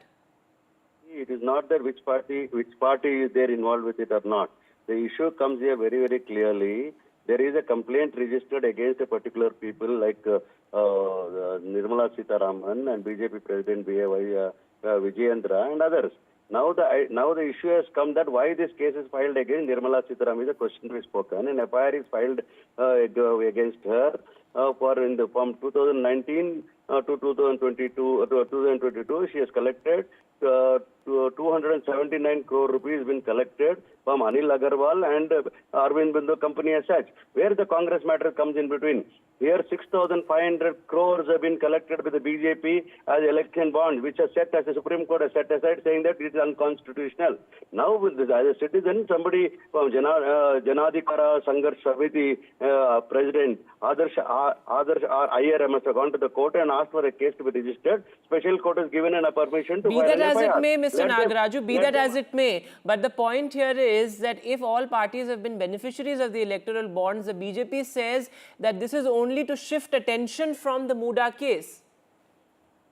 Siddaramaiah. There is no question of shielding Siddaramaiah as such. If they have moral rights to demanding Siddaramaiah's resignation, let Vijendra resign from his MLA-ship and party presidentship, and Nirmala Sitharam resign from her finance portfolio as such. Because the yardstick has to be same. That is what we are trying to talk. Nobody is going to score a goal here by using political cases or non-political cases or cases filed against anybody as for their own needs.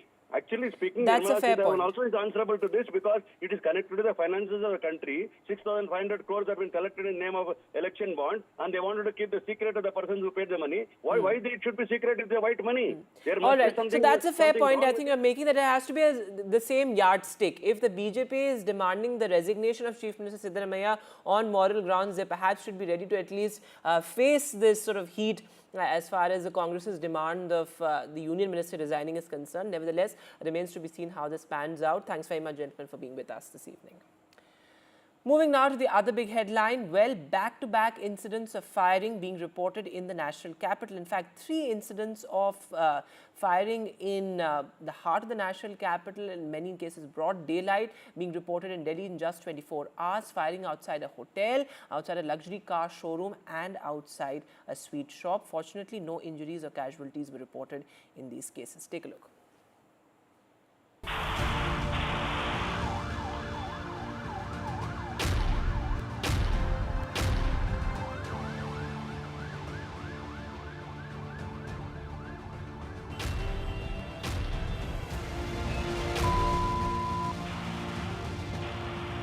Back-to-back incidents of firing rock the national capital. The first incident reported in Narayana, West Delhi, where there were gunshots fired at a showroom. NDTV accessed CCTV footage of the incident from inside as well as outside the showroom.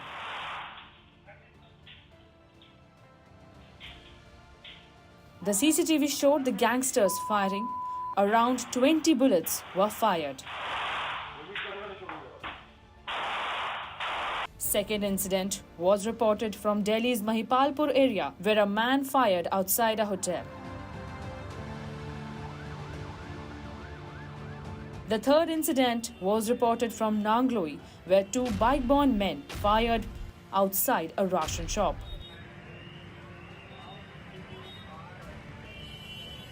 The gunshots that were fired at this hotel last night, a bike-borne assailant opened fired outside Hotel Impress in Mahipalpur in Delhi. No injuries are reported so far in all the 3 of these incidents. The police sources suggest that the firing was related to extortion, demands and an attempt to take control of the hotel. The hotel owner had received a threat call from a person claiming to be Goldie Brar a year ago. While thankfully no one was injured in any of the incidents, what's worrying is that the police claims all 3 firings are linked to extortion bids. There is also a Goldie Brar link to the firing outside the Mahipalpur hotel. These incidents come close on the heels of the firing incident at a South Delhi gym where a businessman was killed. All 3 incidents are part of a larger trend of gang-related threats and firings in Delhi. While the police are working to apprehend those responsible and curb gang-related violence, a big question is being raised about the law and order situation in the national capital. While all the 3 incidents seem to be a larger part of gang-related violence in Delhi NCR, a big question is being raised at the law enforcement in Delhi because we saw a series of firing incidents that took place within a span of 24 hours. The sense of security amongst the locals have been shaken deeply while the police is trying to apprehend the people who are responsible behind it. The gang war continues in the heart of Delhi NCR. With camera person Jay Narayan, this is Anushka Garg for NDTV. So open gang war in the national capital, questions on the law and order situation. But moving now to the other big international headline, well, the Hezbollah chief has been killed and Israel claims that the entire top rung of leadership as far as Hezbollah is concerned has been eliminated. Is this the end of Hezbollah? That's a big question. Certainly a significant development, and West Asia has been pushed to the precipice once again. Take a look at this report.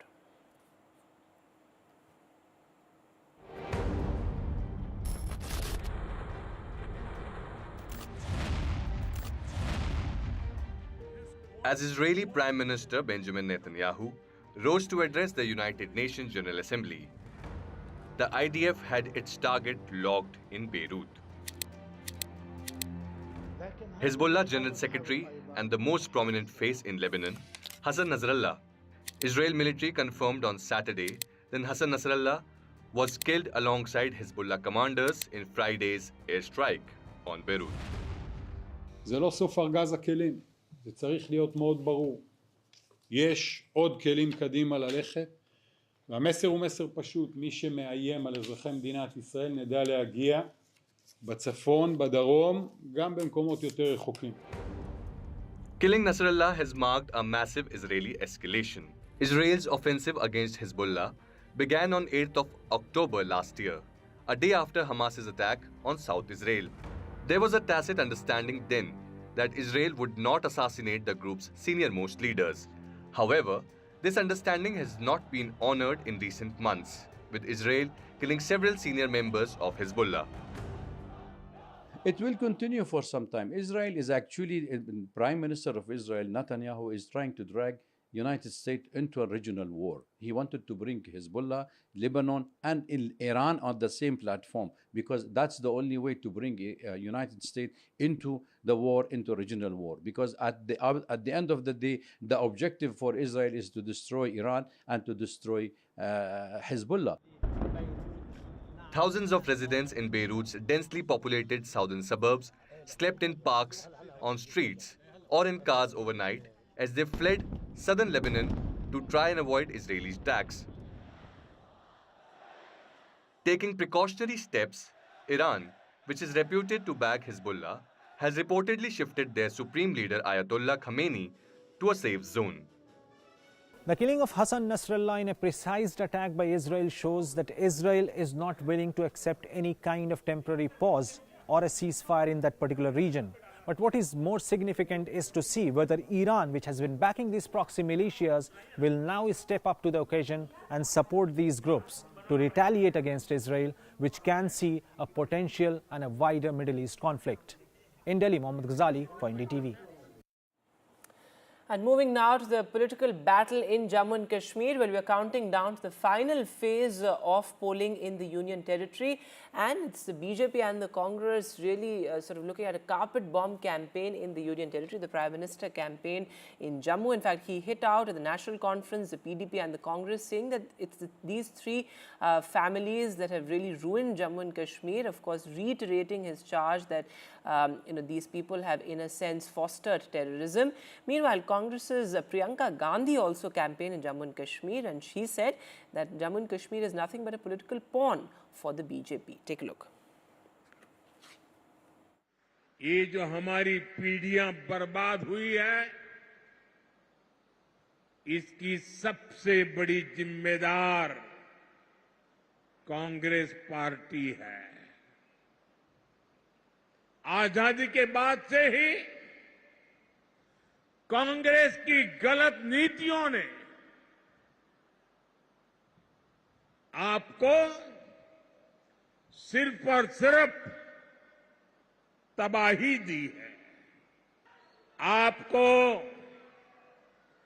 Congress का रवैया कभी भी भूलना नहीं है। कांग्रेस वो party है जिसने हमारी फौज से सर्जिकल स्ट्राइक के सबूत मांगे थे। जो उनकी समस्याएं हैं उनकी बात क्यों नहीं हो रही है?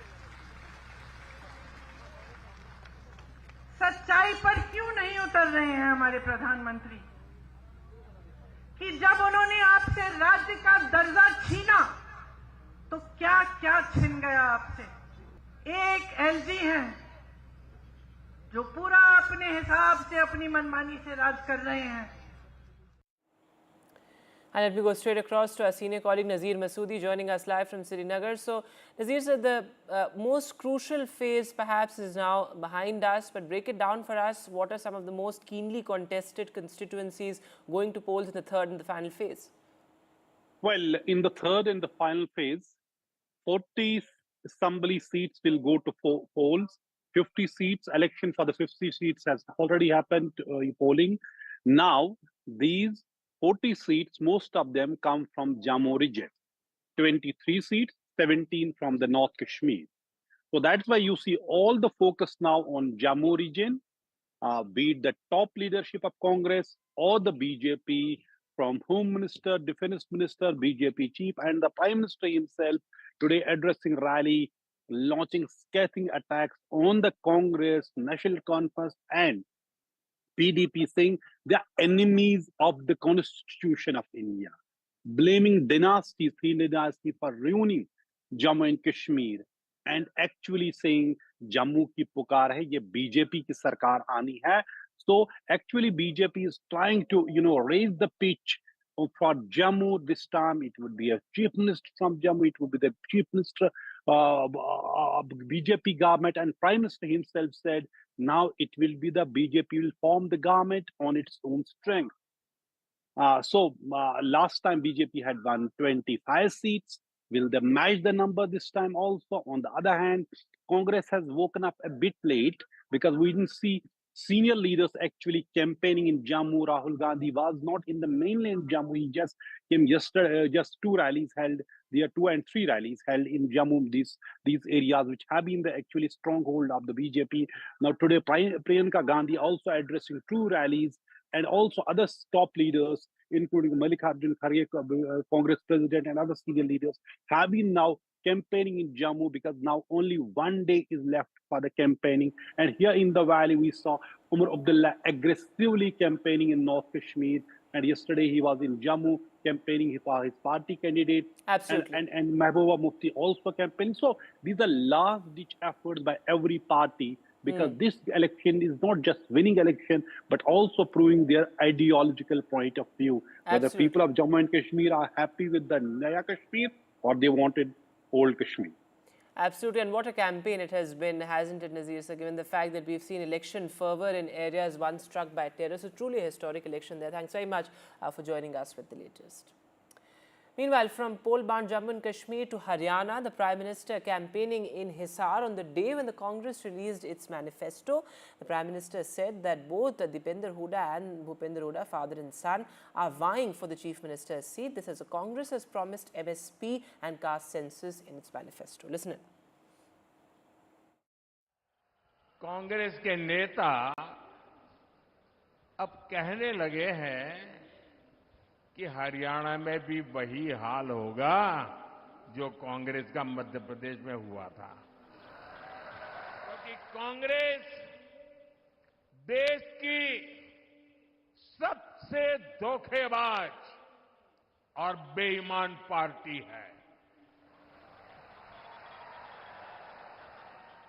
आज हिमाचल में कर्मचारियों को उनकी सैलरी और डीए देने तक इनके पास बजट नहीं है। आप देख रहे हैं कि कैसे यहां कांग्रेस में मुख्यमंत्री बनने के लिए मारामारी मची है। बापू भी दावेदार है और बेटा भी दावेदार है। Meanwhile, looking at some other news, nature's fury in the east. This as both Bihar and Sikkim are battered by almost a flood-like situation. In fact, heavy rain have triggered multiple landslides in Sikkim. No casualties have been reported so far yet. Meanwhile, in Bihar, the rising water level of the Kosi River is something that has become a huge cause of concern, with key roads underwater and people having to wade through almost waist-deep water in both the states. And with that, we'll take a short break now, but news continues on the other side.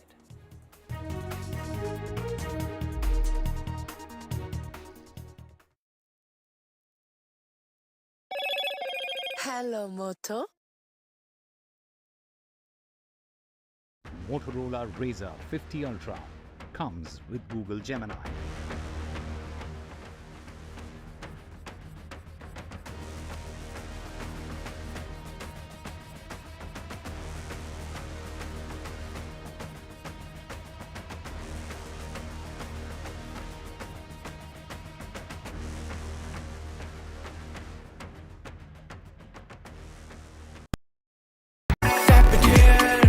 And I swipe it there, pound rewards, मैं everywhere, कहीं से भी करूँ collect, spend करूँ direct.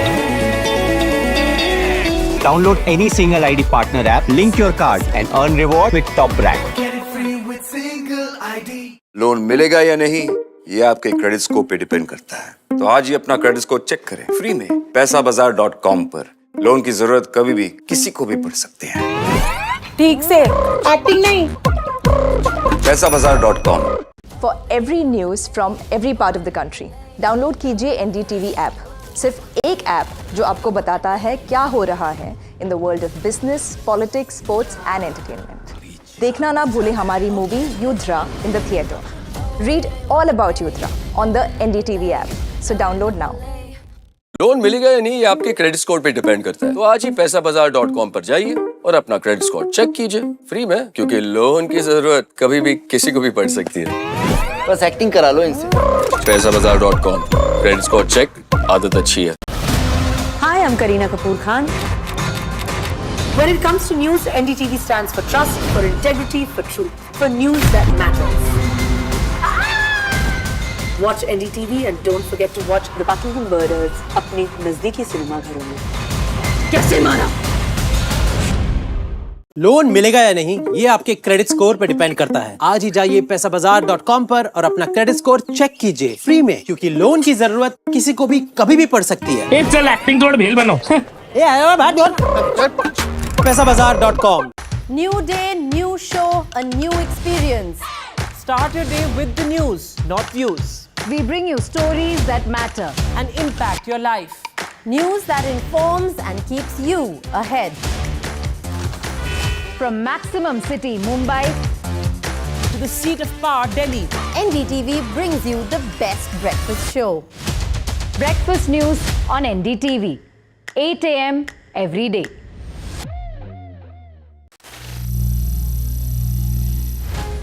Some people say the metaverse will only be virtual.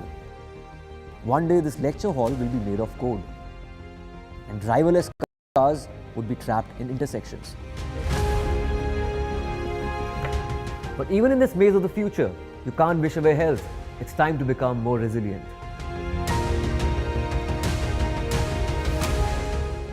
"10 years of Banega Swasth India, we have grown and achieved so many milestones.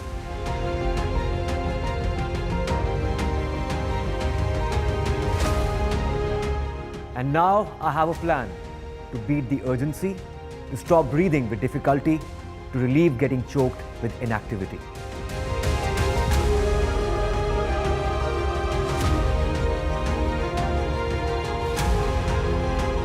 Energize our government, our environment, our society, and ourselves.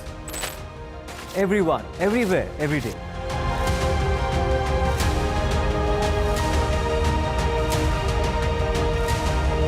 Banega Swasth India, one world hygiene. Election sunrise is on the proverbial paradise. Jammu and Kashmir gets set to vote in assembly elections after a gap of 10 years. For the BJP, it's a referendum on Article 370. For the Congress and regional parties, it's a battle for survival.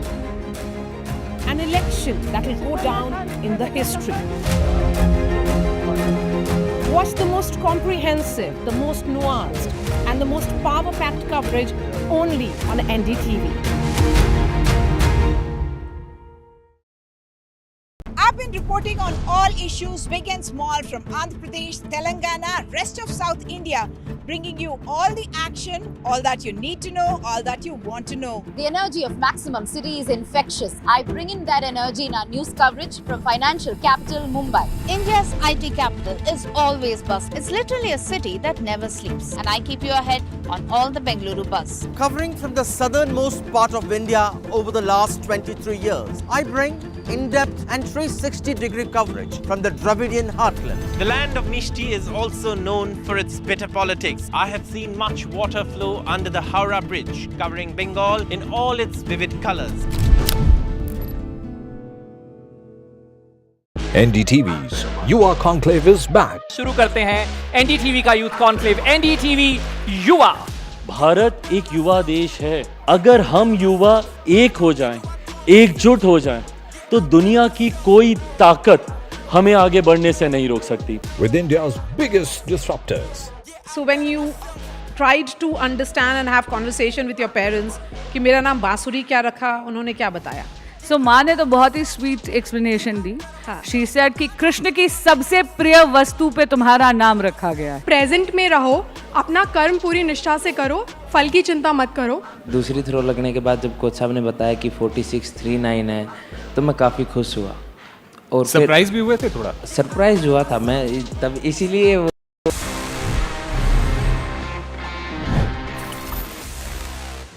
Hello friends and welcome back to gadgets 360 with Technical Guruji. एक ऐसा gadget show जहां पे हम नए नए gadgets के बारे में बात करते हैं, कुछ नए फैक्ट्स भी डिस्कस कर लेते हैं, मैं आपको टिप्स भी दे देता हूं और आपके सवालों के जवाब भी आपको मिल जाते हैं। Basically a complete package packed tightly together just like gadgets, जहाँ पे बहुत सारे कंपोनेंट्स को टाइट पैक करके हमें वो परफॉर्मेंस मिलती है। This show gives you all the information and all the entertainment. इस एपिसोड में भी आपको ऐसी चीजें मिलने वाली हैं, of course, because gadgets are exciting, show should be exciting. Let's see what we have this week. Hello guys, मेरा नाम है Gaurav aka Technical Guruji. You are watching gadgets 360 with Technical Guruji. तो जल्दी से आगे बढ़ते हैं, चलिए शुरू करते हैं।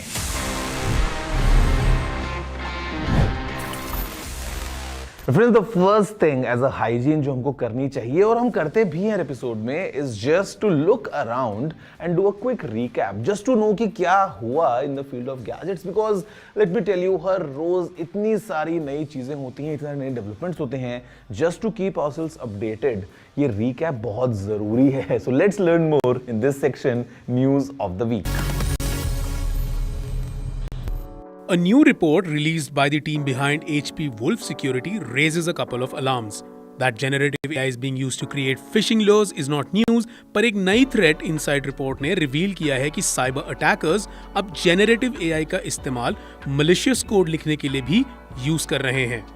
The team identified a campaign that was targeting French speakers and script ka structure, the usage of comments to explain each line of code, native language function name and variables का use काफी strong indicators हैं कि इस code को generative AI tools की मदद से लिखा गया है। This activity is also an indicator of the fact that generative AI tools ने entry barriers and bars को काफी low कर दिया है for cyber attackers to attack endpoints. At the AWS Empower India event, it was announced that India's National Health Authority, Government e-Marketplace and the Public Sector Bank Alliance will soon be adopting AWS technology to drive India's digital transformation journey. NHA use करेगा इन products and services को एक open digital health ecosystem बनाने के लिए। ये infrastructure India की 1.4 billion की आबादी को केटर करेगा एंड गवर्नमेंट की कुछ हेल्थ स्कीम्स के जरिए it will provide health coverage to more than 550 million citizens. Government का ई मार्केट प्लेस इसे यूज करेगा to get more transparent, add more efficiency and goods and services के procurement में inclusivity आएगी। The world's first robot lawyer, a product by Do Not Pay, ने $193,000 का settlement agree किया है with the federal trade commission. FTC के operation AI comply के तहत उनका क्रैकडाउन जारी है against products, services and companies जो AI सर्विसेज यूज करके कंज्यूमर्स को धोखा या फ्रॉड कर रही हैं। Audio giant Marshall has joined hands with Green Day frontman Billy Joe Armstrong and launched a new headphone, the Monitor 3 ANC wireless headphones. Monitor 3 claim करता है 70 hours of wireless play time ANC on करके and 100 hours ANC off करके. ANC capabilities are being said to have been upgraded significantly. There is soundstage spatial audio और एक brand new adaptive loudness feature जो output sound को listener के ambience noise को measure करके adjust कर देता है. Launch prices are 29,999 rupees. Building on the experience and feedback of their Rodecaster series of podcast solutions, Rode ने एक नया Rodecaster video launch किया है. As the name suggests, ये एक audio and video production console है. Features include support for 6 simultaneous incoming Full HD video feeds, 4 via HDMI Type A, 2 via multifunction USB-C for UVC video. एक video switcher की तरह ही Rodecaster video में video switching focused features ही हैं. Like auto switching, जहां console खुद talking head camera पे स्विच कर देता है based on who's talking in the frame, and it can directly stream to Twitch, YouTube and other platforms via support for Ethernet and Wi-Fi. Usage and experience can be customized via support for Rode's Rode Central application.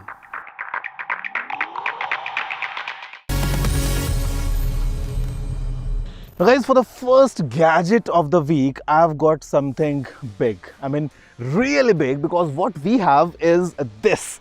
And this is the all-new Audi RS e-tron GT Performance.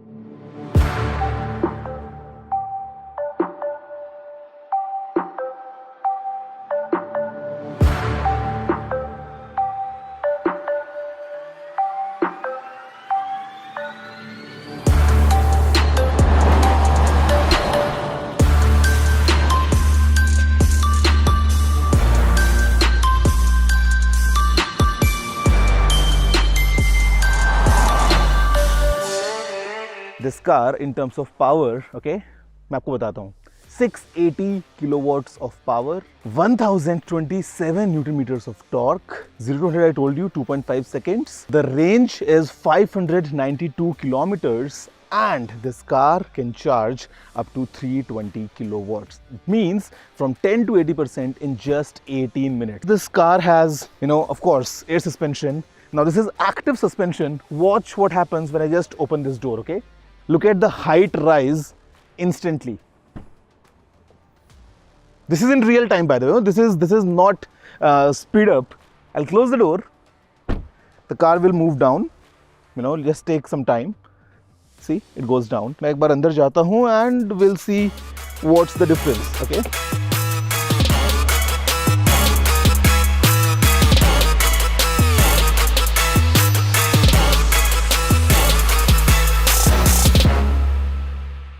First things first, there is more carbon camouflage right on the door sill, if you see, and in fact also on the door, if you see from the side angle.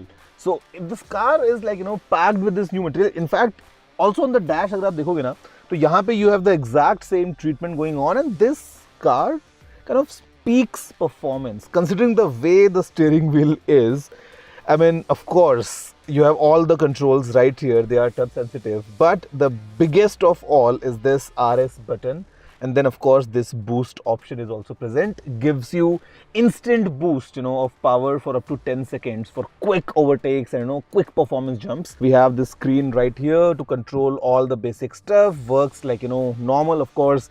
Android Auto, CarPlay सब कुछ चलने वाला है.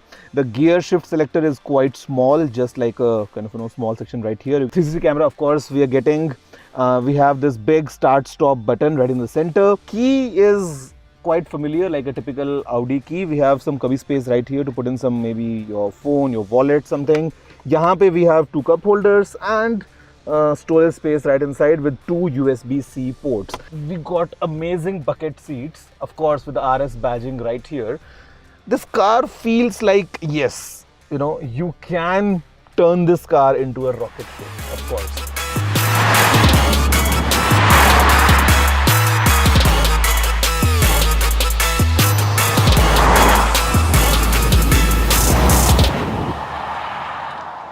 Trust me when I say this, the performance is the real highlight here, because EVs in general, they have this quick pickup, काफी मजा आता है, the drive is quite fun, but sometimes psychologically you are like, क्या ये perform कर पाएगी? Well guys, let me tell you, this car goes on top of the already really high up there the RS variant. We had a test yesterday where we were going, really hard on the corners, but because this has the new active suspension, the car was feeling like completely flat. Like inside, the comfort was really good. And overall, in terms of performance, in terms of 0 to 100, in terms of all the new flavors coming in, the new carbon camouflage, this interior gives you the vibe that yes, this is the performance variant that you're driving. And trust me, EVs in future, I mean, we are on the right track, I believe. 0 to 100 in just 2.5 seconds. Just push it, the car behaves instantly. Like there's zero delay in terms of the response. And the drive is fun. तो ये जो experience है, trust me, I mean, I can't wait this car to come to India, जहाँ पे India में, all my friends who want that extra performance from their EVs, this would be the car to look at. The Audi RS e-tron GT performance. Well, normal की भी performance जो है वो कोई कम नहीं है, but if you really want the best, this is the one, and we'll just go very easily. Smooth overtake. Right now cruising at 160, pretty easy. Quite fun. Friends, today smartwatches are very common. मतलब वैसे I am not using a smartwatch, but देखो alarm तो यहाँ पे भी है. And in smartwatches या आपके मोबाइल फोन्स में basically we all use different alarms. सुबह 8 बजे अगर कहीं निकलना हो तो alarms usually start at like 6 in the morning. एक 6 बजे का, एक 6:15 का, फिर एक 6:30 का, फिर एक 7 बजे का.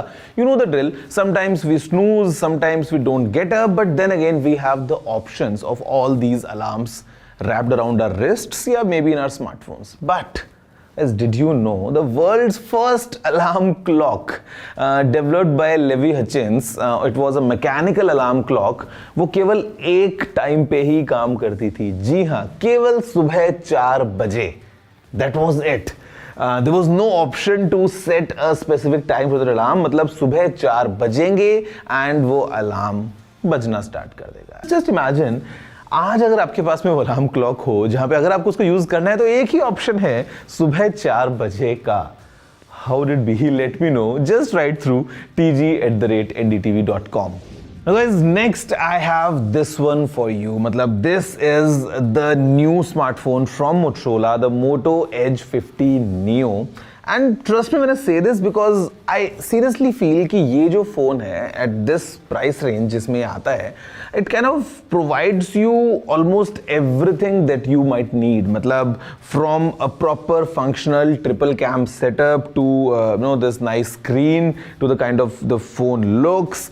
Altogether, this phone really has some punch for sure. इसको एक बार हम थोड़ा सा डिटेल में डाइसेक्ट करते हैं. Let's learn more about this Moto Edge 50 Neo to understand कि आखिर इसमें Motorola ने ऐसा क्या पैक किया है all around कि मैं बोल पा रहा हूँ कि under 25,000 rupees in this budget, this phone is a champion. अपनी इंट्रोडक्टरी प्राइसिंग में the Motorola edge 50 Neo is available for 23,999 rupees and yet the specs on offer sound really good. First thing to note है इस phone के Pantone validated color variants, Poinciana, Latte, Grisaille and Nautical Blue. इसका build plastic है. It supports dual SIMs, Type-C charging and data port and it offers stereo speakers with Dolby Atmos support. Phone का front एक 1.5K resolution का 6.4 inch LTPO P OLED panel है. This means adaptive refresh rates of up to 120 Hz, HDR peak brightness of 3000 nits and when gaming आपको 300 Hz की touch sampling rate भी मिलती है. Device पे गेमिंग एक अच्छा एक्सपीरियंस है. The phone runs on a MediaTek Dimensity 7300 processor and starts with 8 GB of RAM. But true to Motorola, phone Android 14 के एक काफी क्लीन वर्जन पर रन करता है and Motorola has skinned it lightly on top with their own UI. These intelligent Moto experiences, they include Magic Canvas, a feature that uses Moto AI to generate wallpapers from prompts, Style Sync, जहां Moto AI आपके personal style से wallpapers and themes generate कर देता है once you click what you're wearing and many more such features. Moto AI's contribution continues in the camera department. Back पर main sensor एक 50 megapixel Soni का Lightyear 700C sensor है and Moto AI helps with color enhancements, blending multiple exposures to get a better final result and even stabilization ताकि आपकी images and videos better लगे. The other options, there are telephoto lens that zooms in 3x and a 13 megapixel ultra wide lens. And while 4310 mAh की battery शायद कम लगे in a world where every phone offers 5000 mAh, Motorola Edge 50 Neo supports and provides a 68 watt turbo power adapter and it also supports up to 15 watts of turbo power wireless charging. So guys, that's it about this Moto Edge 50 Neo, and I like the fact that Motorola ने भी Pantone के साथ में collaborate करके ना हमको हमेशा बहुत सारे vibrant color options दिए हैं. वैसे my question for you इस break में आप सोच सकें वो ये है कि if you were to pick your dream color, favorite color for your smartphone, जो शायद अभी तक किसी ब्रांड ने डेवलप ही ना किया हो, what's that color? Just think through. मैं आपसे मिलता हूं ब्रेक के बाद, क्योंकि ब्रेक के बाद आपको बताने वाला हूं आपके फोन के लिए एक बहुत ही इंटरेस्टिंग टिप और इनफैक्ट आपके सवालों के जवाब. See you after this short break.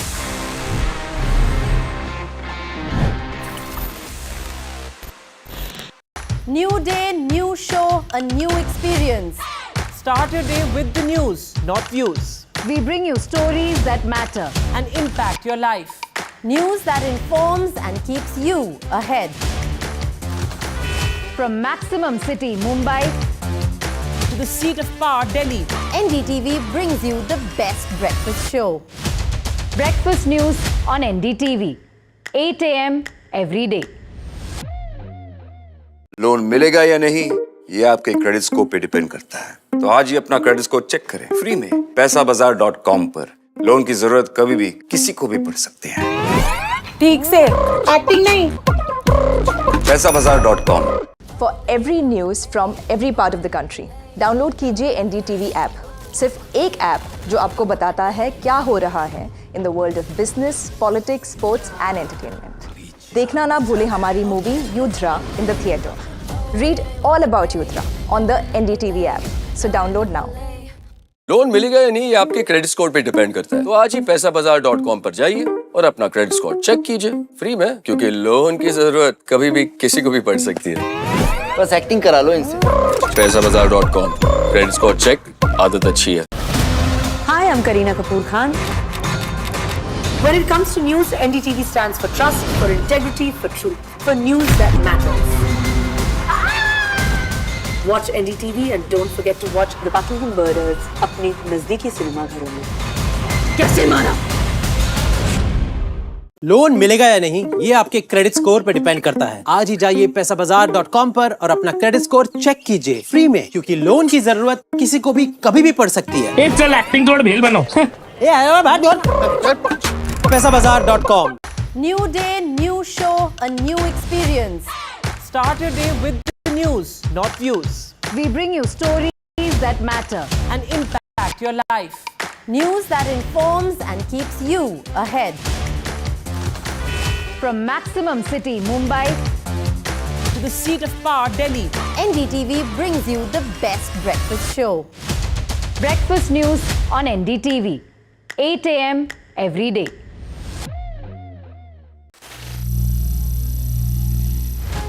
Some people say the metaverse will only be virtual. One day this lecture hall will be made of code, and driverless cars would be trapped in intersections. But even in this maze of the future, you can't wish away health. It's time to become more resilient.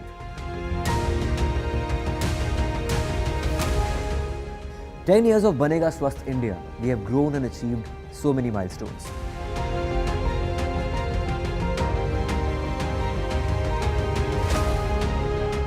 And now I have a plan to beat the urgency, to stop breathing with difficulty, to relieve getting choked with inactivity.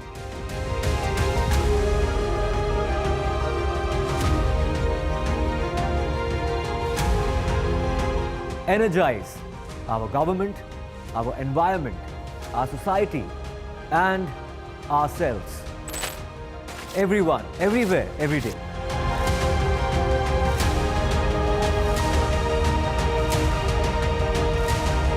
Banega Swasth India. One world hygiene.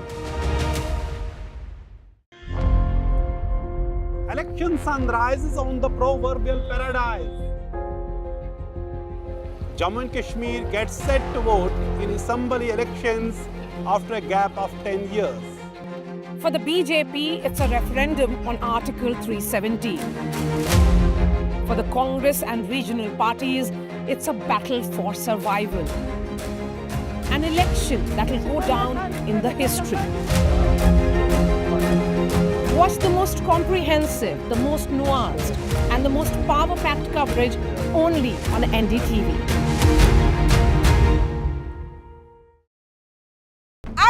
reporting on all issues big and small from Andhra Pradesh, Telangana, rest of South India, bringing you all the action, all that you need to know, all that you want to know. The energy of maximum city is infectious.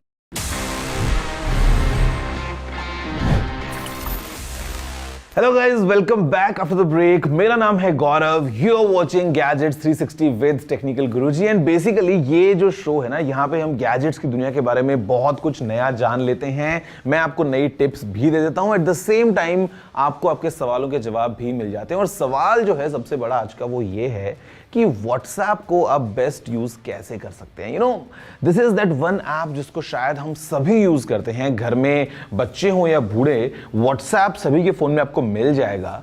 Guys, the fact is कि WhatsApp पे हमको कई बार बहुत सारे नए नए options मिलते रहते हैं, but it's so difficult for us to stay updated. Well, उसके लिए मैं हूं जो आपको मैं टिप दे देता हूं, जहां पे guys today's tip is all about creation using Meta AI.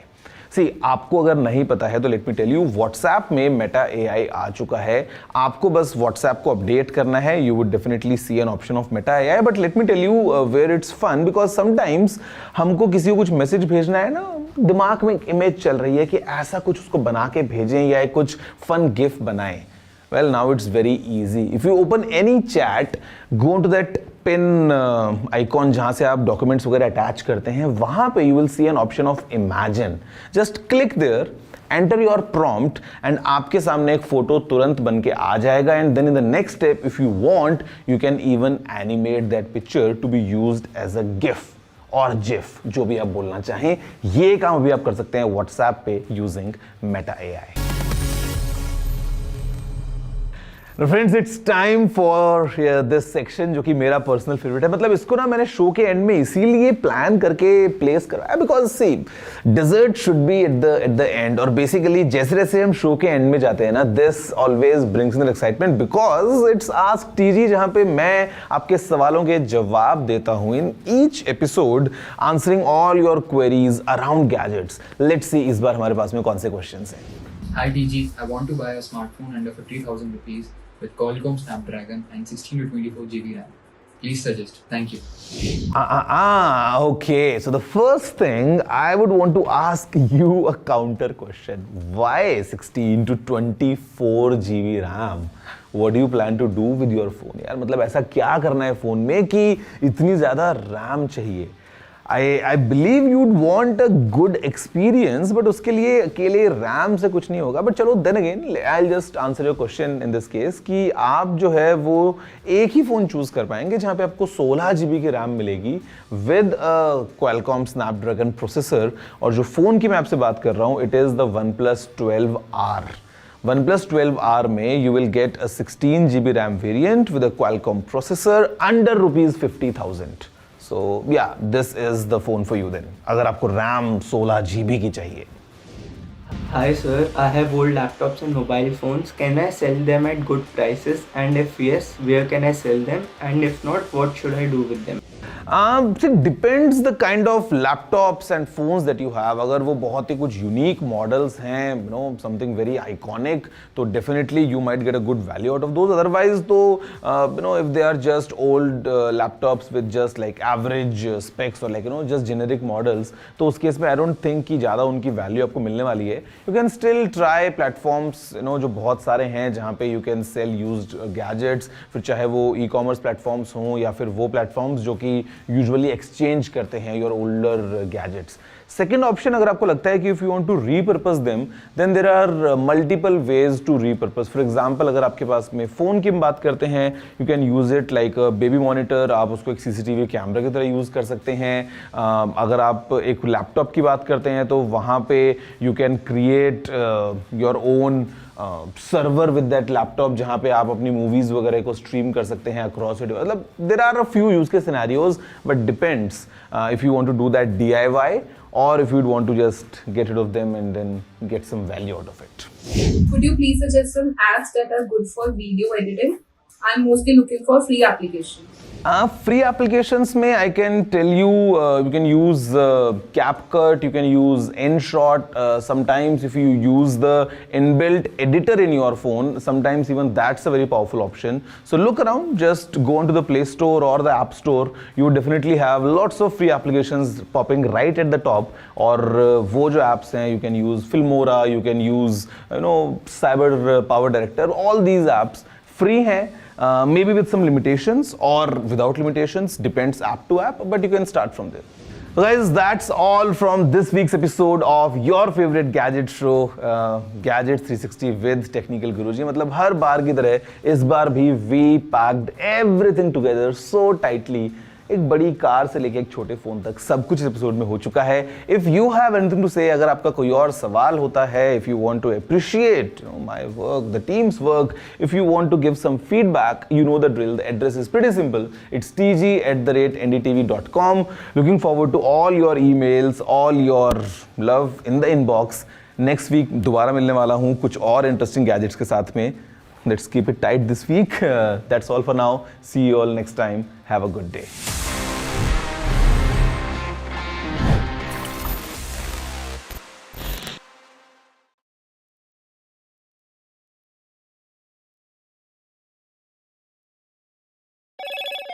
Hello, Moto.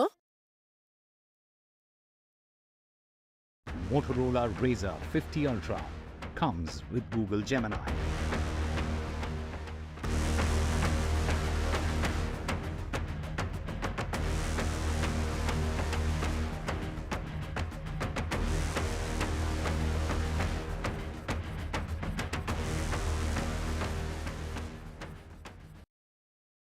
NDTV's युवा कॉन्क्लेव is back. शुरू करते हैं एनडीटीवी का यूथ कॉन्क्लेव. एनडीटीवी युवा.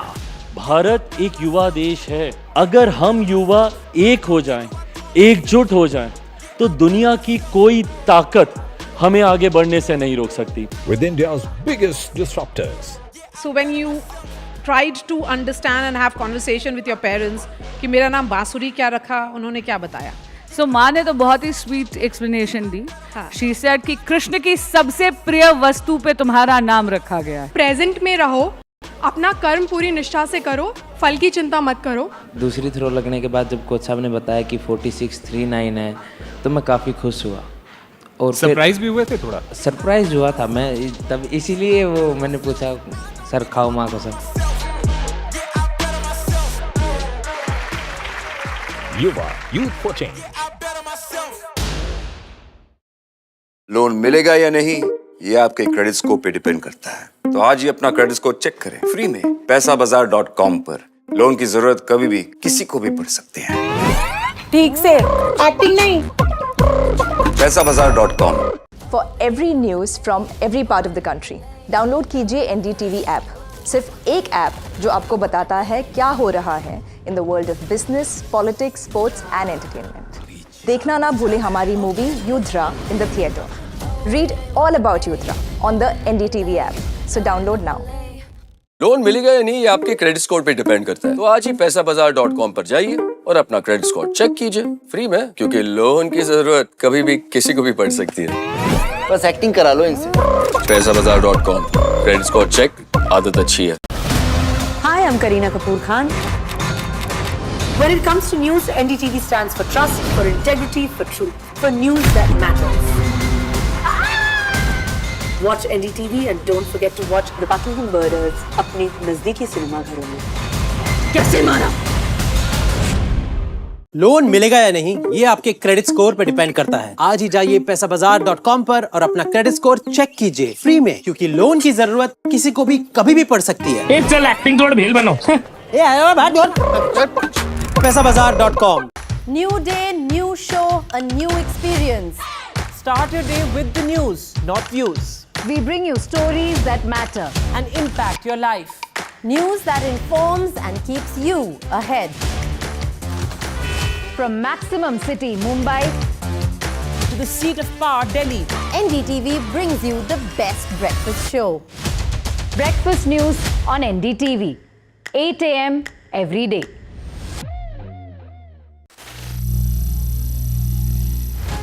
Some people say the metaverse will only be virtual. One day this lecture hall will be made of code, and driverless cars would be trapped in intersections. But even in this maze of the future, you can't wish away health. It's time to become more resilient.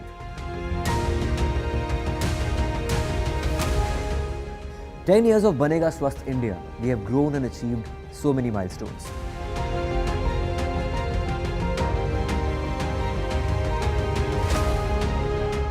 And now I have a plan to beat the urgency, to stop breathing with difficulty, to relieve getting choked with inactivity.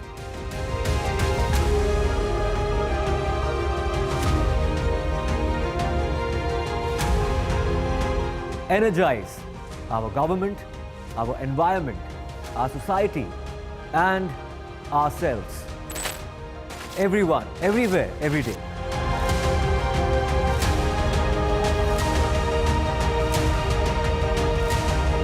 Banega Swasth India. One world hygiene. Election sunrise is on the proverbial paradise. Jammu and Kashmir gets set to vote in assembly elections after a gap of 10 years. For the BJP, it's a referendum on Article 370. For the Congress and regional parties, it's a battle for survival. An election that will go down in the history. Watch the most comprehensive, the most nuanced, and the most power-packed coverage.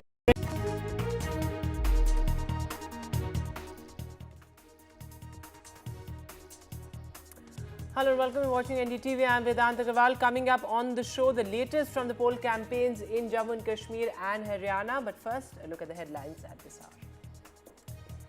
3 army jawans injured in the Kulgam gun battle in Jammu and Kashmir. Search operation still underway. The battle for Haryana, Congress promises MSP and caste census in its manifesto. Meanwhile, the Prime Minister campaigns in Haryana's Hisar. He says both father and son are vying for the Chief Minister's seat, taking a jibe at the Hoodas. FIR against Finance Minister Nirmala Sitharaman in the electoral bonds case. The BJP brass accused of extorting money. High-level probe team at the Tirupati temple amid the Prasad Rao. The 9-member SIT team is probing the allegations of adulterated ghee. 3 incidents of firing within just 24 hours in Delhi. The Delhi's law and order challenge in the limelight once again. All 3 incidents took place in the heart of the national capital.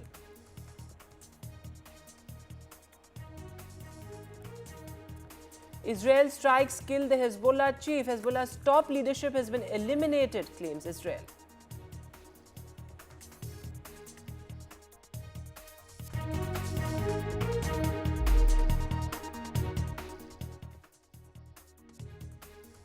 Hello and welcome to watching NDTV. And well, our lead story, back-to-back encounters in Jammu and Kashmir. In fact, in Kulgam, 2 terrorists were gunned down in a major gun battle. In fact, 3 army jawans were injured as well in this, and a senior official from the Jammu and Kashmir police as well. Meanwhile, reports also of a terror encounter in the Katwa district of Jammu and Kashmir. In fact, this as we count down to the final phase of the Jammu and Kashmir elections. The encounter in the Katwa district is away. Remember, Katwa is one of the districts in Jammu and Kashmir which have really become the epicenter of militancy in Jammu and Kashmir.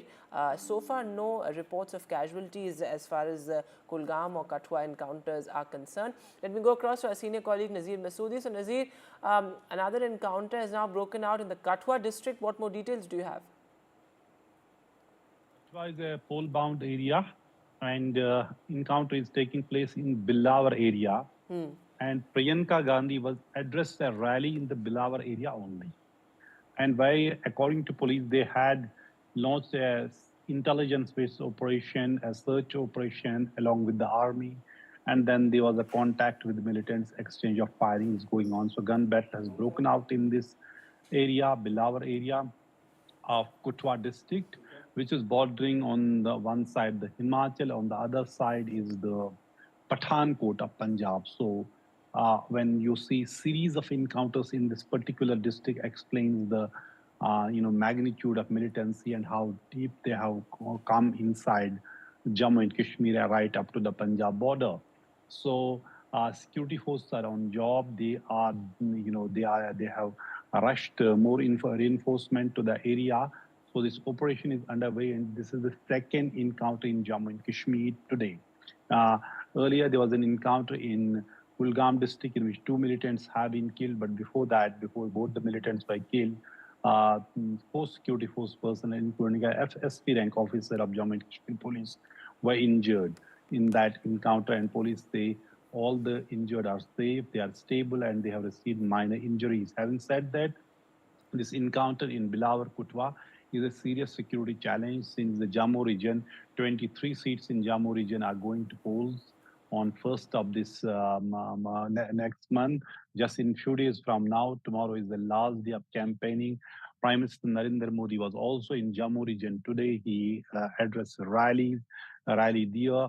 And so other top, BJP leaders and Congress leaders are campaigning in the Jammu region, which has become the epicenter of militancy. And now we see another encounter in Kutwa district. And also, as I mentioned, Priyanka Gandhi addressed the rally in the same Bilawar area where this encounter has broken out. And this is the second encounter in just 24 hours. And as Nazir, you were mentioning, this is a pole-bound area where the terror encounter is now taking place in the Katwa district. And as you said, Priyanka Gandhi was in Jammu and Kashmir, and she campaigned in this very area where the terror encounter took place today. Let's listen into what Priyanka Gandhi, in fact, had to say. And the Prime Minister also was campaigning in Jammu earlier today. Take a look. ये जो हमारी पीढ़ियां बर्बाद हुई है, इसकी सबसे बड़ी जिम्मेदार कांग्रेस पार्टी है। आजादी के बाद से ही कांग्रेस की गलत नीतियों ने आपको सिर्फ और सिर्फ तबाही दी है। आपको कांग्रेस का रवैया कभी भी भूलना नहीं है। कांग्रेस वो पार्टी है जिसने हमारी फौज से सर्जिकल स्ट्राइक के सबूत मांगे थे। जो उनकी समस्याएं हैं, उनकी बात क्यों नहीं हो रही है? सच्चाई पर क्यों नहीं उतर रहे हैं हमारे प्रधानमंत्री कि जब उन्होंने आपसे राज्य का दर्जा छीना तो क्या क्या छिन गया आपसे? एक एलजी हैं जो पूरा अपने हिसाब से अपनी मनमानी से राज कर रहे हैं।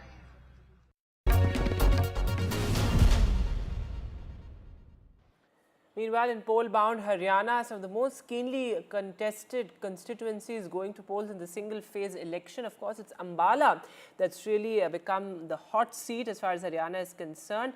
Remember, the BJP has fielded Anil Vij, a heavyweight, a principal vote catcher for the party, and also the former Home Minister. My colleague Ankit Tyagi, in fact, caught up with him. Listen to what he had to say. सबसे पहले मैं आपसे ये पूछना चाहूँगा, आपने virtually आपका वर्चस्व मतलब कहें तो 6 चुनाव में आपका यहाँ पर रहा है। पिछले चुनावों में और अब के चुनाव में क्या फ़र्क देख रहे हैं आप? 6 चुनाव में जीता हूँ, 7 में लड़ रहा हूँ। इस बार जितना जनता का समर्थन मिल रहा है, पहली बार है कि वोट बोल रही है। पहले हम जाते थे ना तो सुन के नमस्ते करते थे, अब हम जा रहे हैं तो बोल के बता रहे हैं। ये पहली बार हो रहा है। आप हरियाणा सरकार में जब थे और उसके बाद भारतीय जनता पार्टी के सबसे बेबाक चेहरों में से जाने जाते हैं, सीधी बात के लिए जाने जाते हैं। मैं आपसे ये पूछना चाहता हूँ कि इस बार आपका मेन कंपटीशन आप अपनी कॉन्स्टिट्यूएंसी में किससे देख रहे हैं? कांग्रेस के एक कैंडिडेट हैं, एक इंडिपेंडेंट कैंडिडेट है, कांग्रेस की रेबल उनको कहा जा सकता है कि कांग्रेस पार्टी से टिकट चाह रही थी, नहीं मिला चित्रा सरवारा को, अब वो रेबल के तौर पर लड़ रहे हैं। तो क्या ट्रायंगुलर कॉन्टेस्ट है, डायरेक्ट कॉन्टेस्ट, आप किसको अपने कंपटीशन में देख रहे हैं? नहीं नहीं, कोई भी कॉन्टेस्ट में नहीं है। ये जो कांग्रेस के दो उम्मीदवार खड़े हैं, असली नकली कांग्रेस के, ये तो एक दूसरे को आपस में लड़ रहे हैं, एक दूसरे को नकली और खुद को असली बताने की लड़ाई लड़ रहे हैं। तो मेरा रास्ता तो साफ है। जनता जो है, ये जो चुनाव हो रहा है, ये चुनाव दो विचारधाराओं के बीच में हो रहा है। काम करके वोट मांगने वाली विचारधारा और सच्चे झूठे वादे करके वोट मांगने वाली विचारधारा। अब पार्टियों का, कांग्रेस का देश में, हरियाणा में आप जानते हो कितना लंबा राज रहा है। इन्होंने तो विकास का एक भी काम नहीं किया। दूसरी तरफ मैंने विकास की पूरी यहाँ पर किया है, और मैं अपने पर्चे विकास के लिख के बांट भी रहा हूँ। किसी रिपोर्ट कार्ड मैंने जनता के सामने पेश किया कि ये मैंने किया है। तो लोगों ने इन दोनों विचारधाराओं में से एक को चुनना कि काम करने वाले लोग चाहिए या गुब्बारे बेचने वाले चाहिए। 10 साल किसी के लिए भी, किसी की सरकार रहती है तो उसके लिए एक बड़ा चैलेंज हो जाता है। एंटी इनकम्बेंसी एक बड़ा फैक्टर हो जाता है। बहुत सारी चीज़ें की जाती हैं, लेकिन बहुत सारी चीज़ें ऐसी होती हैं जो रह जाती हैं और जनता फिर उसको तय करती है। आपको लगता है कि एंटी इनकम्बेंसी एक बहुत बड़ा फैक्टर होगा? और मैं ये इसलिए भी पूछ रहा हूँ क्योंकि लोकसभा के चुनाव अभी हाल ही में हुए। पिछली बार जब आप 2019 का चुनाव लड़े थे, 10 की 10 सीटों पर बीजेपी जीती थी। इस बार 5-5 का आंकड़ा सामने आया है। तो आपको लगता है कि इस बार एंटी इनकम्बेंसी एक बड़ा रोल प्ले करेगी? देखिए, एंटी इनकम्बेंसी कांग्रेस की ज़्यादा है। कांग्रेस ने जो पिछला 10 साल यहाँ पे राज किया, भूपेंद्र सिंह हुड्डा चीफ मिनिस्टर थे, जिस प्रकार की प्रदेश में लूट चली, जिस प्रकार से नौकरियों को बेचा गया, और इस बार भी कांग्रेस के कई उम्मीदवार जो एक्स-MLA भी हैं और चुनाव लड़ रहे हैं, वो मंचों से कह रहे हैं कि हाँ, हम नौकरियाँ बांटेंगे। तो और तबादलों की जिस प्रकार से मंडियाँ सजी, और सबसे बड़ी बात है लैंड एक्विजिशन एक्ट की धारा 4 और 6 का दुरुपयोग करके जो भोले भाले किसानों की ज़मीनों को लूटा गया, बिल्डर माफिया को दिया गया। भूपेंद्र हुड्डा के ऊपर कई क्रिमिनल केस चल रहे हैं इस मामले में। So, well, Anil Vij ruling out any contest, but Chitra Sarvara, who is of course a Congress rebel, has emerged a strong candidate as well, a young candidate certainly from Ambala, which has been a Congress stronghold. Listen to what she had to say to my colleague Ankit Tyagi. क्या ऐसा हुआ कि चित्रा को Congress party छोड़ के independent चुनाव लड़ना पड़ा? देखिए, I think the basic primary reason was कि टिकट नहीं मिली पार्टी से, तो इसलिए कांग्रेस से चुनाव नहीं लड़ सके। बट 5 साल इलाके में रहे थे, मेहनत करी थी, गृह मंत्री जी को उनके टोज़ पे रखा था, और हम समझते हैं कि इसीलिए एक जिम्मेवारी भी थी। लास्ट टाइम भी मैं उनके खिलाफ इंडिपेंडेंट लड़ी। 45,000 के करीब लोगों ने हमें वोट दिया था मुझे, और जो कोई थर्ड थे वो डिस्टेंट थर्ड थे एट 8,000। तो एक एहसास रहा था कि भाई दी सो मेनी पीपल, वो ये इतने सारे लोग अनिल विज जी के साथ सहमत नहीं हैं, उनके साथ 75 पार से कन्विंस्ड नहीं हैं, और बहुत ज़्यादा उनके इम्पेंडिंग जो 19 में था मंत्रालय से इम्प्रेस्ड नहीं है, तो उनकी आवाज़ कहीं बैठनी नहीं चाहिए। तो 5 इयर्स हमने बहुत काम किया। कोरोना आया, फ्लड आया, किसान आंदोलन आया, anything and everything to do with Ambala we struggled for. और हमें ये लगता है कि सवाल सिर्फ पूछने के लिए नहीं होने चाहिए, एट सम पॉइंट उनका एक निष्कर्ष होना चाहिए, कोई निवारण भी होना चाहिए। तो एक नेचुरल सा एक हमारे में ड्राइव था कि we have to solve these also. एक पार्टी का टिकट होता तो पार्टी से चुनाव लड़ते, लेकिन मैं समझती हूँ आज मैदान वही है, लक्ष्य वही है, टीम्स वही हैं, सिर्फ जर्सी बदली है। तो we are still on the field and people will decide. But आपकी उस टीम ने तो बोला कि 6 साल के लिए अब आप टीम से बिल्कुल बाहर रही है। How do you react to the suspension? देखिए, सस्पेंशन इज़ वन, ये एक ड्यू प्रोसीजर था। हमने जो करा है वो भी शायद due procedure. Rebels rebels without a pause I think currently, and party को ये कदम लेना पड़ा। But let's see, I am more answerable to my constituency. मैं जिन लोगों ने, मैं कहूँगी धूप छाँव में, देखिए अनिल विज जी ने एक छत्र राज किया है 15 साल। This is his 6th term, almost 30 years is already been here. जिन लोगों ने 15 साल उनके खिलाफ जनता की, विपक्ष की और एक विकल्प की आवाज़ बन के अपने आप को जिंदा रखा, I can't let them down. आज मैं नहीं कह सकती कि मैंने 15 साल में मैंने किया, मैंने कोई भी कदम नहीं उठाया जहाँ पे मेरे साथ आई थिंक 100 साथी नहीं थे, हमारे बड़े बुजुर्ग युवा नहीं थे। सो आई थिंक हम उनमें से किसी को भी नहीं छोड़ सकते थे, इलाके को नहीं छोड़ सकते थे, और आज भी हम समझते हैं कि हम विकल्प भी हैं और एक कुछ बेहतर भी कर सकते हैं। तो वो जिम्मेवारी लोगों के बीच में रहे, निभाइए, उन्हीं से मांगेंगे आगे। Is this election also about, like you said, somebody who has been a part of this constituency or has represented this constituency for a long time?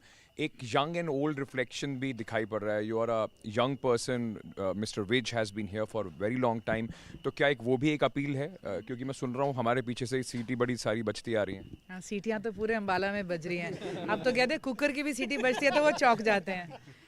See, I think change is inevitable. It's a part of nature. It's good, and it just so happens कि आज एक as भी उसमें factor है, but age is not the only driving factor. आज एक change चाहिए in the general atmosphere of Ambala. Ambala एक 30 साल बाद उनके एक भययुक्त अम्बाला बन गया है.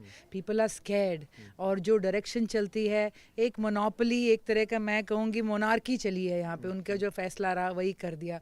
लोगों ने अपने आप को अपाहिज, असहाय, और कई बार उन्हें ऐसा भी लगा हमारी आवाज़ ही नहीं है. And moving now to the big political headline from Karnataka. In fact, this has national ramifications as the BJP brass, including Finance Minister Nirmala Sitharaman herself, has now been named in an FIR in the electoral bonds case. Certainly a very important development. In fact, the Karnataka BJP chief, B.Y. Vijendra, has also been named in this FIR. Now remember, there was a huge political flashpoint as far as the electoral bonds are concerned. The BJP, of course, says if all parties have been beneficiaries of the electoral bonds, then why just blame the BJP? Though of course there are serious charges, serious allegations. Nirmala Sitharaman and B.Y. Vijendra, along with other BJP leaders, have been accused of extorting money and also criminal conspiracy. Take a look. Well, it's definitely been raining FIRs in Karnataka as far as the politics here goes. There's a day when the FIR was registered against Chief Minister of Karnataka, Siddaramaiah, based on the Muda allegations. And a day after that, you have an FIR that has been registered against Nirmala Sitharaman as well as others there in the electoral bond case. This is based on a private complaint that was filed at the Special Court of Public Representatives. And just yesterday, the court had given a direction to the Tilak Nagar police station of Bengaluru to register an FIR based on this very complaint. Now, some of the interesting details that emerge from the FIR is the fact that it not only names Nirmala Sitharaman as one of the accused persons, but also several others, which also includes ED as well as Karnataka BJP chief B.Y. Vijendra. This comes amidst calls for resignation by the BJP, who have been going hammer and tongs with aggressive protests calling for Siddaramaiah's resignation based on the Muda allegations. Just yesterday, Siddaramaiah had hit out at both Ms. Nirmala Sitharaman as well as H.D. Kumarasamy, talking about FIRs that have been registered against them or to be registered against them. Would there be any kind of resignation from these central leaders? Now, this has become a political flashpoint between the BJP as well as the Congress in terms of FIRs registered as well as calls for resignation there. We'll have to wait to see what will be the reactions that we would pick up from the BJP camp based on this FIR, because the IPC sections involved in the FIR also suggests 120B, which is criminal conspiracy, as well as 384, which suggests extortion there. We'll have to, these are some of the serious IPC sections that have been invoked as far as the FIR goes.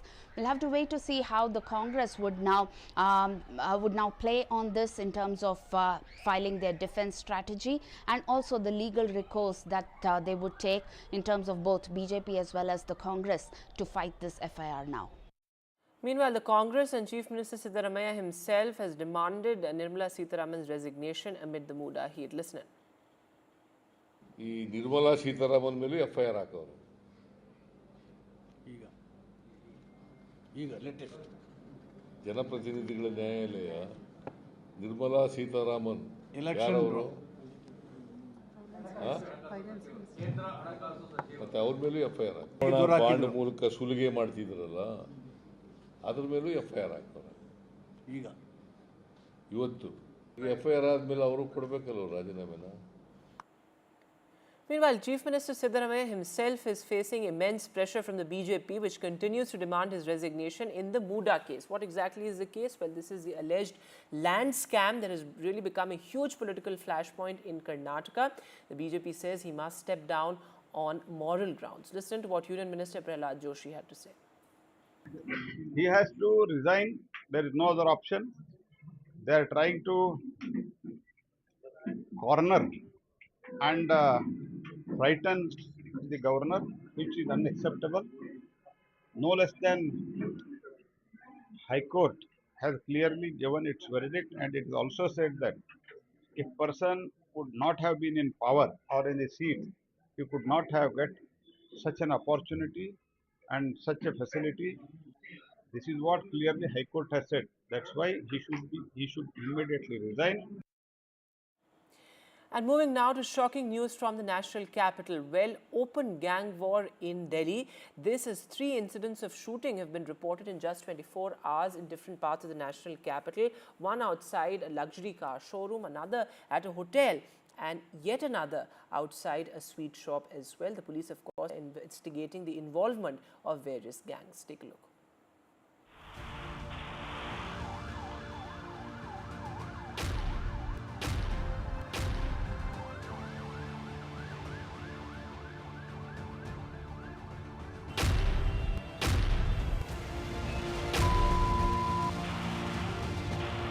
Three back-to-back incidents of firing rock the national capital. The first incident reported in Narayana, West Delhi, where there were gunshots fired at a showroom. NDTV accessed CCTV footage of the incident from inside as well as outside the showroom.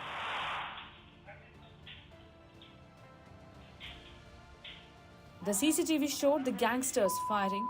Around 20 bullets were fired. Second incident was reported from Delhi's Mahipalpur area, where a man fired outside a hotel. The third incident was reported from Nangloi, where 2 bike-borne men fired outside a ration shop.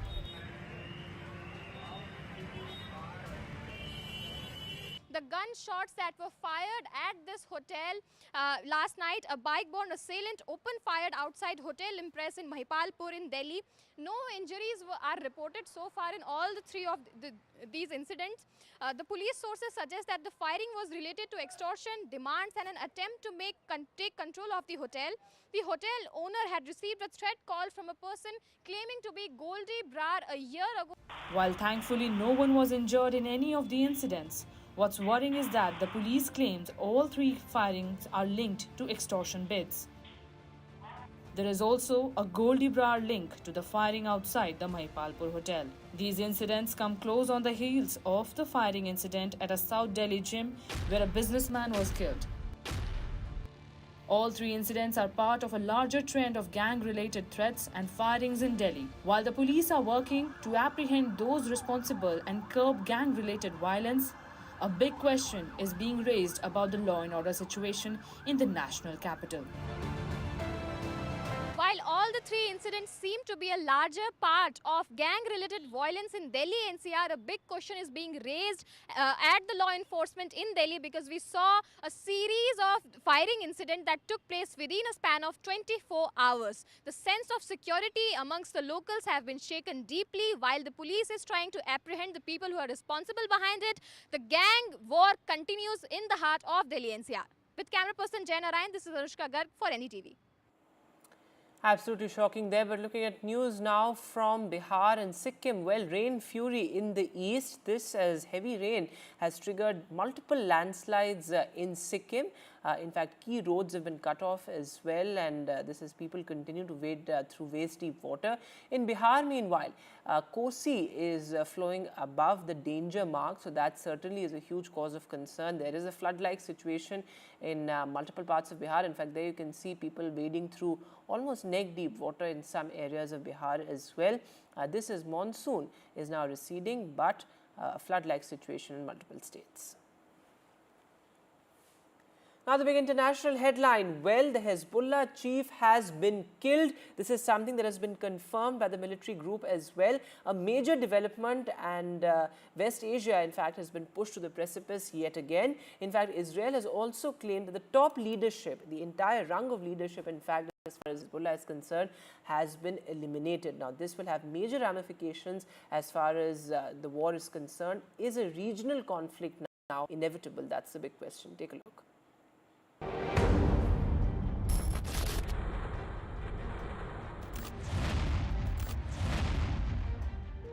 As Israeli Prime Minister Benjamin Netanyahu rose to address the United Nations General Assembly, the IDF had its target locked in Beirut.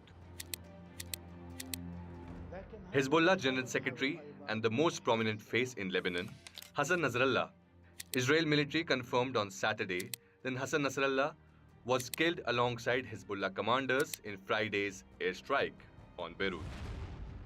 זה לא סוף ארגז הכלים, זה צריך להיות מאוד ברור. יש עוד כלים קדימה ללכת, והמסר הוא מסר פשוט, מי שמאיים על אזרחי מדינת ישראל נדע להגיע בצפון, בדרום, גם במקומות יותר רחוקים. Killing Nasrallah has marked a massive Israeli escalation. Israel's offensive against Hezbollah began on 8th of October last year, a day after Hamas's attack on South Israel. There was a tacit understanding then that Israel would not assassinate the group's senior-most leaders. However, this understanding has not been honored in recent months, with Israel killing several senior members of Hezbollah. It will continue for some time. Israel is actually, Prime Minister of Israel, Netanyahu, is trying to drag United States into a regional war. He to bring Hezbollah, Lebanon, and Iran on the same platform, because that's the only way to bring United States into the war, into regional war. Because at the end of the day, the objective for Israel is to destroy Iran and to destroy Hezbollah. Thousands of residents in Beirut's densely populated southern suburbs slept in parks, on streets, or in cars overnight as they fled southern Lebanon to try and avoid Israeli attacks. Taking precautionary steps, Iran, which is reputed to back Hezbollah, has reportedly shifted their supreme leader Ayatollah Khamenei to a safe zone. The killing of Hassan Nasrallah in a precise attack by Israel shows that Israel is not willing to accept any kind of temporary pause or a ceasefire in that particular region. But what is more significant is to see whether Iran, which has been backing these proxy militias, will now step up to the occasion and support these groups to retaliate against Israel, which can see a potential and a wider Middle East conflict. In Delhi, Mohammad Ghazali for NDTV. And with that, we'll take a short break now, but news continues on the other side.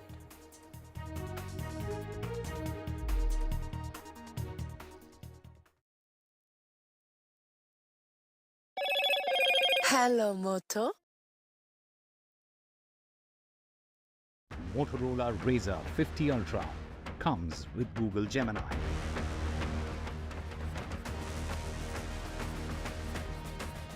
Major terror encounter in Kulgam. 2 terrorists gunned down, 3 army jawans have been injured.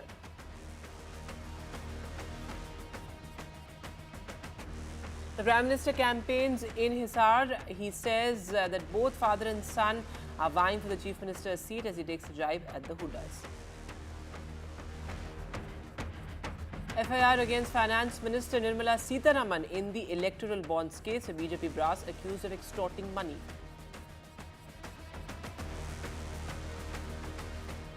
The high-level probe team, the SIT at the Tirupati temple amid the Prasad controversy. Loan मिलेगा या नहीं, ये आपके credit score पे depend करता है। तो आज ही अपना क्रेडिट स्कोर चेक करें फ्री में पैसाबाजार.com पर। लोन की जरूरत कभी भी किसी को भी पड़ सकती है। ठीक से एक्टिंग नहीं। पैसाबाजार.com। I don't care for no songs and proses. I don't care for no sweet boys with roses. All I want is a touch of love. For every news from every part of the country, download कीजिए NDTV app. सिर्फ एक app जो आपको बताता है क्या हो रहा है in the world of business, politics, sports and entertainment. देखना ना भूलें हमारी movie Yudhra in the theatre. Read all about Yudhra on the NDTV app, so download now. Loan मिलेगा या नहीं ये आपके क्रेडिट स्कोर पे डिपेंड करता है। तो आज ही पैसाबाजार.com पर जाइए और अपना क्रेडिट स्कोर चेक कीजिए फ्री में, क्योंकि लोन की जरूरत कभी भी किसी को भी पड़ सकती है। बस एक्टिंग करा लो इनसे। पैसाबाजार.com, क्रेडिट स्कोर चेक, आदत अच्छी है। Hi, I'm Kareena Kapoor Khan. When it comes to news, NDTV stands for trust, for integrity, for truth, for news that matters. Watch NDTV and don't forget to watch The Battle of Murders अपने नजदीकी cinema घरों में। कैसे मारा? Loan मिलेगा या नहीं ये आपके क्रेडिट स्कोर पर डिपेंड करता है। आज ही जाइए पैसाबाजार.com पर और अपना क्रेडिट स्कोर चेक कीजिए फ्री में, क्योंकि लोन की जरूरत किसी को भी कभी भी पड़ सकती है। चल एक्टिंग थोड़ा भेल बनो। ए आया बात पैसाबाजार.com। New day, new show, a new experience. Start your day with the news, not views. We bring you stories that matter and impact your life. News that informs and keeps you ahead. From Maximum City, Mumbai, to the seat of power, Delhi, NDTV brings you the best breakfast show. Breakfast news on NDTV, 8 a.m. every day.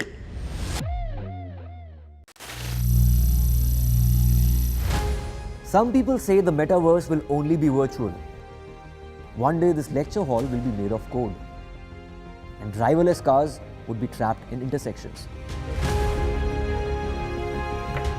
But even in this maze of the future, you can't wish away health. It's time to become more resilient.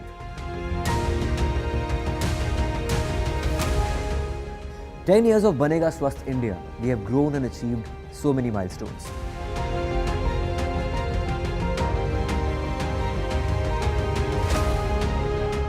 And now I have a plan to beat the urgency, to stop breathing with difficulty, to relieve getting choked with inactivity.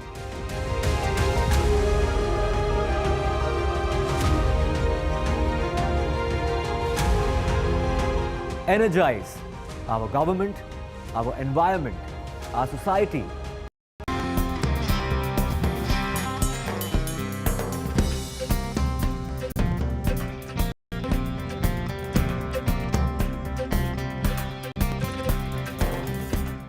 Ashwin Karthik graduated in 2005, he found that no one could give him a job. Ashwin has a form of cerebral palsy accompanied by quadriplegia and uses a wheelchair. Being turned down for a job is a common rejection that people face, but in Ashwin's case, he attended an astounding 45 unsuccessful job interviews. He did get the job. In fact, he's India's first computer engineer with cerebral palsy. Why, despite the merit, is it so difficult for people with disabilities to find jobs? And how can we change these dismal employment rates? This is Samarth by Hyundai in partnership with NDTV, and joining us today on the show to talk about breaking barriers with a workplace revolution is Ashwin Karthik himself. He is now Advisor, Engineering Project Management, Dell Technologies. He's also a poet and a published author. Joining us in studio is Madhubala Sharma, Senior Program Manager, Inclusive Experiences and Technologies, Amazon. Madhubala has been living with 100% blindness since birth, but she strives to find solutions for independent living. She's also recipient of the Role Model Award felicitated by the President of India. We also have with us today Shalini Khanna, Chairperson, Skill Council for Persons with Disabilities, Honorary Secretary, Director, NAB India, Center for Blind Women and Disability Studies, who has also been awarded Top 75 Women Transforming India by Niti Aayog. Well, thank you so much, Ashwin, Shalini and Madhu, for joining us today on this very critical conversation. Ashwin, I would like to begin with you here. Well, it's quite a story. The irony, of course, is that you have got the President's Award for the Best Employee in 2013. You attended 45 unsuccessful job interviews before getting your first job. Tell us and our viewers, what was different in the 46th interview? Well, to first begin with, Nambika, thank you for the opportunity to be on this show. And to your question, what was different in the 46th interview was that, for two things. First was in all those 45 interviews which you mentioned, I saw them as an opportunity to learn and improve myself, and I believed that I needed only one opportunity to prove my skills. The other thing, and more importantly, was that in my 46th interview, I was chosen by a very strong organization working towards the empowerment and inclusive hiring called Enable India in Bangalore. They were able to sensitize the organization before the interview happened, and the organization also took a lot of effort to sensitize themselves and know what were the assistive solutions that a person like me would need to perform at the best of my capabilities. So these were the most important factors that led to my first job. Thank you for sharing that, Ashwin, and definitely we can see there's no looking back and how well you're doing. Just heard, Ashwin struggle, or he took it as an opportunity and how he's moved on. What was your experience like? That's the first part of the question. And secondly, I want to know, you have an experience of 21 years in the space of leadership development when it comes to, diversity, inclusion. Is the needle really moving when it comes to hiring persons with disabilities? I think, so first of all, thank you so much for this opportunity, and it's absolutely a delight to share the stage with Ashwin and Shalini ma'am, as I fondly call her. My experience over the years has been a very interesting one, a roller coaster ride, and an opportunity to bring about changes as well. So I would say needle definitely is moving. There are definitely a lot of steps that we as people with disabilities also need to take up. I have been an entrepreneur at heart since childhood. I've loved selling. I've done selling of cosmetics. I've done selling of stuff like gas lighters. People would say that, hey, being a person who's blind, how would you sell lipsticks? And I've done that. And then I have worked as a software professional. I've been a tester, tested JAWS, that is a screen reader that's used by people who are blind like myself. And I've also trained people on voice and accent skills, soft skills, then leadership development, how to be an inclusive leader, and now in the space of diversity and inclusion. Getting these jobs has been an easy and yet difficult at the same time.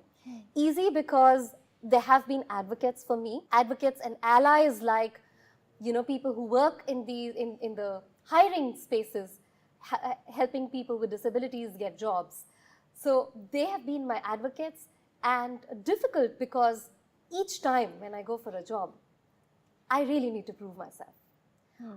Unlike any non-disabled individual, you would go, appear for the interview, you'd be looked at for your skill sets. But being a person with disability, before the skill sets, the first question is, how will you do this because you're blind? Or will you be able to do that because you're blind? Disability is seen before the skill sets. Yeah. That's why it's been a difficult one. And I remember this one place where I appeared for an interview and I got till the final round. And I got to know from the consultant that, hey, they would love to give you a job. Could you have an exact profile like yours who we could look at, but not you, because, they're not ready to hire someone who's blind as yet. They're culturally not ready. Their workforce is not ready yet, and hence we can't give you that opportunity. So that, and then Amazon. Amazon happened to me not through a special job drive for people with disabilities. I looked up on LinkedIn and applied through a referral program, got through the regular loops of interviewing, and then got to Amazon. So that's been my journey so far. Well, what an inspiring journey, Ashwin's and then yours. We've just heard them talk. It's the doubt which always comes in the mind of the employer. They don't look at the skill set, but they look at the disability. What does the Rights of Persons with Disability Act, what does the mandate say when it comes to employment, and why isn't it being implemented more rigorously in our country? Well, the Rights Act says everybody has to adopt accessibility now as a mandate. In fact, the government has reservations, of course, in their whole, across the board, and you can now see IAS and IFS officers who are disabled, who are persons with disabilities. But in the corporate, accessibility is the mandate because it's turning digital by every minute, and it is already digital across the world now. The problem is that particular accessibility, the digital accessibility has not been really adapted. And especially when it comes to people with visual impairment, the digital accessibility is what matters at the end of the day. I feel the right strictness has to be adopted on the government's part, and somewhere that is only going to really push the corporates around and the whole employment world around. Yeah. The MSME sector or the smaller sector, I feel is more adaptable, and it's faster adapting. It definitely looks at skills once it is convinced. It definitely gives them a trial. Yeah. You know, so you will see more entrepreneurs than the big corporate world. Sector, yes, yeah. absolutely. So a lot more needs to be done yes. on that. Ashwin, in your experience, what are the most common barriers that persons with disabilities face when seeking employment, and how can these be addressed?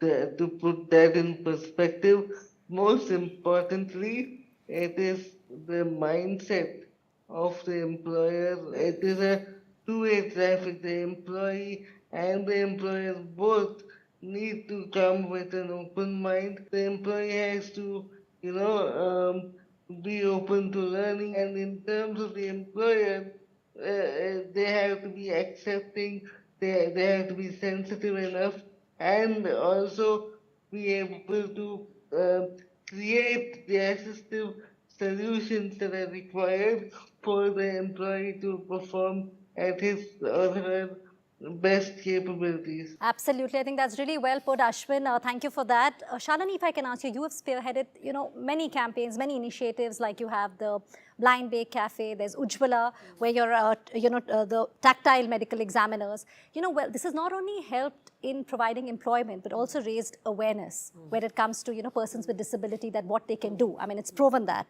When we talk about the skill training program, how can it be made more market linked? Rather than just thinking that it's for the persons with disability, how can it be tailor-made? I completely agree that this is the driving force. This should be the driving force, the business model. And when it comes to, say, handicrafts, for example, the Ujjwala part, I definitely feel the designing is a very, very important aspect, and the NGOs or the people with disabilities can't just say that because we have made something which looks nice, okay, or which appears beautiful, and the speciality is that it's been made by people with disabilities, it should sell. It will never sell at the end of the day to your profits or anything. You have to make it to survive in the market and to thrive in the market, to win in the market. The victory has to be top of the head sentiment. How can I win in the market and appeal to the people that is my target audience? You have to keep your target audience in your mind. So when it comes to even Blind Bake, it's the same thing. Does my cafe accept everyone? Does my cafe really cater to your needs? Is it fast enough? Are the women, the visually impaired women chefs, are they able to cook to the speed of the guests' expectations and the taste? And medical tactile examination, yes, the same thing. Are they able to cope up in the hospital scenarios? Are they able to cope up with the kind of pressures that the job requires?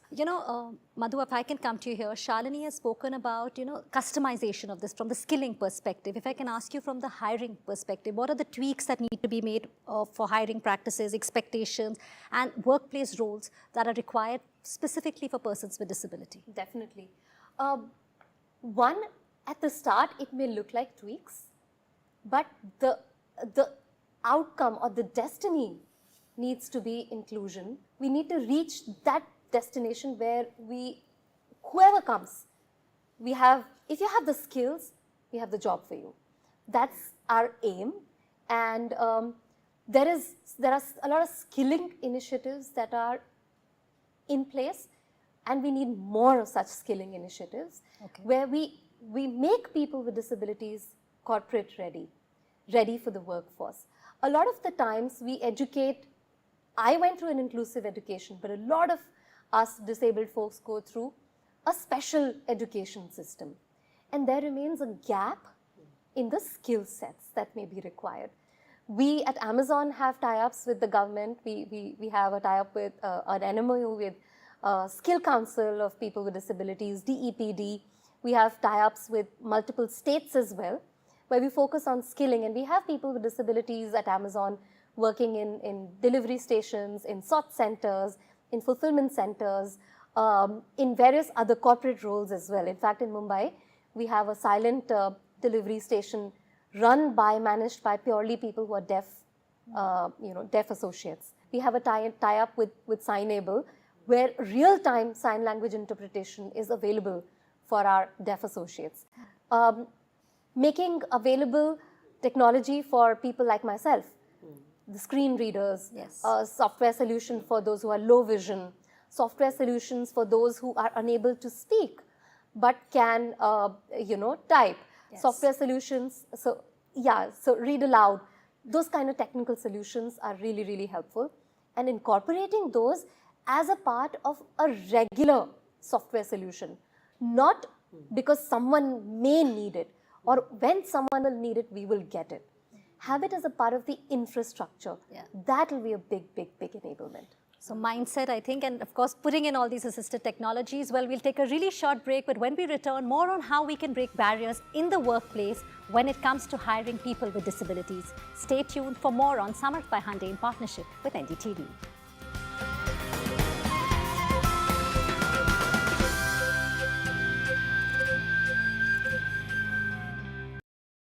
Loan मिलेगा या नहीं, ये आपके credit score पे depend करता है। तो आज ही अपना क्रेडिट स्कोर चेक करें फ्री में पैसाबाजार.com पर। लोन की जरूरत कभी भी किसी को भी पड़ सकती है। ठीक से एक्टिंग नहीं। पैसाबाजार.com। For every news from every part of the country, download कीजिए NDTV ऐप। सिर्फ एक ऐप जो आपको बताता है क्या हो रहा है in the world of business, politics, sports and entertainment. देखना ना भूलें हमारी movie युद्रा in the theatre. Read all about Yudra on the NDTV app. So download now. Loan मिलेगा या नहीं, ये आपके क्रेडिट स्कोर पे डिपेंड करता है। तो आज ही पैसाबाजार.com पर जाइए और अपना क्रेडिट स्कोर चेक कीजिए फ्री में, क्योंकि लोन की जरूरत कभी भी किसी को भी पड़ सकती है। बस एक्टिंग करा लो इनसे। पैसाबाजार.com, क्रेडिट स्कोर चेक, आदत अच्छी है। Hi, I'm Kareena Kapoor Khan. When it comes to news, NDTV stands for trust, for integrity, for truth, for news that matters. Watch NDTV and don't forget to watch The Buckingham Murders अपने नजदीकी cinema घरों में। कैसे मारा?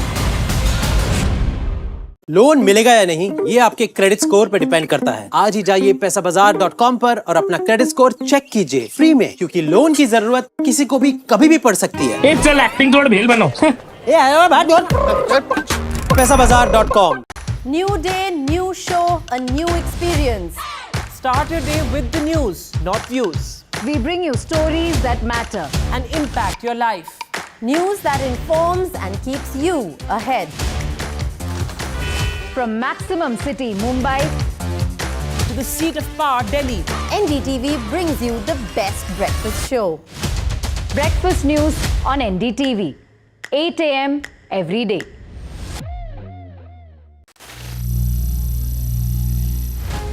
Some people say the metaverse will only be virtual.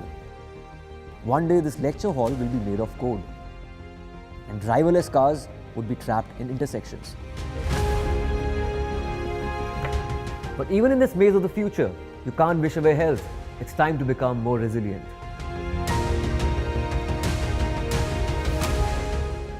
"10 years of Banega Swasth India, we have grown and achieved so many milestones.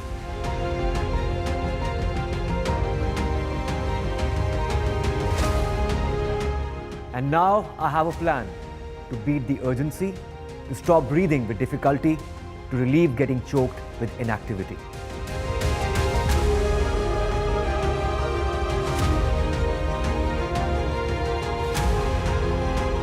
Energize our government, our environment, our society, and ourselves. Everyone, everywhere, every day.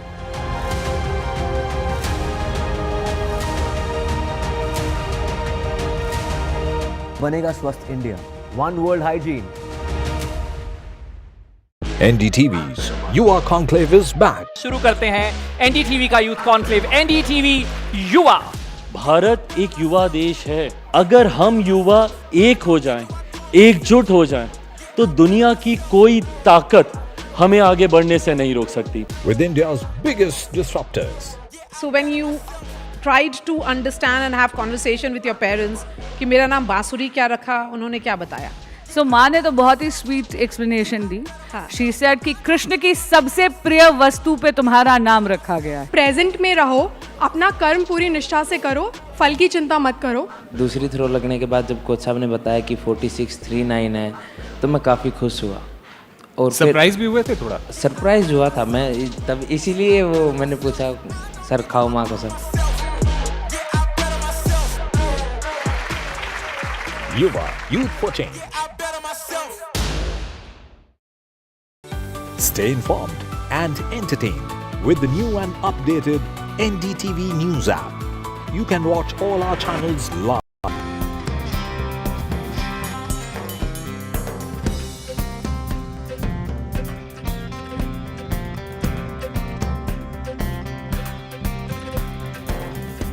Welcome back to Samarth by Hunter in partnership with NDTV. Now, the International Labour Organization suggests that including people with disabilities in the workforce can have a positive impact of about 3 to 7% of the GDP.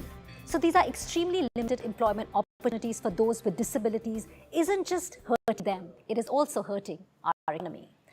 Ashwin, I want to ask you here, it isn't just about diversity hiring. We've been discussing that.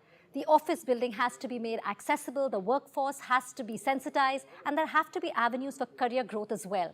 What has been your experience in this regard, and what advice would you like to give other companies to go beyond the hiring to also better a conducive working environment?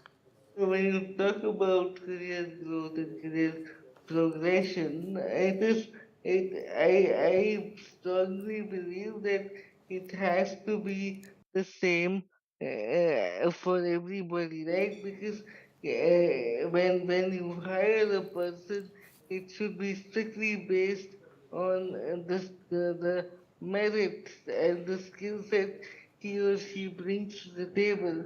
And so it is also mandatory that the remuneration or the career progression, the rewards are also equally seen, because if a person, if a organization is expecting an employee or a resource to deliver on certain the expectations and deliverables, it is the employee's right also to expect to be treated equally in all terms, right? Be it the social, economic, or any scale that you choose. So I feel, the employers or the organizations should see this as a equal opportunity, feel a level playing field, and it will only, as you rightly mentioned, help the economy grow, because you are talking about at least 2.21% of the world's population that's in India, which are disabled, right? So that's a huge number. Shalini, I want to ask you here, like what Ashwin said, equal opportunities. Now, hiring should not be actually for empathy and sympathy. Well, it is good for the business. What are your thoughts, if I can ask you, what is your vision for the future of employment when it comes to persons with disabilities, and what are the changes that you would like to see in the coming years? The changes that I would like to see is accessibility at every rung of the job. I mean, you hire somebody at one role, and then after that, what? There has to be a growth graph possible. And so every job in the employment sector, or every job in the industry, has to become more accessible. Now, accessible also means that, for example, in the blind bake or in any cafe, the position should be available for a blind person, a blind chef to go and bake and cook. and also do the billing and also have an access to the inventory. Unless those jobs are available, unless that software is accessible, the plethora of jobs that are available in the market are not going to be available for the people with disabilities. Sure. And so we are closing our gates mostly to just one odd job in the whole office, you know. That is not going to help the business in a larger sense. In the larger sense, if you really want the people with disabilities to be able to adopt and contribute to the GDP, please open the market for them. Yes. Open the whole floor for them to play, and you will be amazed the kind of skills that they will bring. I mean, I can speak for visually impaired, and I know that it's a USP that they use when they look for a hidden cancer of 5 millimeter in your breast, and a machine cannot find it out. It's only because of the USP of being able to focus and touch and figure it out. Yeah. It's the sense of timing and the sense of smell that helps them in the blind bake. They have skills which are totally unearthed right now, and every disability has skills which are totally unearthed. I mean, look at Ashwin or look at Madhu, yeah. Madam Madhu, we call her. You just have to find it. Absolutely, but you have to open your doors for this whole talent to come in and showcase itself. Madhu, again, one size, the same fit isn't fit for all, right? One size does not fit for all, let me put it that way. People with disabilities should not get disqualified for a job because they're disabled. Yes. Can I ask you some 5 pointers, what you would suggest when it comes to hiring persons with disabilities? Not just for hiring, ensuring overall inclusion. Yeah, this is applicable, and I would say A, B, C, D, E. Easy for me to remember, so I cover all. Yeah. A, like we've already discussed, accessibility, and accessibility is that of the physical infrastructure and that of the digital infrastructure. What they can do is follow point number B, which is bring people with disabilities on board. Nothing about us without us. And when you bring people with disabilities on board, we have lived experience, and we also have solutions for the challenges we face. C to my mind will be challenge your own mindsets. Challenge, uncover those unconscious biases. D to my mind stands for drive this change top down. Yeah, own it. We have different skill councils. In fact, the leadership team, the senior most leadership team owns different diverse groups. There is a skill for the Council for People with Disabilities, sponsored by a senior leader. And the E is enable. Enable people to grow up the career ladder, and enable them to even take up the senior most positions. Why not? Let's give people jobs based on their skill sets, their potentials, not for their disabilities. Well, thank you for explaining that really well, the A, B, C, D, E. I think that's really helpful for our viewers watching it, for the employers out there. Thank you so much, Shalini, Madhu, and thank you so much, Ashwin, for joining us. So to really break barriers in the workplace, the hiring mindset has to change. Don't hire a person with a disability because you feel sorry or to fill a quota. Do it because people with disabilities can be just as productive, talented, and capable workers as anyone whose work has worth and value. Not only will this bring economic empowerment and create a more aware and inclusive workforce in general, it is also going to help our country move forward. Thank you all so much for tuning in to Summit by Hyundai in partnership with NDTV.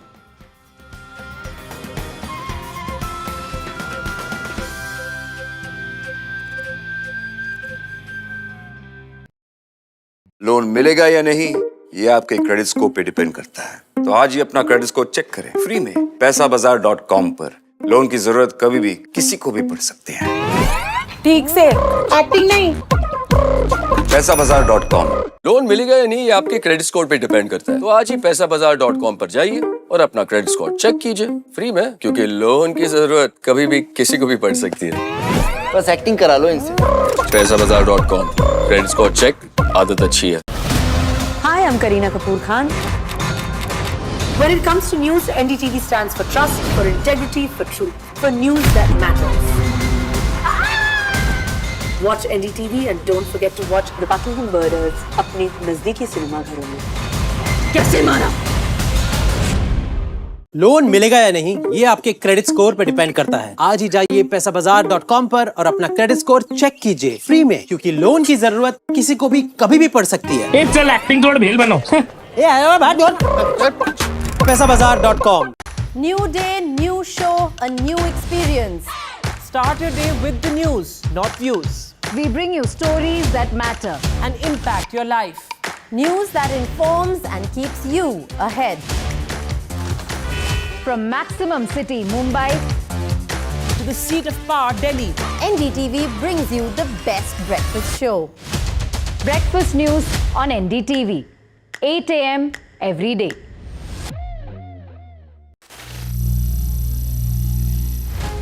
Some people say the metaverse will only be virtual. One day this lecture hall will be made of code, and driverless cars would be trapped in intersections. But even in this maze of the future, you can't wish away health. It's time to become more resilient.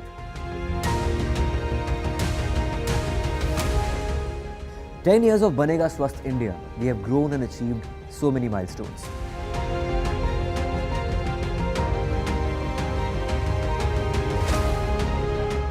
And now I have a plan to beat the urgency, to stop breathing with difficulty, to relieve getting choked with inactivity.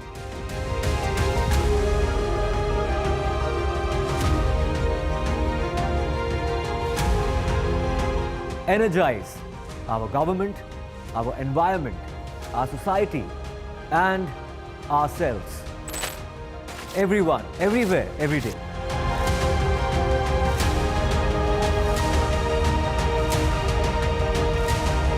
Banega Swasth India. One world hygiene. NDTV's युवा conclave is back. शुरू करते हैं NDTV का youth conclave, NDTV युवा। भारत एक युवा देश है। अगर हम युवा एक हो जाएं, एकजुट हो जाएं, तो दुनिया की कोई ताकत हमें आगे बढ़ने से नहीं रोक सकती। With India's biggest disruptors. So when you tried to understand and have conversation with your parents कि मेरा नाम बांसुरी क्या रखा, उन्होंने क्या बताया? So माँ ने तो बहुत ही स्वीट एक्सप्लेनेशन दी। She said कि कृष्ण की सबसे प्रिय वस्तु पे तुम्हारा नाम रखा गया है। प्रेजेंट में रहो।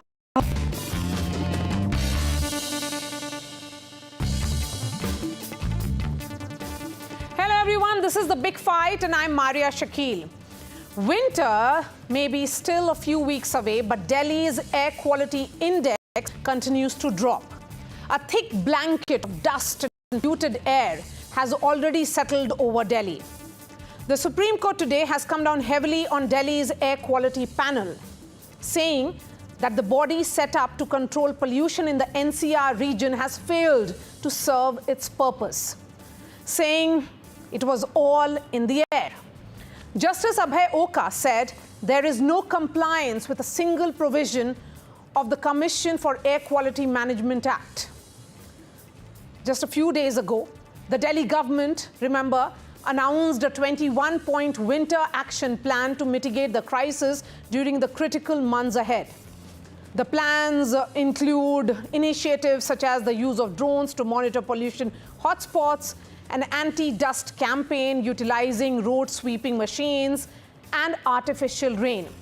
However, there's no answer to how it plans to tackle the main source of local air pollution, which is largely increased number of vehicles, industrial units, construction activities, 24-hour burning garbage dumps, diesel engines, air conditioners, and thermal plants. The burning of paddy straw by the farmers in neighboring states sparks a blame game every year. There seems to be no easy or quick solution to the problem of stubble burning, which contributes significantly to air pollution. Delhi has already tried traffic restriction measures, multi-million-dollar air filtration towers, and the use of fleets to water spraying trucks to dissolving the particulate matter in the air, but to no avail. Is the graded action plan a comprehensive plan that Delhi needs to contain air pollution? Or is it more of an ad hoc arrangement which won't lead to solutions but more of a band-aid to Delhiites' troubles. On the big fight tonight, we have all the stakeholders, from politicians to activists to doctors, and above all, the citizens of Delhi, to get their views to their, the bosses of various political parties, and we'll make them accountable and answerable. Joining me here in the studio, Reena Gupta, National Spokesperson of the Aam Aadmi Party. We have Anil Gupta, Spokesperson of Delhi BJP. Adil Singh Boparai representing the Congress. Vivek Chattopadhyay is of CSE. And we also have pulmonologist Dr. Anurag Deshpande. Joining me online is Pallavi Pant, air quality scientist, Gaurav Kumar Bansal, environment lawyer, and Dr. Pradipto Ghosh is former Secretary, Ministry of Environment, joining us as well. I'm going to begin with you, Vivek. The Supreme Court's tough words certainly show that there is no solution, but more of a reaction when the time is approaching. Yeah, it's like this observation was apparent because the way it has been portrayed that always we pass directions, any authority. Like they must have said to the court that 80 directions have been issued. But whether those are implemented or not, there is no track record of that. That has to be presented concretely in the court over the years what has been done, when it has been set up and what kind of actions have been taken. The major purpose of the commission was to coordinate with the states, whether it is happening or not. Some improvement is noticed with the past years parali burning or stubble burning data, but that may not be enough to tackle the problem of air pollution. So are we doing enough of the actions, and whether the major actions those are required in the kind of vehicles, industries, power plants, small and medium scale units, say biomass burning, or providing clean fuel to households across the IGP plane, I would say. Whether all those activities are happening at a scale or not, that is missing. And wherever we see that there are excuses that why this cannot be done. So I think that is the major hindrance. And Gaurav Bansal, I would agree, it's all up in the air. Everything is on paper, but when it comes to concrete plans for ensuring that Delhi doesn't turn into a gas chamber, there is no solution per se. Although I would say that this time the party in power here has started to prepare in the month of September, when we will be seeing that very, very terrible air quality perhaps in the next few weeks. See, first of all, in Delhi, or why we talk about only of Delhi, we have to talk about on a larger picture is NCR, whole NCR, which suffer. And earlier there were 3 seasons: the summer, winter, and the rainy season. Now we are having 4 seasons: the summer, winter, rainy, and the pollution season. Okay, so this is something happening continuously since last 10 years. And what I have felt is, because I am also as a practicing lawyer and practicing into the kind of the environment and the wildlife, what I have observed that the courts are doing their job. Court can only instruct, court can only guide. They can only dictate an order, not the order, but they can also say, okay, what are the problems? Tell us. We will try to find out the solutions. But at the same time, court can't go on the, basically, they can't implement the order. As far as the implementation is concerned, it is the duty wholly and solely of the executive. And here, because of the political will, because of the even citizens, we the citizens are in that sense we have to participate. And your show name is a big fight. I will say it's right now war going on as far as the air pollution is concerned. Yes, because absolutely. The whole scenario which is going on shows that there is a lack of implementation of the orders, lack of will. There are serious things which we are not addressing. So in all, so we'll talk about those serious things. Citizens are what should be done, because we have citizens in the studio. I'm sure they have questions for the politicians. But because the buck stops with the executive, and that's where Reena Gupta and others come in. Reena Gupta, a 21-point plan, very well taken, starting in September.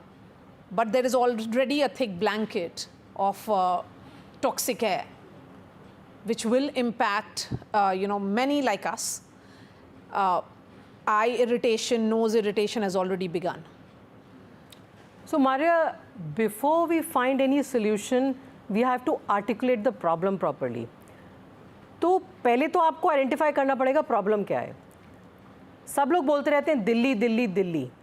अगर आज आप Google में डालें दुनिया की 100 सबसे polluted cities, out of that 90 are in India. So it is not a Delhi problem. That's the first point. 2019, there was a study by WHO which said that 99.5% of districts in India, the air quality is not up to the standard. So there is an air quality emergency going on in the whole country. And have we heard the parliament even discuss it once, कि air quality का issue है? Have we heard the Honorable Prime Minister of India ever speak of air quality? We don't even hear the Union Environment Minister talk about air quality. So we have to first agree it is not a Delhi problem, it is a problem of the country. A large part, if we just talk about North India Indo-Gangetic Plain, which is what, in the winter every year gets worst affected. 70 crore people, 70 crore लोग रहते हैं इस Indo-Gangetic Plain में. दिल्ली, हरियाणा, झज्जर, सोनीपत, बागपत, मेरठ, आप कोई भी शहरों के नाम ले लीजिए, सबकी एयर क्वालिटी विंटर्स, आप डॉक्टर से बात करिए, एस्थमा, दमा सब बढ़ जाता है. तो अगर हम ये बोलते रहे दिल्ली में इतनी प्रॉब्लम है, दिल्ली में इतनी पोल्यूशन है, तो हमारा जो अप्रोच होगा वो कुकी कटर अप्रोच होगा. अगर हम कहेंगे कि पूरे इंडो गैंजेटिक प्लेन की प्रॉब्लम है, नॉर्थ इंडिया की प्रॉब्लम है, then we will be able to find solutions. Let me complete. So, what happens is that Delhi government anyways is a very